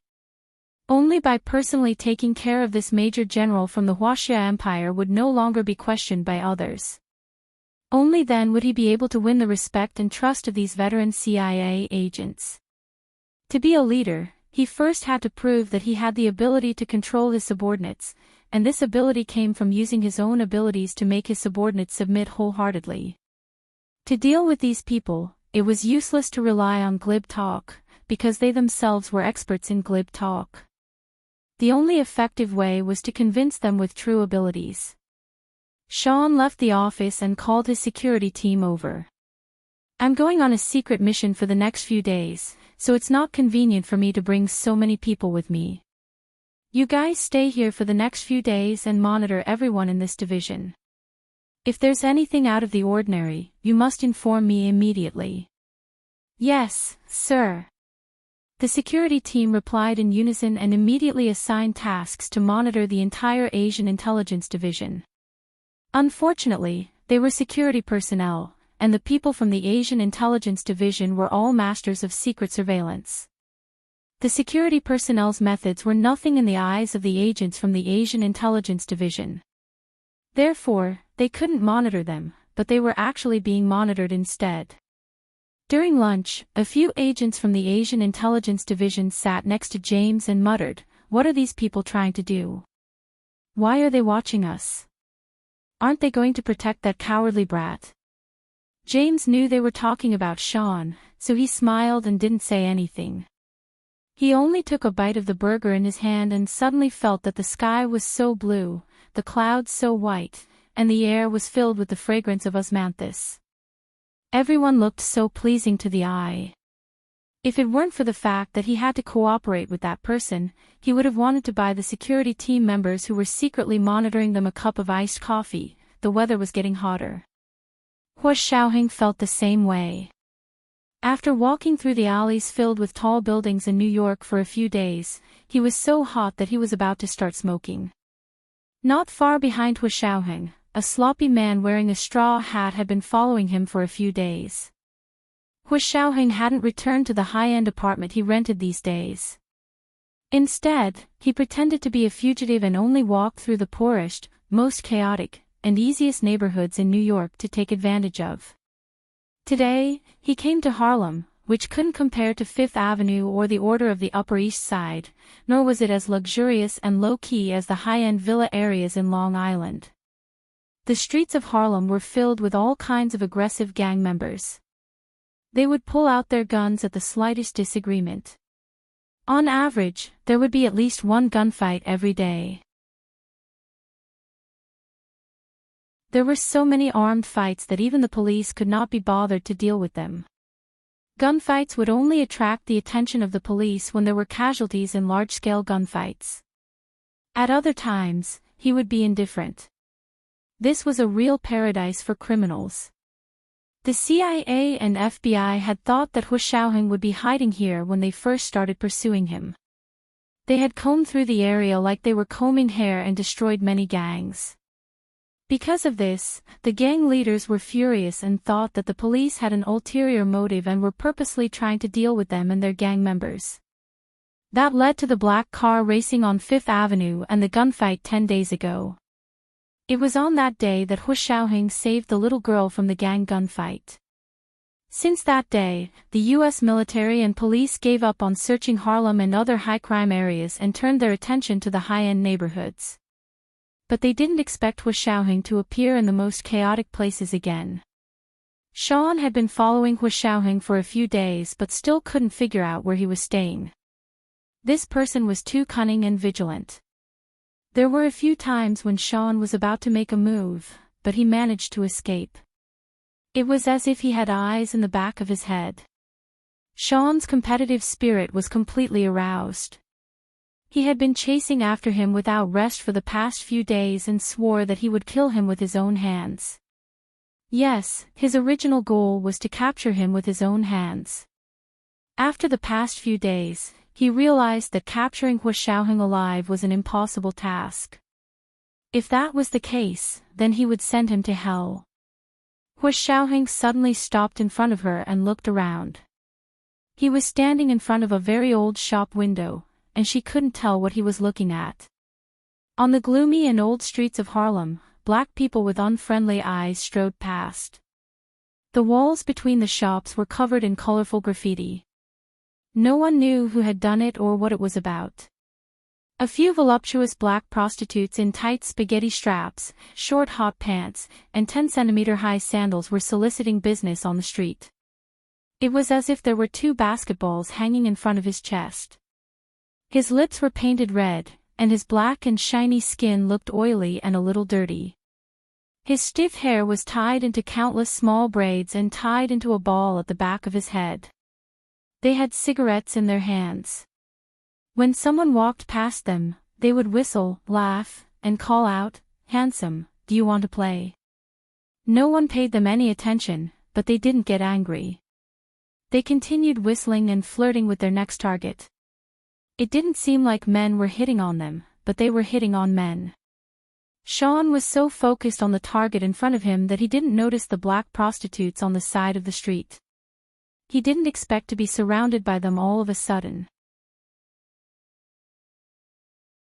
They groped him all over. One of the black prostitutes saw how handsome he was and even offered to sleep with him for free. Sean was furious. He pushed the black prostitutes away, but realized that Hu Xiaoheng, who had been tailing him, had disappeared. He had spent so much effort to find Hu Xiaoheng's trail. He had even used some of James's informants to get clues, but he had lost him again after following him for a few days.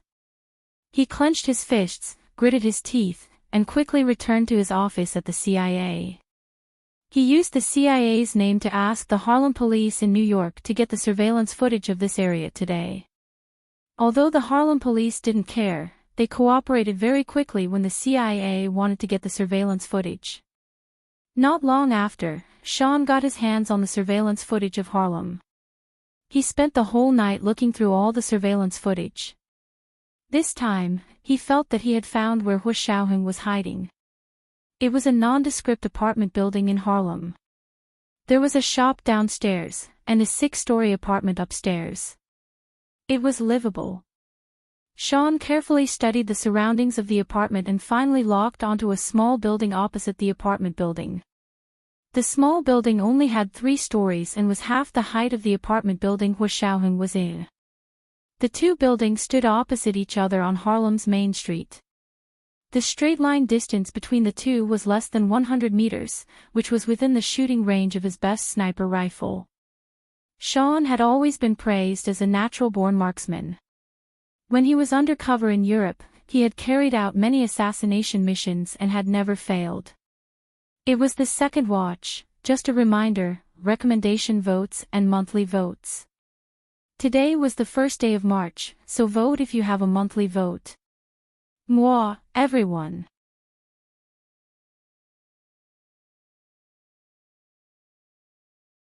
Chapter 591.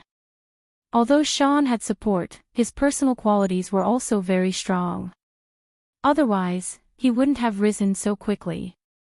This time, he was going to do something big again and convince the CIA and the CIA.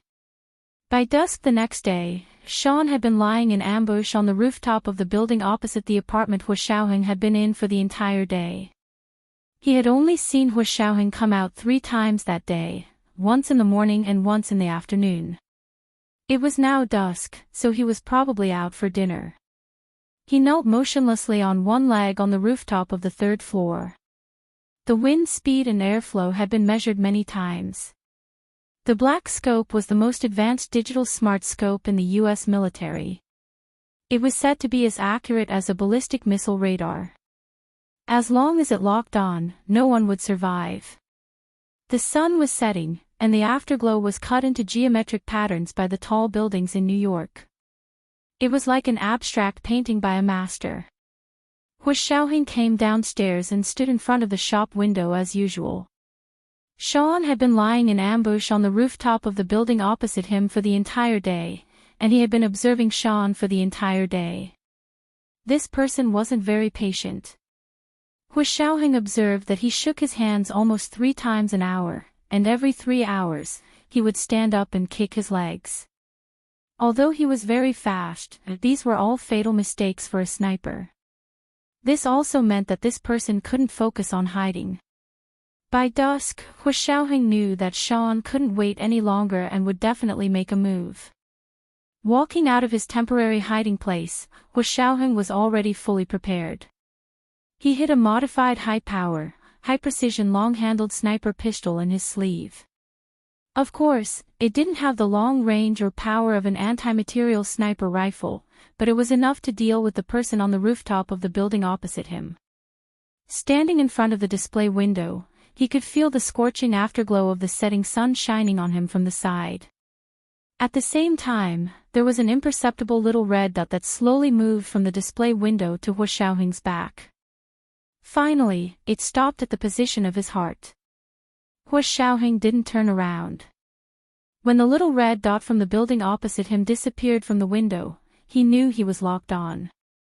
Seeing the little red dot disappear, Hu Xiaoheng knew that the enemy was definitely going to snipe him. His eyes flashed, and almost at the same time the little red dot disappeared, he quickly turned sideways and reached his left hand out of his pocket like lightning. He opened his palm to reveal a crystal prism in his palm. He waved it in the direction of the blinking scope on the rooftop of the opposite building. Not only was the lens of the crystal prism smooth and colorless, but it also had the effect of a convex lens. It could gather light and reflect it back. It could also magnify light by 100 times. At that moment, the crystal prism gathered the afterglow of the setting sun and reflected it directly in the direction of Sean's scope. Sean was looking at Hu Xiaoheng's back through the scope, and his finger was just about to pull the trigger when Hu Xiaoheng's back suddenly disappeared from his scope. What replaced it was a strong light that appeared in an instant. It was like a small sun. Sean cried out. His right eye, which was focused on the scope, felt as if it had been burned by a laser. The pain made his hand tremble, and he pulled the trigger. As expected, this kind of reflexive sniping had no effect at all. The bullet flew off somewhere, and all that could be heard was the sound of a bullet cutting through the air. Hu Xiaoheng took advantage of the opportunity when the crystal prism in his left hand was interfering with the sniper's scope. He quickly extended the high-powered long-handled sniper pistol hidden in his right sleeve, aimed at the target on the third floor, and pulled the trigger. Bang!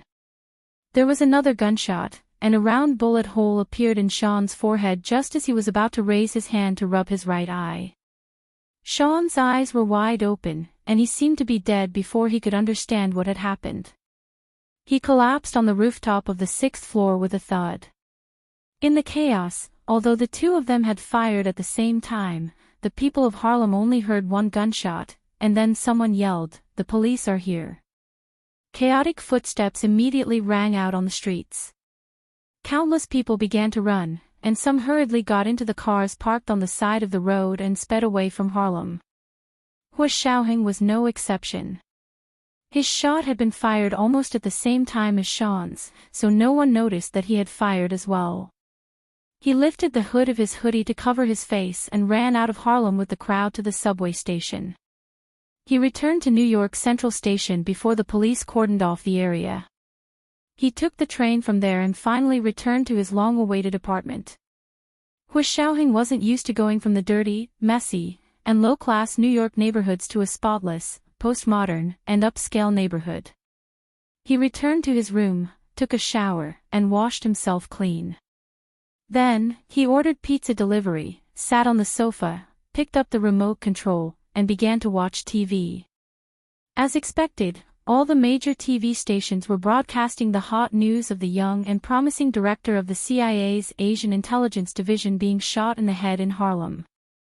In the live broadcast, Hu Xiaoheng could even see Sean's expression as he died with his eyes wide open, and the clear bullet hole in his forehead. Hu Xiaoheng smiled and drew a cross on his chest. Rest in peace. After a while, the doorbell rang. The pizza had arrived. Hu Xiaoheng opened the door and took the freshly baked pizza from the delivery man. He even tipped him $10. The pizza was only $16 in total, and he tipped $10. This was a very generous tip for the delivery man in his career. He bowed and nodded to thank Hu Xiaoheng. Hu Xiaoheng waved his hand with a smile and closed the door. He placed the pizza box on the coffee table in front of the sofa and opened a bottle of beer for himself. He drank the beer and ate the pizza while admiring his masterpiece. The TV showed Sean's sniper rifle mounted on the low wall of the rooftop, facing the sky alone. The agitated host was analyzing who shot Sean, and who was Sean trying to deal with here. However, everyone's excitement didn't last long.